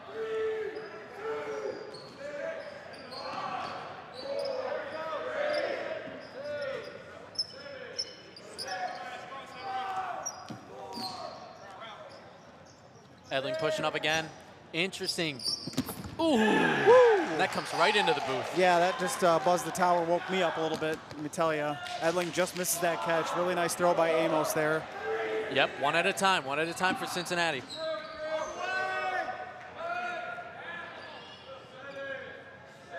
Two upsets in the semifinals to give us this matchup that we see right here. Ooh, Will Hyatt with a good throw. Looks like they're going to team throw on him. Oh, didn't like it. Good dodge there by Hyatt.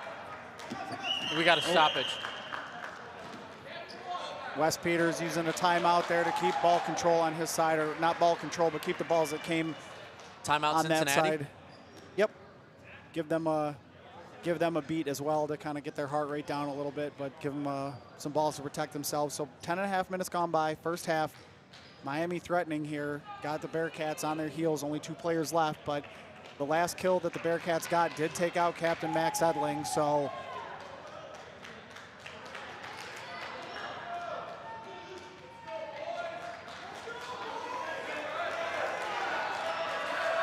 all right, getting ready to go. And we're back. Under 15 to play in the first half here. We got 2 25-minute halves for you folks. You earn a point each time you eliminate the entire other side. We're in the first point here. Miami looking to draw first blood.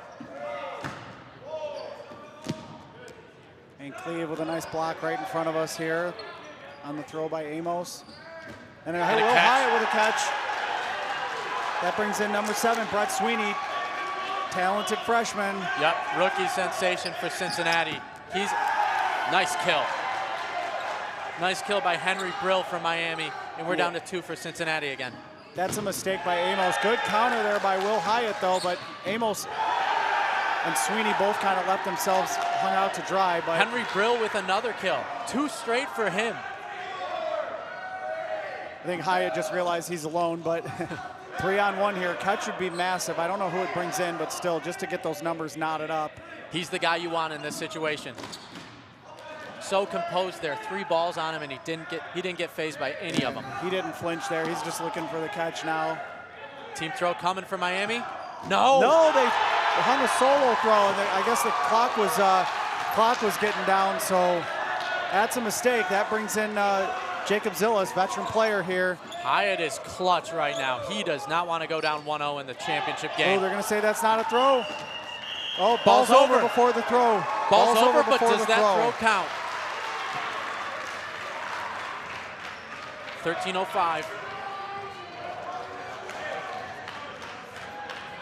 I'm not sure why number 17 walked off. It's not a timeout. I guess he just grabbed a quick swig of water. Now he's right back, but that throw does not count. Yep, ball's over to Cincinnati now. 13:05 to go. Will Hyatt so far making a name for himself here. He's been the star of this first half so far right now. 12 minutes gone by. You can hear Wes tell him, get get the balls inbound so we don't have to do any more shagging. Like, all right. Looks like the first throw is going to come at Van Cleve. See what he does here. Oh, and he went for the catch there. Really well executed team throw, and they'll dial it up again, and there it is. Cincinnati takes point 1. They got to be careful. I mean, that's a heck of a comeback win led by Will Hyatt, but they got to, don't count your chickens. This is a resilient Miami team. They're celebrating like they won the whole thing. 1-0 Cincinnati, 12:54 to go. What a job by Will Hyatt and those couple players left for Cincinnati to end that point. That was a tough back-to-back. Really, really good. I mean, that's what you want out of a good point out of your leader, your captain, Will Hyatt there, the junior.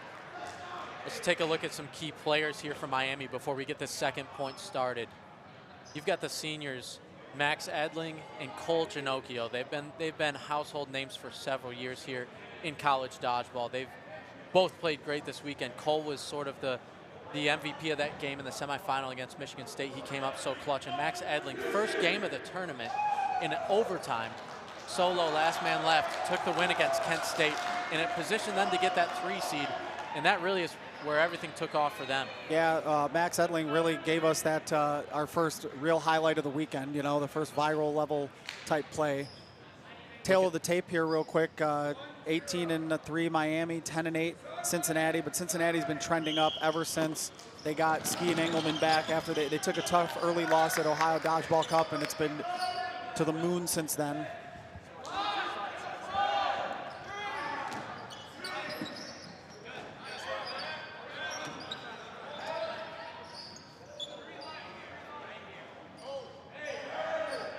And we're back in action here. We'll fix the time here in a moment. Quick malfunction. And we got to stop. We got a quick stoppage here. We will get the clock stopped. We're just the keyboard is.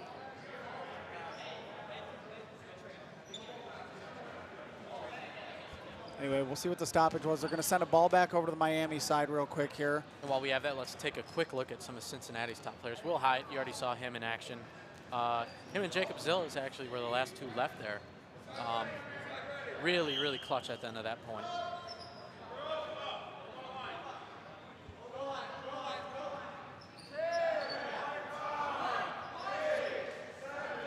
Getting things back going.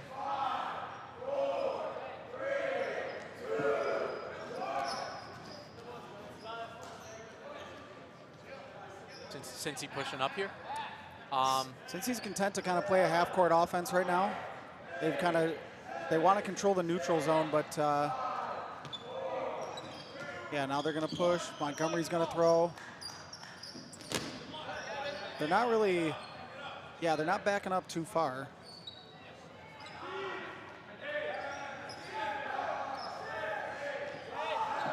They're going to try to use their ball advantage here, use a little wall ball strategy there. Montgomery made the throw. Return fire from Keller, one of those senior captains we just featured on the overlay. Miami is so comfortable on their back line. I don't know if Cincinnati wants to be in this situation. I mean, you've got some firepower on the Bearcat side, but still. Miami's so comfortable squaring up, looking for catches. Their whole team is built to do that. Slow second point here, 11 minutes to go still in the first half. Still a lot of dodgeball left to be played here. I think Miami just kind of lets this point come to them. They don't want to force anything, just not panic because they're down 1-0.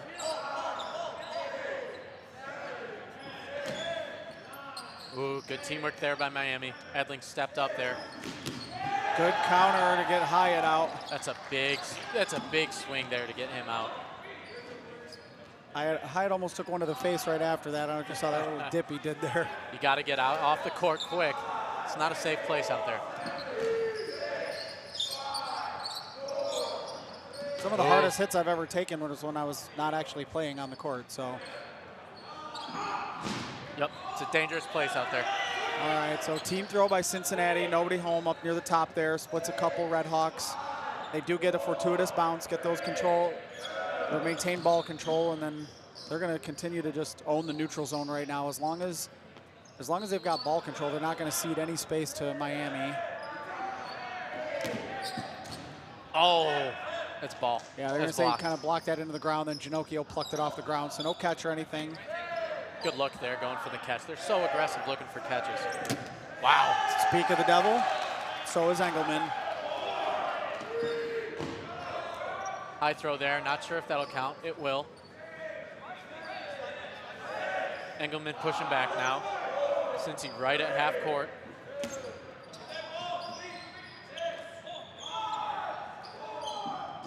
And a catch by Miami on Sterling Gouch. Yeah, nice catch there. That was 76, Max Boone. He's squaring right back up, looking for another. Just waiting for someone to throw his way.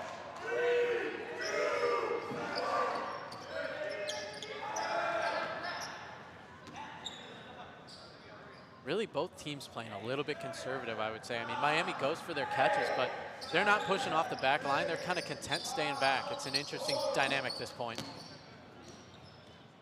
Yeah, it makes you wonder kind of like, is it by design that Miami staying on their back line or due to the lack of ball control? I mean, maybe they want to stay on their back line to look for catches more often. So Cincinnati content to like let them stay there, though. They're not trying to pull them off the back line or anything. So ball advantage for Cincinnati, getting better here. We're now under 9 minutes to go. So is Cincinnati looking to go up 2-0 at halftime here, or are they just playing conservative and seeing if it comes to them? They're okay with a 1-0 lead at halftime. it's kind of how it feels right now. They don't want to take too many chances and end up letting, like, opening the door for Miami, take what Miami gives them, and then if they can get a decided advantage, you know, really step on the gas. Yep, they're definitely looking to play mistake-free dodgeball. You can tell they're not giving anything free to Miami so far. Yeah, Cincinnati has not gone back farther than midcourt right now. And Montgomery will lead the charge. Solo throw, couple solo throws by each team miss. Really a little bit of stalemate right now. Yeah, a lot of posturing here, a lot of just kind of each team still feeling each other out.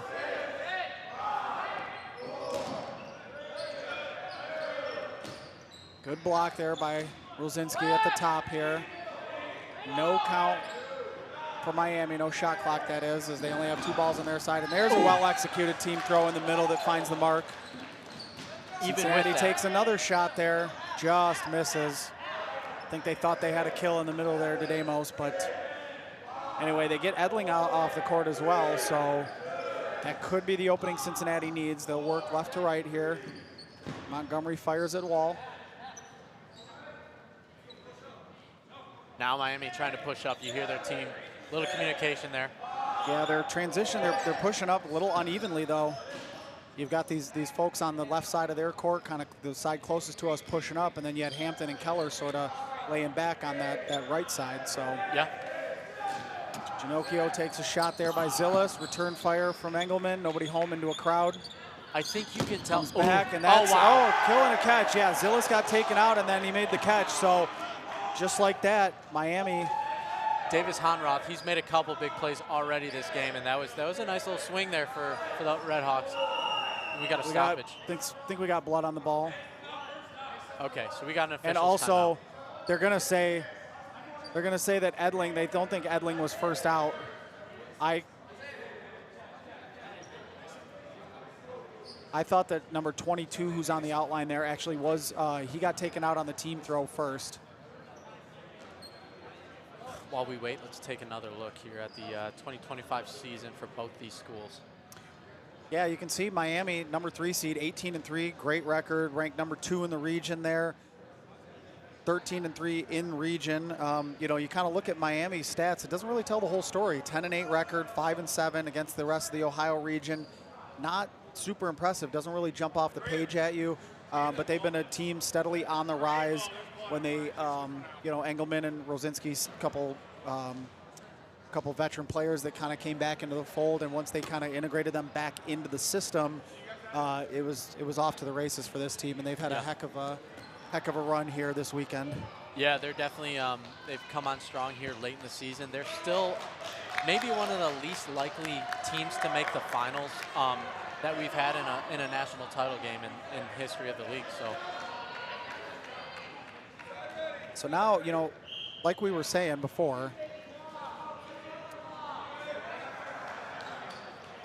You know, we were like wondering, you know, would Cincinnati kind of take what Miami gives them and then maybe go for point number 2? And I think Miami was content to sit back, wait to, you know, kind of lull Cincy to sleep and play their game. And now Miami might be able to take advantage here with 6 minutes to go. I mean, 6 minutes is a lot of time, but with the pace of this point, it's just interesting. I don't know if there's going to be a point scored before halftime.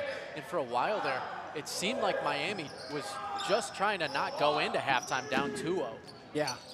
Yeah, no, I would agree. But now it seems to me like they would have an opportunity to maybe get after it and try to get this point. Yeah, I mean, if you... Oh, nice catch. Pinocchio left that one a little high, and Engelman eats it up there. So that's kind of what he does. That's how he made a name for himself early on in his career, and he's become a just excellent all-around player. Big throw in the middle, and Rosinski gets a pop-up catch. And suddenly Cincinnati has the momentum on their side with a couple of catches here. I mean, one of these teams needs to step up and play a little more aggressive, I think. Try and step on the throat if you're Cincinnati, and then on the other side, Miami. Sure, you don't want to go down 2-0, but you got 5 minutes to potentially win a point here. Cincinnati still. Little team catch. Nice team catch. I mean, before those 2 catches, I was expecting Miami to get a little bit more offense going. Phil Hampton looking for a catch in the middle there. Under 5 to go now here, first half in the national title game.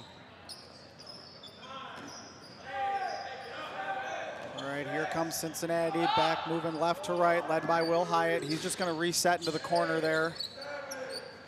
Honroth stepping up. It looks like he's going to make a throw. He's got to be careful. He's out in front of the rest of his team. Well, they ended up making 2 solos. I think that's a mistake by the Redhawks there. Yep. And they call Engelman out. I actually missed that. Yeah, I missed that throw there. That was the throw by Honroth. But Engelman was the one that returned fire, so you wonder, is that technically not a valid throw because it was a dead player who threw the ball? Oh, okay, wow. But they had already reset the shot clock on Engelman's throw. Then Colby made one of our referees, Colby Bryceland, made the call that he was out. Nice catch. Nice catch there. Mosley just hung one on that counter. Under 4 to go now. Is Miami going to try and push for a point here? I think they should. I think Cincinnati's content to go into half 1-0 now after, I mean, they had some momentum with the catches. Now they've kind of returned the favor a little bit. Edling goes near Rosinski. Rosinski has kind of shifted back to that middle spot. Last game, Engelman and I were, or excuse me, Ginsburg and I were talking about that, how Rosinski primarily plays that left corner, but they shifted him to the middle at times. Couple trades there. Honroth pushes up, does not get that ball in the neutral zone though, steps back. Good support by Rosinski there in the middle to back them off enough for the ball to roll into their zone so Cincinnati could corral that ball. It's going to be a throw. Hyatt with a good, accurate reset there. 3 minutes left in the first half here. Can Miami push for 1 point? There's a kill. Down goes McClellan. That was McClellan there that missed that catch. 7 players left still for Cincinnati. 3 minutes just under here. A lot of time.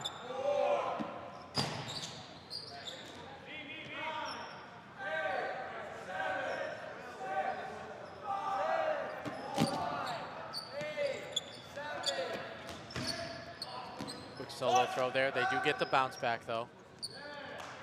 Every dodgeball venue is just a little bit different. Sometimes you have curtains, walls, the wall distance could be different. So that does play a factor into strategy, and teams have been using the walls in this facility here this weekend.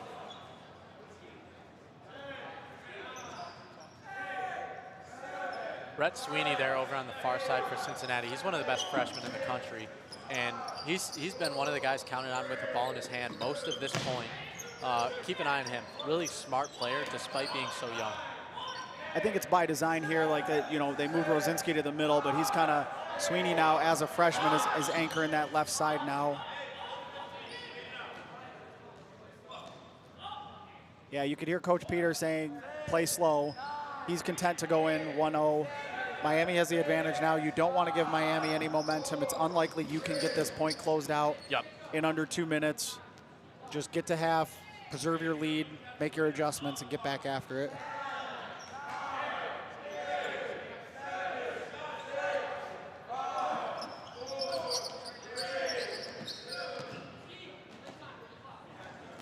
Another throw, and it's becoming more and more clear that this one's going to halftime 1-0.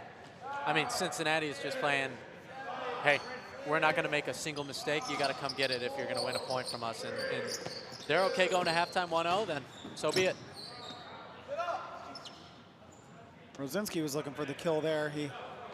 Nice throw in the middle, just bounced in front of his intended target there on the counter. And now they'll walk it back up. Cincinnati content to use the full shot clock here for every throw. 48 seconds to go, so they got to make about 3-4 more throws here. Get it to halftime with the lead.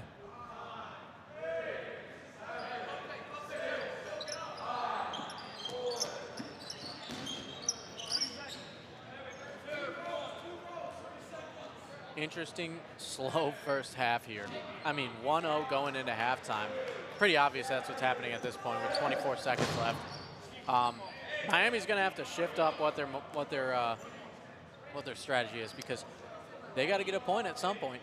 Yeah, 1-0 after 25 minutes of dodgeball. Feels like a throwback game, era gone by.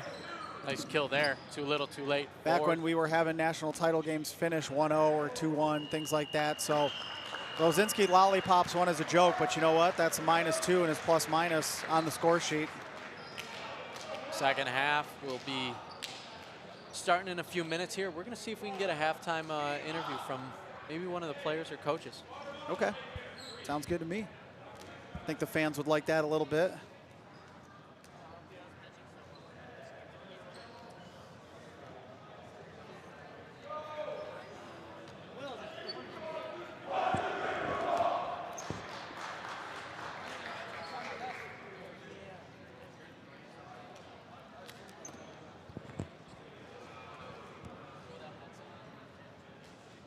Yeah, we're going to go ahead and get a quick halftime interview here in the booth. I'm going to be joined by Ryan Engelman. Ryan, kind of take me through that first half. How you guys feeling? Got a 1-0 lead here, 25 minutes to go. So we've had a lot of role players step up. We're trying to get them into this team. Everybody has to be up front and together. We tried the transition earlier in the year. It killed us. We missed a lot of throws. And I think the last 2 tournaments we have put in the stand on the line. You've seen us, we've been on the green line, middle line, green line, throw line. We have not veered off that. And we are keeping that in this first half. Going to the second half, it has treated us well. Everyone on our team is very good at transition, but it's the long running back and forth that kills us. Gotcha. Okay. Kind of take me through that first half. You know, you had a few good catches in there. Miami almost took that point. You guys battled back. Like, what's kind of going through your head at halftime? Any adjustments you guys need to make, or is it sort of like, hey, more of the same? We're the ones who have the lead. We don't have to adjust. For us, it's vocality. The first half, for that first point, we threw a lot of double balls and then gave them ball control, let us push us back. We had some clutch catches, bring us back. But it's all about being vocal in the second half. Gotcha. We have to play as a team, work together, and I think we can pull this out. Any, for the viewers who maybe don't know everybody on the Cincinnati roster, who's that breakout star from this weekend that you noticed as a teammate? Easy. Jacob Young. Jacob Young. Two years ago, he didn't want to play. And then our big head 6 kind of left. He stepped back in. Kid catches everything you throw at him. Everything. If I'm not mistaken, he had a pretty clutch catch there in point number 2, maybe. Yes. Kind of keeping it rolling there. So awesome. Any parting words here before half? Let's bring it home to Ohio. All right. Cats by 90, right? Cats by 90. Thank you. So that was Ryan Engelman that you just heard there. Cincinnati senior. Came back after the semester, him and Matt Rosinski. And they've got a team on the rise here, a team that's 25 minutes away from winning a national title. So we'll see what adjustments, if any, Miami make. Miami certainly wasn't decidedly outplayed by any means in that first half or anything. I think Cincinnati just made a few extra plays, and so we'll see what Miami does if they decide to change anything up. So Kevin Bailey going to join us back in the booth there. He ceded his seat for a minute to Engelman, so we could go ahead and get some words there. Good interview there at halftime. Take one more look at these key players for both teams here as we get set for the second half. Yeah, I think everything starts and ends with number 14 there on the left, Will Hyatt. I mean, you saw what he did in the point that they took. I mean, it was really just the breakout Will Hyatt point. Yep. I shouldn't say breakout. We all know he's a great player. Right. He's been a good player for 3 years in this league now. But you know, you have a point like that at nationals, and you start getting people wondering, boy, is he player of the year? Maybe. He's definitely in the All-American discussion, as are a couple of these guys from Miami that we already talked about. Yeah, I mean, Ryan Engelman had a great first half there, making catches. I mean, Miami's got to change it up a little bit. They got to do something different because this Cincinnati team just does not make mistakes. Here we go. Second half about to get underway here. Yeah, it's a long grind of a weekend, and we're 25 minutes away from it ending with a brand new first-time national champion. And we are underway. 25 minutes between. Good jump for number 16 on Miami there. That's Honroth again. And that's, I think, Miami really going to put an emphasis on getting that ball advantage from Cincinnati here early on. Yeah, Engelman gave us a little insight into their strategy and about how they kind of play the different lines versus kind of long-running transition type game or that Grand Valley style. They want to play lines, so you know, you've noticed they've stayed put here on this midline right in front of us.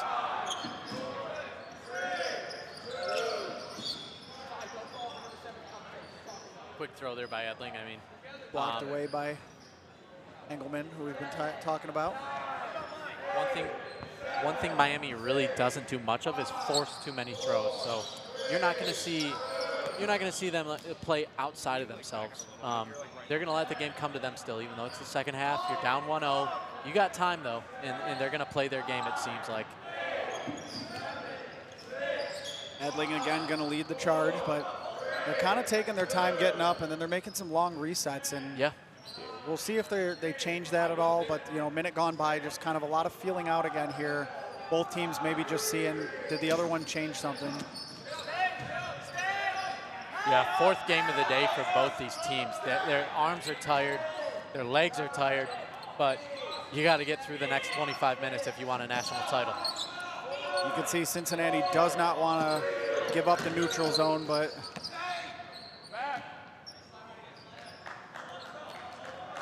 Phil Hampton kind of up by himself there. He's going to have to retreat.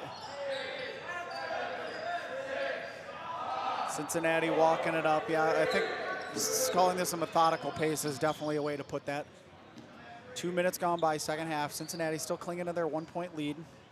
Now teams have switched, moving right to left. Matt Rosinski chirping the booth a little bit. He's always good for content. Yep. And the lefty pushing up. Let's see if he makes a throw here. He's going to wait for help and then kind of creep forward. I think the throw is going to come from Montgomery. Oh, Edling, what a catch. I think that ball slipped. Rosinski kind of lollipopped that one over to Edling. So that might be the opening that Miami needs, because you notice they didn't retreat right away. They've got ball control in numbers, and they're going to push up now. Playing cohesively together now. Big team throw, but a nice counter throw. That takes out Ray Moore, the freshman, number 22. And they did not connect on the team throw here at the bottom, but we'll see if they stay playing that high line. Since he's a great team playing defensively. Yeah, I just noticed, you know, after 7 games of a season, I mean, Edling's got to be starting to get some fatigue as well. He has made so many throws for his team this weekend. Oh, yeah. Good look there by Mosley. What a catch by Engelman again on Ginocchio. That gets Hyatt back in, so that's big for the Bearcats. That's his game right there. Ginocchio's got a really live arm. He's a great player. We featured him on the Players to Watch for Miami. He's just got to spot that a little bit better, I think, against a player of Engelman's caliber, you know. Yep. Good help there. Speaking of Engelman, getting in front of Will Hyatt on the support role there after Hyatt made the throw. Rosinski shifts to the middle, flanked by Montgomery. Cincinnati with ball control makes the first throw. Couple solos. Ooh, I thought Gouch was going to take that shot too there. Hampton takes out Hyatt. Yep, they're calling him out. Yep, they're going to say Hyatt's out. He thought maybe it bounced first as he slid back, but he was looking for that drop catch up at the front line. It's always risky doing that, but he's one of those guys that definitely has that capability. Edling will reset after teams made a simultaneous throw at each other.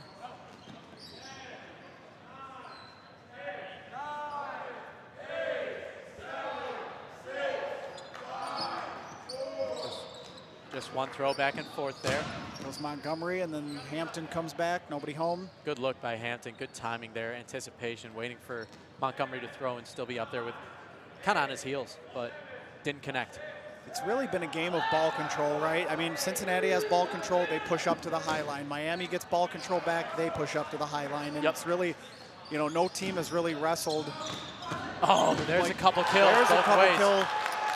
That's the momentum Cincinnati was probably looking for. Edling and Keller, two of their captains, get taken out. In that exchange, Rosinski also gets taken out for Cincinnati. But they do seem to have an advantage here. Yeah, I was trying to say before kind of all that action kind of interrupted me. I was just saying, you know, no team has really just kind of kept ball control and had 8 balls at a time here. One team gets 6 or 7 maybe, and then they continue to play that high line, and if they cede ball control back to the other, you see the strategy shift. Yep. So. Another throw by Hampton. He's going sidearm. You can tell he's got a little bit of pain in his arm right now. Quick block, and now Cincinnati pushes up again. Cincy doing just a really good job of playing defensive, whether they're up on the front line or on their back line. So being stuck in the neutral zone can be tough sometimes, but they seem pretty comfortable doing it right now.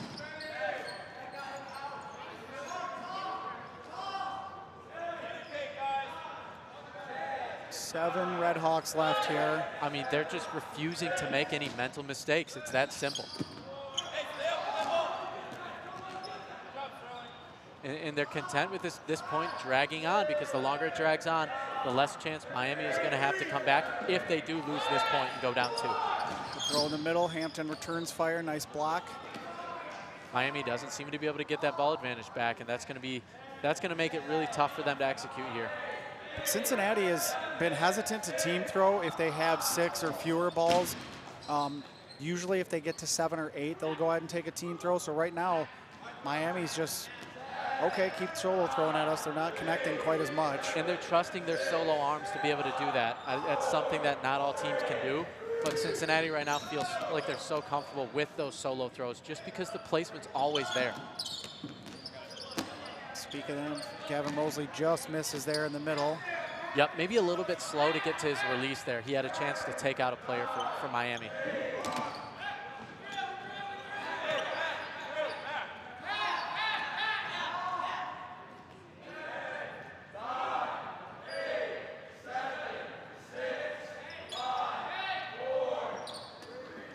Ooh.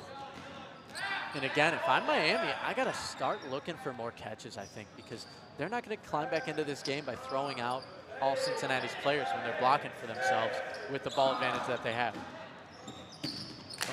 No, and there's a missed catch in the middle there by Amos. Yep, maybe a little bit of a gift that Cincinnati gave him there. Issue for Miami here is a ball died right on their side of the line here, so. Yep. Blocked up by Engelman, and then, oh, bad bounce.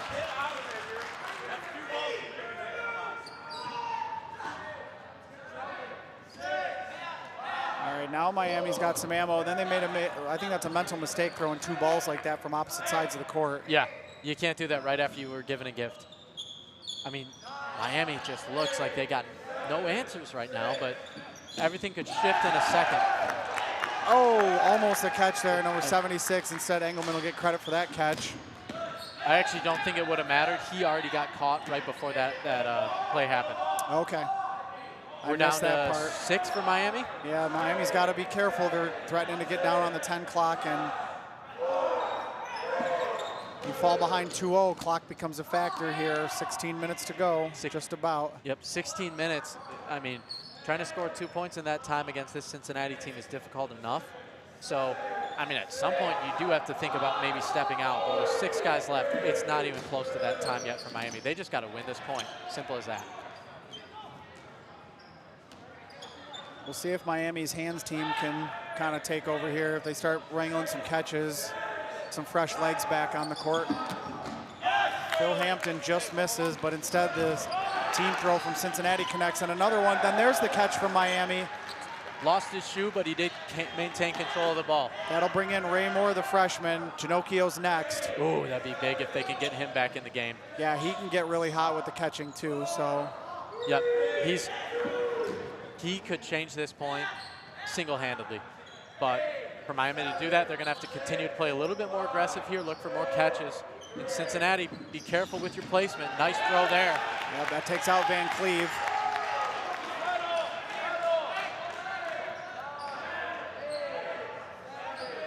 So Miami down to 4 players. Miami is on the 10-second shot clock now, so they've got to be careful. Cincinnati just slowly tightening their grip on this game.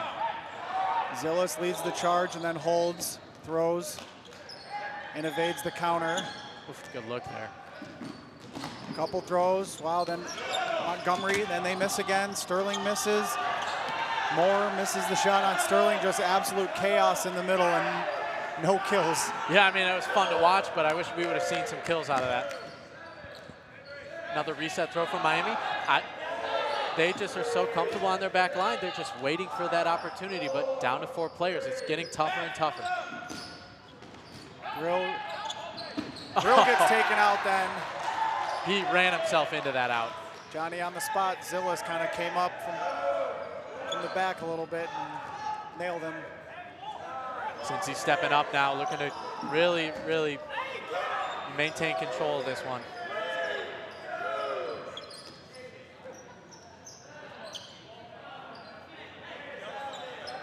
So slow and methodical for the Bearcats. One throw coming, doesn't connect, but they do get the bounce back. Miami's going to be off the 10. They're going to step out. Miami's stepping out. And it's 2-0 Cincinnati here, 13:49 to go, second half. What do you think of that call there, Kevin? You know, I think maybe you got to do that a little bit earlier, but 14 minutes still is a good amount of time. It's just, they're in a tough spot right now. They need to play mistake-free dodgeball from here on out. Down 2-0, 13 minutes to go. You haven't been able to get a point on this team all game long, and you expect to score 2 points in the next 13 minutes. It can be done, but they're going to have to just change the pace and control the pace, because Cincy has controlled the pace the entire game. Make no mistake on that. Yeah, and you got to wonder for Miami, you know, 14 minutes for the rest of your season, for some of these folks, maybe the rest of their career, you got to let it all hang out now, right? Yep. Fatigue, this is their 7th game of the weekend for both of these teams. So fatigue is playing a factor, but you know what? Get that adrenaline going, get the energy up, and play hard for 14 more minutes, see if you can't get back into this. Fatigue should not be an excuse just because of what's on the line. Yep. Another point, getting ready to go here. What are you saying if you're in the Cincinnati huddle right now? Keep doing what we're doing. If Miami's the one, the onus is on them to make the adjustment now. We have the 2-point lead. We're not playing to not lose, but we're not changing our strategy. Until Miami proves they can crack what we're doing, we're not going to stop doing it. Does Cincy go hard on the run-up here to try to get these middle balls? Because if you have ball advantage, the way that Cincy's playing, is it game over right there? I mean, they've been executing so well in that situation. Potentially, because you can at least, even if you lose the point, but it takes 10 minutes, I mean, you know, if you just cede ball advantage to Miami, you're just asking them to come back. And Cincinnati did go hard. Oh, Sweeney did get hit, was almost ran for the ball, then was like, whoops. Wait a minute, I'm out. And a catch. Not sure who caught that for Cincinnati, but that was a big swing. It looked like Miami had a little bit of momentum going right off the jump there. Quick throw, and Miami goes back now. The one thing, knock on wood, but the one thing Cincinnati needs to make sure they do not do is give up balls over to Miami, because that would change everything. Yeah, you can see Phil Hampton trying to rally the troops, get them off the back line. We got to play up. We got to play up here. So. Yep, they got to do something here. Did Quick reset Ginocchio throw. not start this point, or was he just taken No, out? he threw a Engelman catch gets taken early. out. Oh, he threw the catch early. Okay. Yep. So A couple Engelman gets trades there. taken out, then Hampton gets taken out. Chaos in the middle.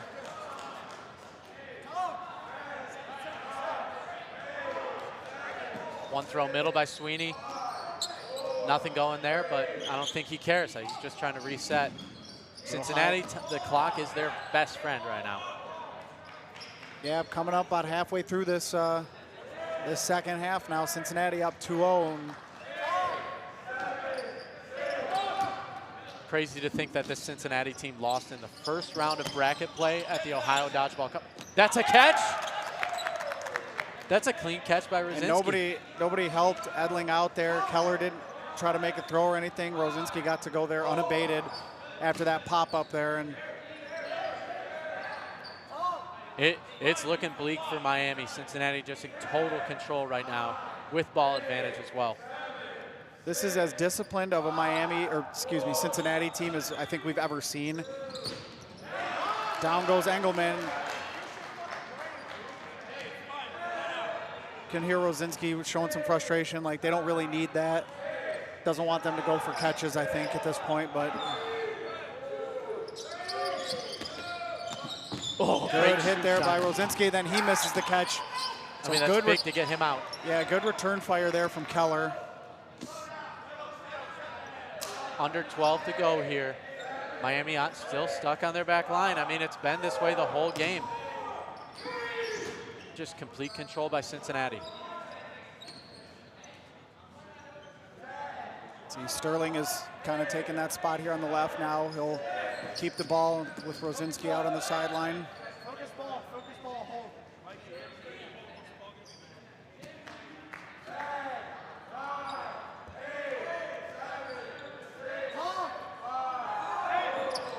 Couple throws from Miami.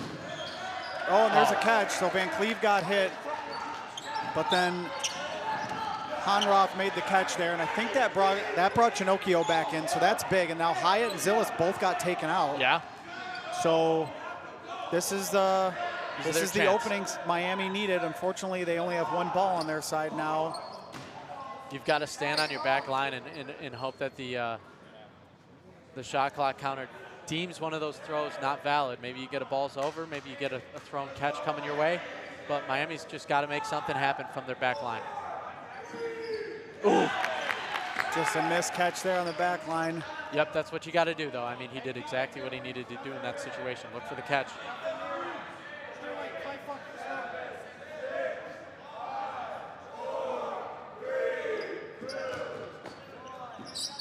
Good look there by 17 for Miami.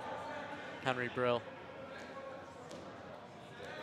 Miami down with 3 balls. Player count is not that different right now, though. Yeah. Yeah, I mean, Miami's made some kills. 6 versus 7. Mm-hmm. I mean, they just need a couple bang-bang plays to go their way here pretty soon. Maybe push Cincinnati onto that 10 count, but it's going to be tough.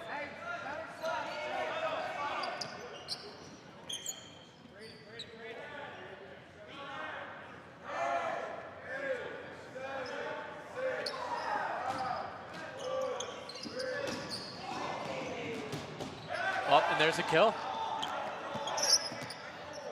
Nope, they're going to call him out. They're saying Sweeney was taken out. Good look there.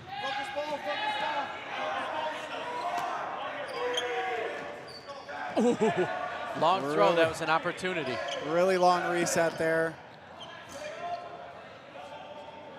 Henry Brill fires and retreats. Cincinnati working right to left. Going to come back up to the high line again, maintaining ball control here.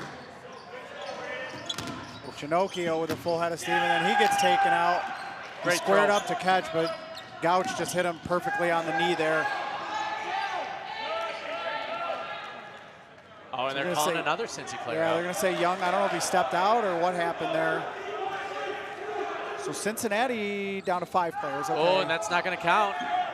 That will be a good throw there. 5 left. You've got to get 1 kill here. Nice attempt. I mean, they got to hurry and get one kill here if they want any chance of winning this game. Get Cincy down onto that 10 count. Maybe you got a chance. You can see Brill's playing with a, look at that catch falling backwards. Kill and catch, bang, bang play. And then he goes and throws another. He seems like their best player left right now. Yeah, he seems certainly to be their most energetic, and the rest of the team is feeding off of him right now. And now he unfortunately gets taken out. And then what a catch by 88. Catch. No, they're going to say no. He fell out before he caught it. Wow. But now Miami, what are you doing? Are you pushing up or are you getting back? I think you just got to play high line here. Well, no, never mind. I thought Montgomery was by himself, so yeah. I think you got to get back. I think you got to get back and make them run in transition. Yeah, draw them up a little bit, try to get them in transition maybe. It's hard to play transition when you don't have ball control, but now there's a ball's over. So that is big for Miami right now. They can get into this thing. They can, with a couple crisp throws, they can close this point out very quickly, and there's enough time after that to potentially tie this here. So Miami is not out of this. 7:14 left here. Ball's over against Cincinnati. First real mistake that I've seen from them. Playing as a team most of the game. Yeah, Cincinnati been really disciplined, played a pretty strong strategy this entire time. Looks like they're going to fire at Montgomery first. I think that's the play. Nice kill. Gotta hurry. Gotta hurry. And there it goes. So that took about 14 seconds after that timeout. I got 7 minutes on the official scorer's clock across the gym there, but 2-1 now. 7 flat. So that's enough time. I mean, I realize how methodical these first points have been today, but that's enough time. If Miami can get ball control first, they can tie this thing up. If they lose ball control, Cincinnati controls the tempo and can just kind of play slow. Yeah, I mean, I saw Miami score points that quickly against Michigan State earlier today.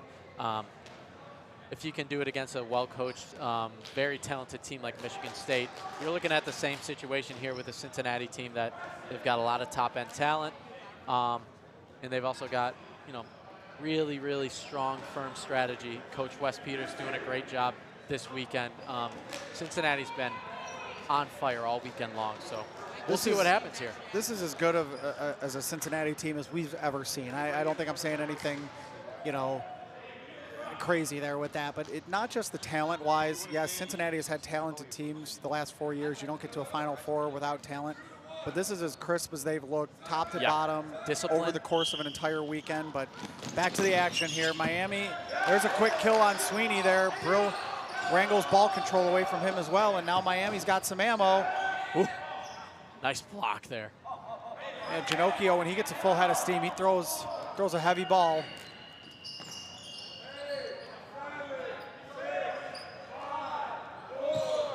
He's still going at Rosinski. Another solo throw. I think Miami's got to figure out if they're going to stay up or get back. They got to commit to one of them. Yeah, they've got to be careful with just launching solo throws. I mean, it's not like there's 30 seconds left here. It seems they're trying to get a few bounce backs, man. That's a kill. Zillis goes down. Great throw by Edling. He's probably going to get fed another ball and make more throws here. Yeah, they're really starting to feed Ginocchio. Oh, Montgomery can't corral it. That's a kill by Hampton. Uh-oh. Don't look now, folks. Timeout. Wes is going to sniff out this this rally here. Miami's fired up. Wes is trying to stifle that before it gets really out of hand here. 6:10 to go. We got a timeout by Cincinnati. Miami trying to do the impossible here from what it seemed about 5 minutes ago. What are you saying in the Miami huddle right now, if you're coaching or captaining that team? I'm just trying to keep the energy up. I'm not going to let this timeout, put any water on our fire right now. Get back up to that high line. Do what was working. Understand and recognize, hey, there's a reason that Coach Peters felt compelled to have to call that timeout there, and it's because the things that you guys are doing, you're doing right. Yep, smart timeout call.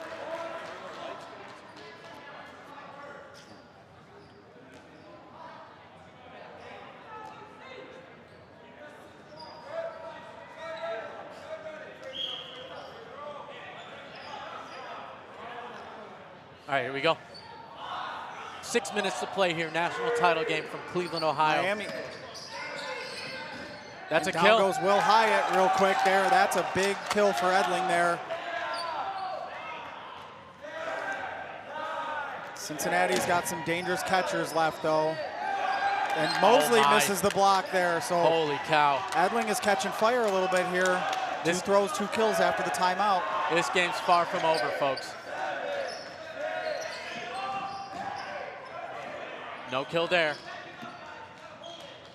Cincy trying to play smart here, but I think Miami needs to try and force another balls over against Cincinnati if they can. Maybe get back and force a long throw. Oh, and he disarmed him. And McClellan gets taken out there. You don't see that often. That's 3 in a row for Edling. Watch out.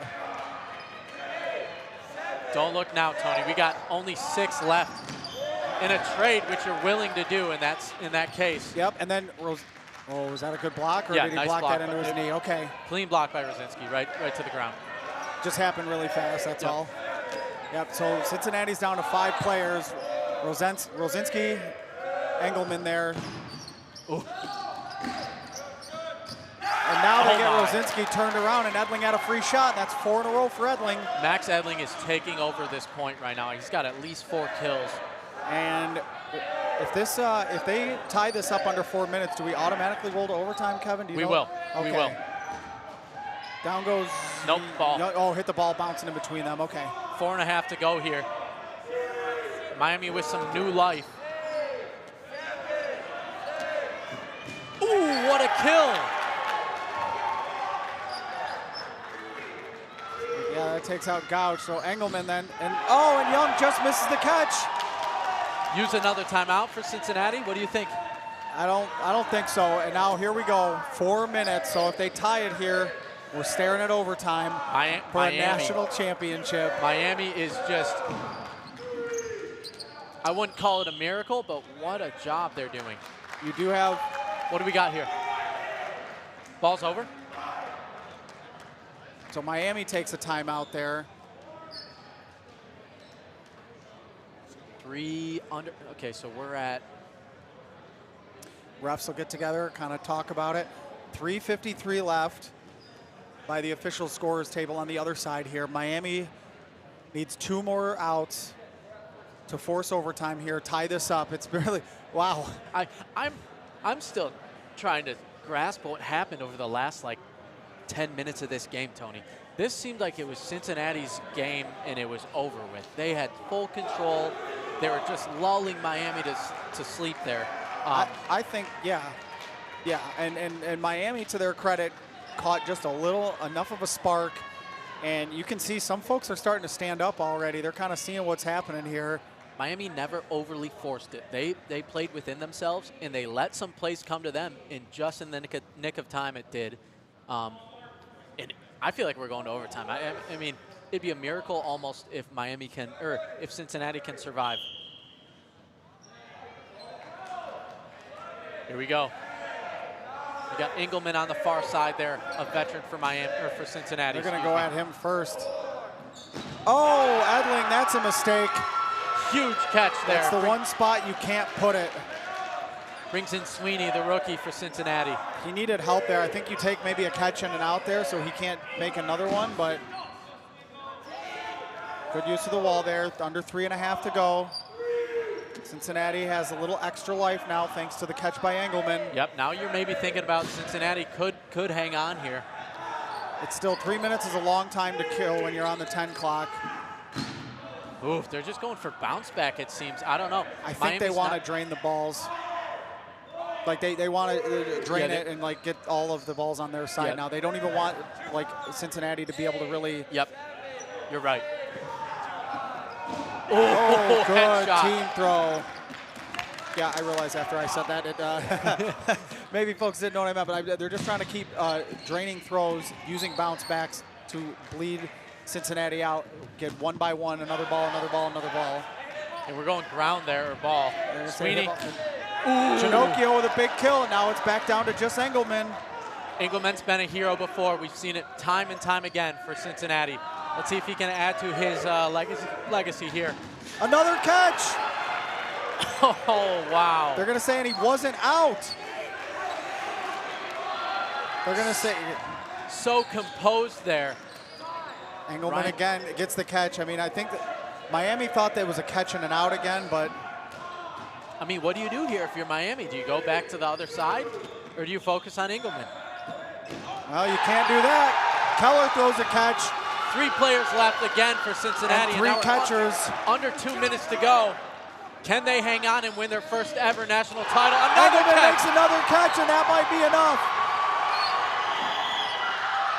And we got a stoppage.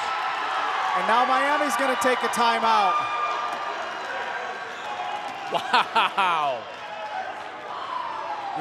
You can see Wes screaming at his team, get off the court. I mean, it is a timeout, but like, I guess only captains and coaches and active players can come back on be on the court during that. So refs are talking about something. We'll see what they're sorting out here, but holy cow, Ryan Engelman said, no, we're not going to overtime. We're winning this game in regulation.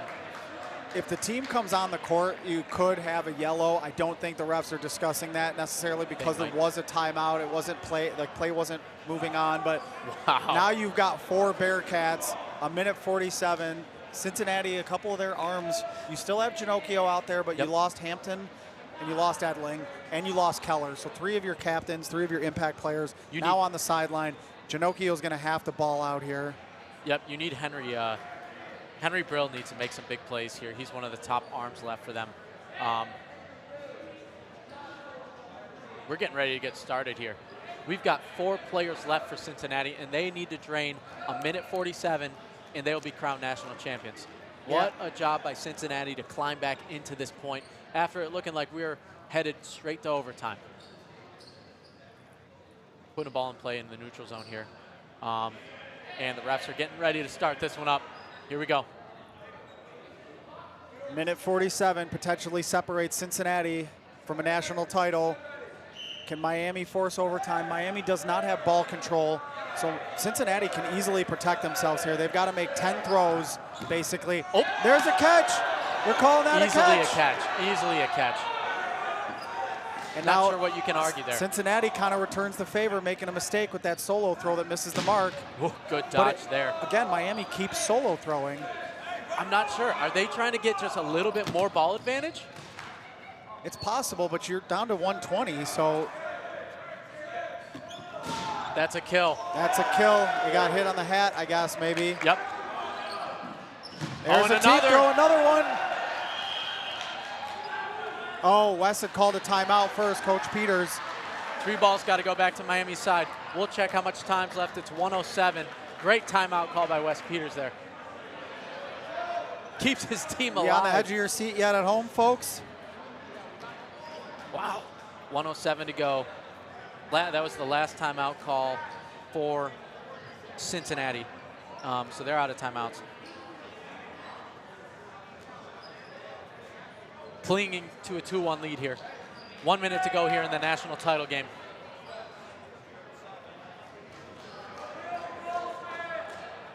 Refs again sorting something out. Not sure what they're talking about. Were any of those throws live is probably what they're asking, because if the throw was live when the timeout was called, that ball's not dead. If it connected with a player, it counts as an out. Let's see what they talk about here. Yep. No timeouts left for Cincinnati.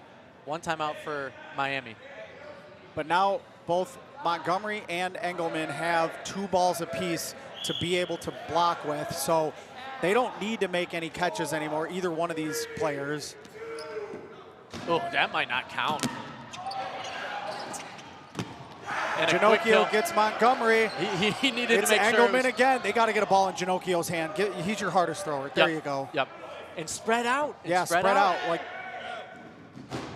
And they do it. They tie it up. Engelman just cannot quite corral that last one. I mean, he did as much as he could that point to keep Cincinnati alive, but Miami said, we're not done yet. Oh, my goodness, folks. Overtime. You got to love it. How could you not be romantic about dodgeball? Wow. One of these teams, overtime, one of these teams will get their first ever national title. I can't believe. What a valiant comeback by Miami. They looked dead 20 minutes ago. Look at the stance. Nobody's sitting down. Everyone's up. I mean, let's keep in mind here, one of these teams, not only are they winning their first ever national title, they'll also be the first team from Ohio to win a national championship since 2006 when Ohio State did it. Yeah, that's 19 years. 20-year drought, basically. Yeah. 20 seasons, right? That's crazy. So, and it all comes down to this. Who's going into the offseason with bragging rights? Who's going to etch their name into college dodgeball history? Is it going to be the Miami Redhawks? What a season they've had. Or is it going to be Cincinnati, who's come on strong? A little bit of a Cinderella story, but they climbed all the way up to the 4th seed after the way they played yesterday. I want to bring up one other little talking point here. Let's take a look at who we got on overtime here. So you got Hyatt, Engelman, Young, Montgomery, Zillis, and Rosinski. Miami counters with Keller, Ginocchio, Max Boone. We got a stoppage. Van Cleve, Edling, and Hampton. So there's a false start, I believe. Is Wes Peters potentially going to be the first person to win a collegiate national title as a player and as a coach? Wow. I don't think that's ever happened. A statistician, a records keeper can keep a, I mean, all those Grand Valley titles, I don't know if they ever had like an official coach listed. Michigan State, Kevin Wynn as head coach has never won. He never won one as a player, obviously, and then he got him as coaches. So here we Wes go. Peters could be making some history here too. Yep, and he's going to need his guys to step up. A veteran group out there for Cincinnati. I'm surprised that Sweeney, the rookie, isn't out there. Actually, he's one of the best, most talented players on that roster.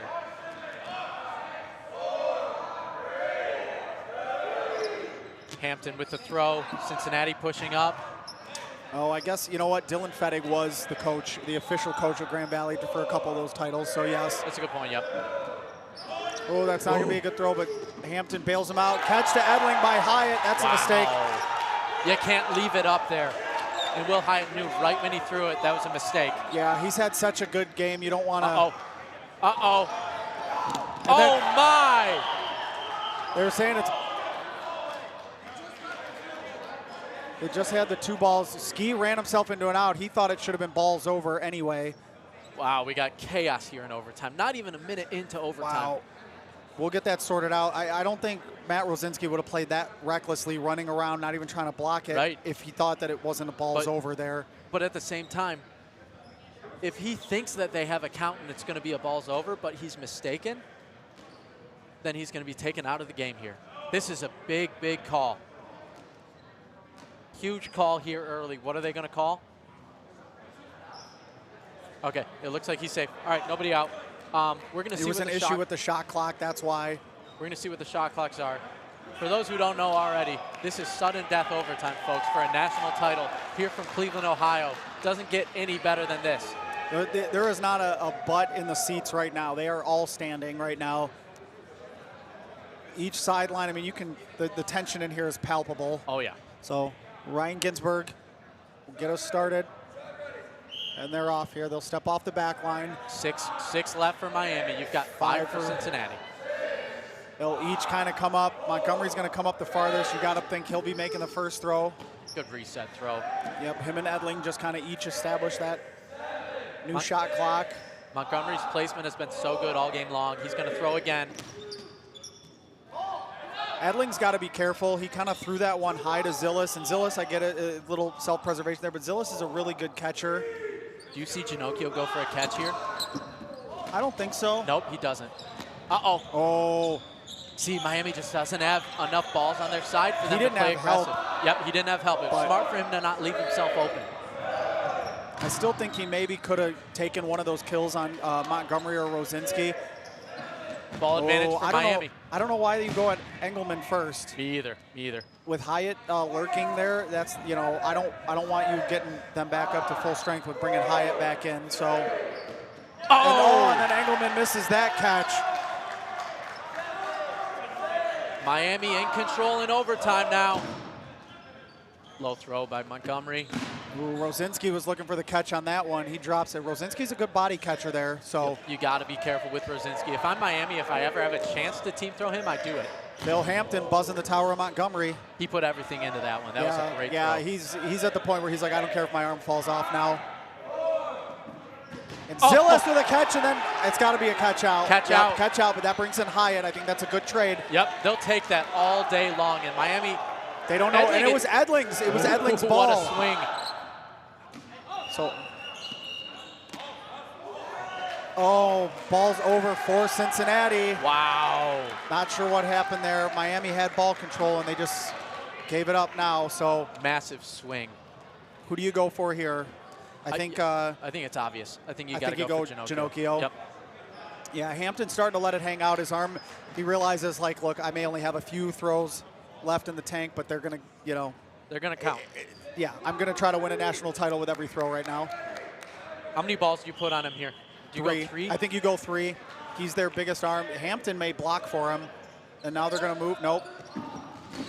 Oh, my wow, goodness. And he is stayed so good at his survivability is unbelievable.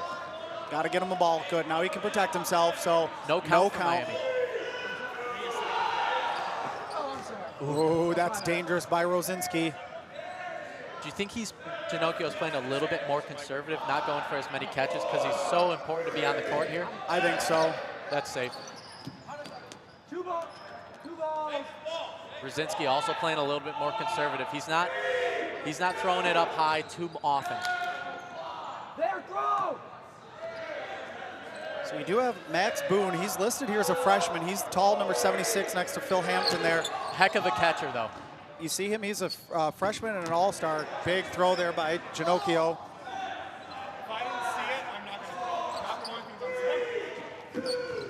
Team throw at Keller, and wow. Really, one bounced. Really good hand discipline over there to not reach for that by number 3 for Miami. That's Ty Keller. Yeah, the thing is, a catch gets Edling in, so like, you don't sell, but if there's one in the radius, you got to go for it, I think. Oh, that was almost a freshman moment for our freshman that we just mentioned. Keller hits the ball next to Rosinski, and it bounces up and away. So 5-on-4 advantage Miami right now. National title on line. Here comes Hampton. Oh, misses. Good duck by Montgomery there. Then, ski buzzing the tower. Big Max Boone. A little back and forth action here. Nobody's taking control just yet. Ooh, there is not. They're going to say that's not going to count. Oh, but the throw by Ginocchio. Well, I guess the clock had already run out. Okay, Ginocchio almost made it. So I think you go back to the well there and you throw it. Ginocchio again. I think you probably have to. Do you want to take any one of the other guys out, or do you want to get him out? It's a tough call. I mean, it is a tough call. He's just so good at evading that maybe it's not worth going after him right now. Maybe you go after Hampton. Once again, sudden death overtime, folks. And Boone is going to stand in front of him. They're going to do the meat shield. Oh, and he almost catches one, Boone too. almost made the catch. Oh, and then Ginocchio gets taken out. You've got 3 left for the Red Hawks. 4 for Cincinnati. Now at least the Red Hawks have some ammo. They're going to have to make a catch, Tony. I don't think they come back in this game without a catch from one of these guys. They got to get Edling back on the court. Not to discredit the 3 that they have here, but Edling has been their best player. He's their leader. And it's just been a catching overtime. Big swings go so far in overtime. Yeah, when there's only 6 players out there, a one-person swing, I mean, that's a huge portion of the roster. Ooh, both teams looking like they want drop catch in there. 4 on 3. Who do you go for here? He splits the difference just to reset, but I think you go at the way Hampton's playing since this got close. Here again, I think you go at Hampton. Like, ooh. Oh, team catch. Oh. Team catch. Oh. Yep. They're going to say it's a team catch. Team catch. We got a stoppage again.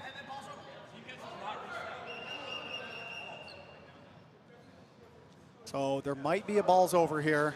They called it a team catch, so you could see Van Cleve was going to take us out. He blocked it into his foot, but it went straight up in the air, and Keller caught it.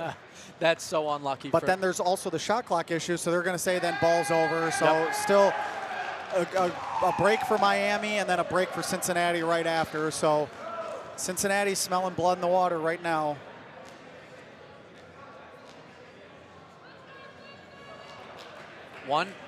one connection on a team throw here, and you're in the driver's seat to win a national title. What do you do in this situation? Do you go for Hampton, or do you take whoever you think is the easiest out? Because I think Hampton's the toughest out of this group. Yeah, I'm thinking maybe I go at Van Cleef here. Okay. Although, nope, look at Hampton's clapping. He wants it. Wow. He wants the smoke. Oh, and it falls right through the stomach area. One of the balls went up into the, but Hampton had that in the bread basket, and basically. We have timeout Miami, though, afterwards. So they wanted to keep the balls on their side there. 2 players left now for Miami. Cincinnati inching closer and closer to their first ever national title here. Wow. Just an amazing way to cap off this grind of a weekend here. Overtime, 2 teams vying for the first title in their program's history.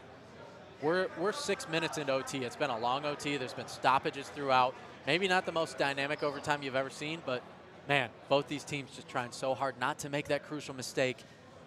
Miami had a couple slip-ups here, and Cincinnati looking to take full advantage here. They got to get 2 more kills, and they got themselves a national championship. Your Keller and Van Cleef, you can be an absolute hero right here, right now, if you make a play. Ooh, good block by Rosinski. Keller, I kind of liked that pre-counter. Now the team throw is going to come at Van Cleef, and they take him out. And it's just down to Keller. There they go. Rosinski's going to. Ooh.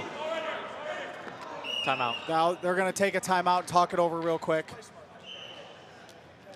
Rosinski kept it off the body. Keller can be an absolute hero. I like that timeout call by Cincinnati. They don't want to make any crucial mistake here. Look, you're in full control. 1 more kill and you got yourself a national championship. Let's not do anything stupid. Let's make sure everyone's on the same page.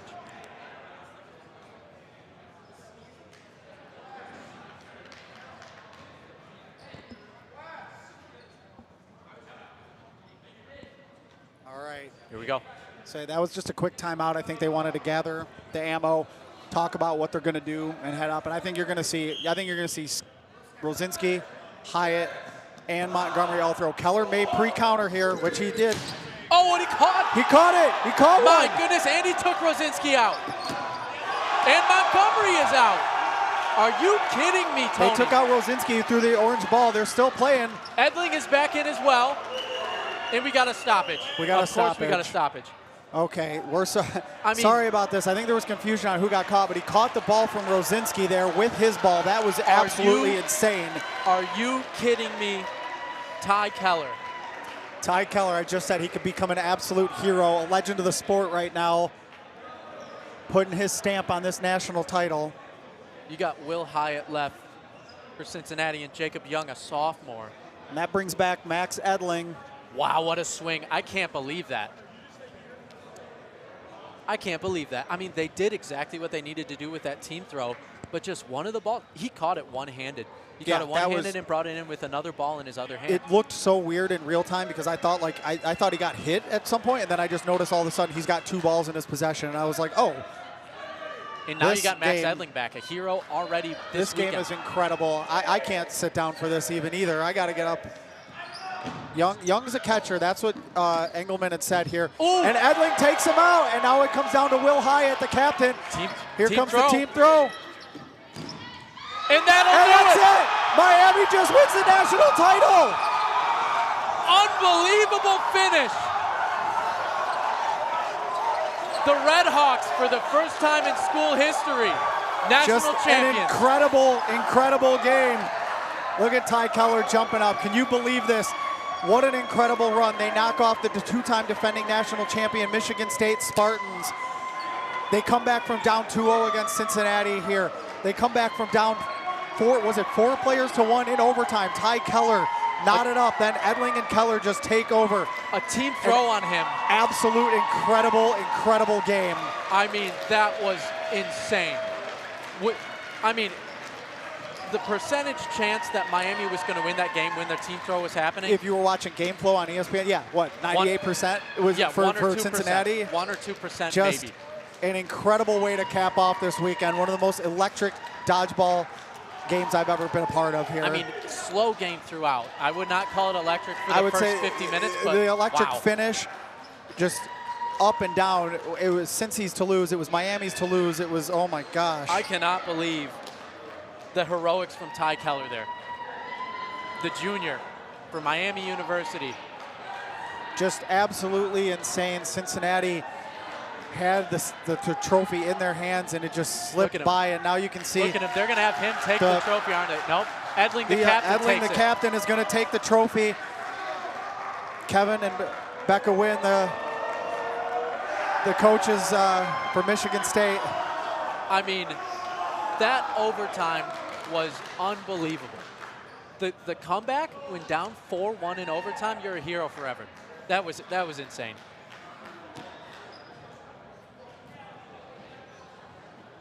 We're going to try and stick with us, folks. We're going to get I think we know who we got to talk to, right? I think we're going to get Ty Keller over here for a quick post-game interview. We'll see if we can get more players on the team. And let's chat, because just absolutely insane. I don't know what to say. Man, just what, this weekend is a grind every year, and no more, the players to fall behind 2-0 and your 7th game, you're 10 minutes away from losing the national title, to come back, to force overtime, to be down 4 players to 1, the sheer heroics of guys like Edling and Keller to come back and do that against a team that we said was peaking at the right time and just played their absolute hearts out in Cincinnati. Just an incredible, incredible cap to this weekend here. And we're going to see if we can't get maybe like Ty Keller, maybe Max Edling here.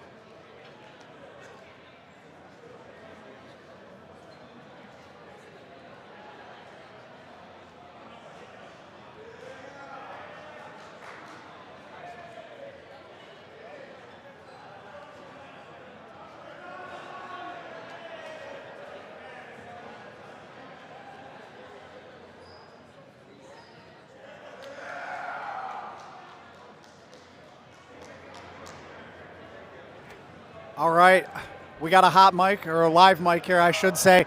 Max, I think your expression says it all, but kind of just take me through how you're feeling right now, man. Congrats. My freshman year, we didn't win a single game until day 2 of nationals against an 8-man Kentucky team.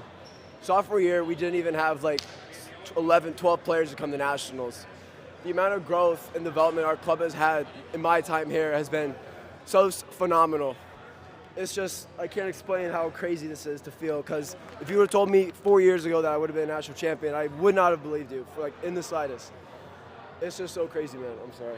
No, you're good. I definitely, I can understand the emotion coming from that. It's a true started from the bottom, now we're here kind of situation.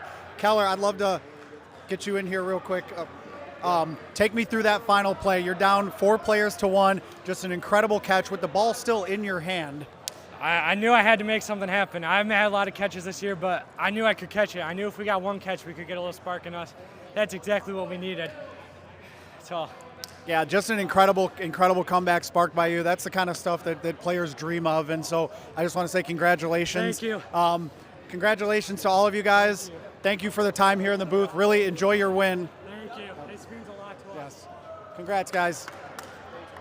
All right, I think we're good here. We're going to be signing off for College Dodgeball. I'm somehow the last one here on the mic, but just want to say thank you all for tuning in. Thank our sponsors, our production staff. Kevin, you got any parting words for us? We got some words from a few of the guys there. Yeah. Really emotional, just a great scene. No, just congratulations to Miami University. Unbelievable finish to that game.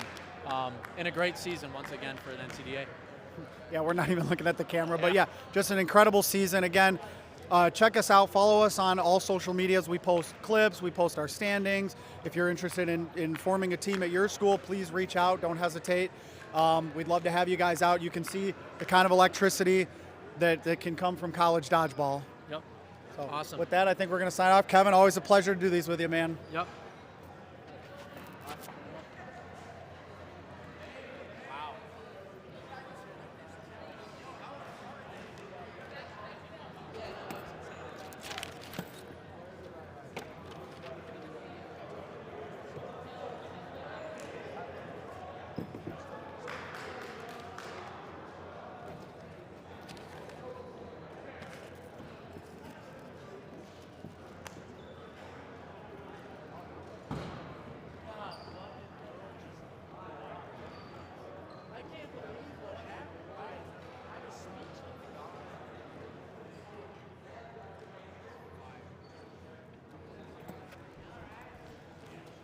I get the final word here.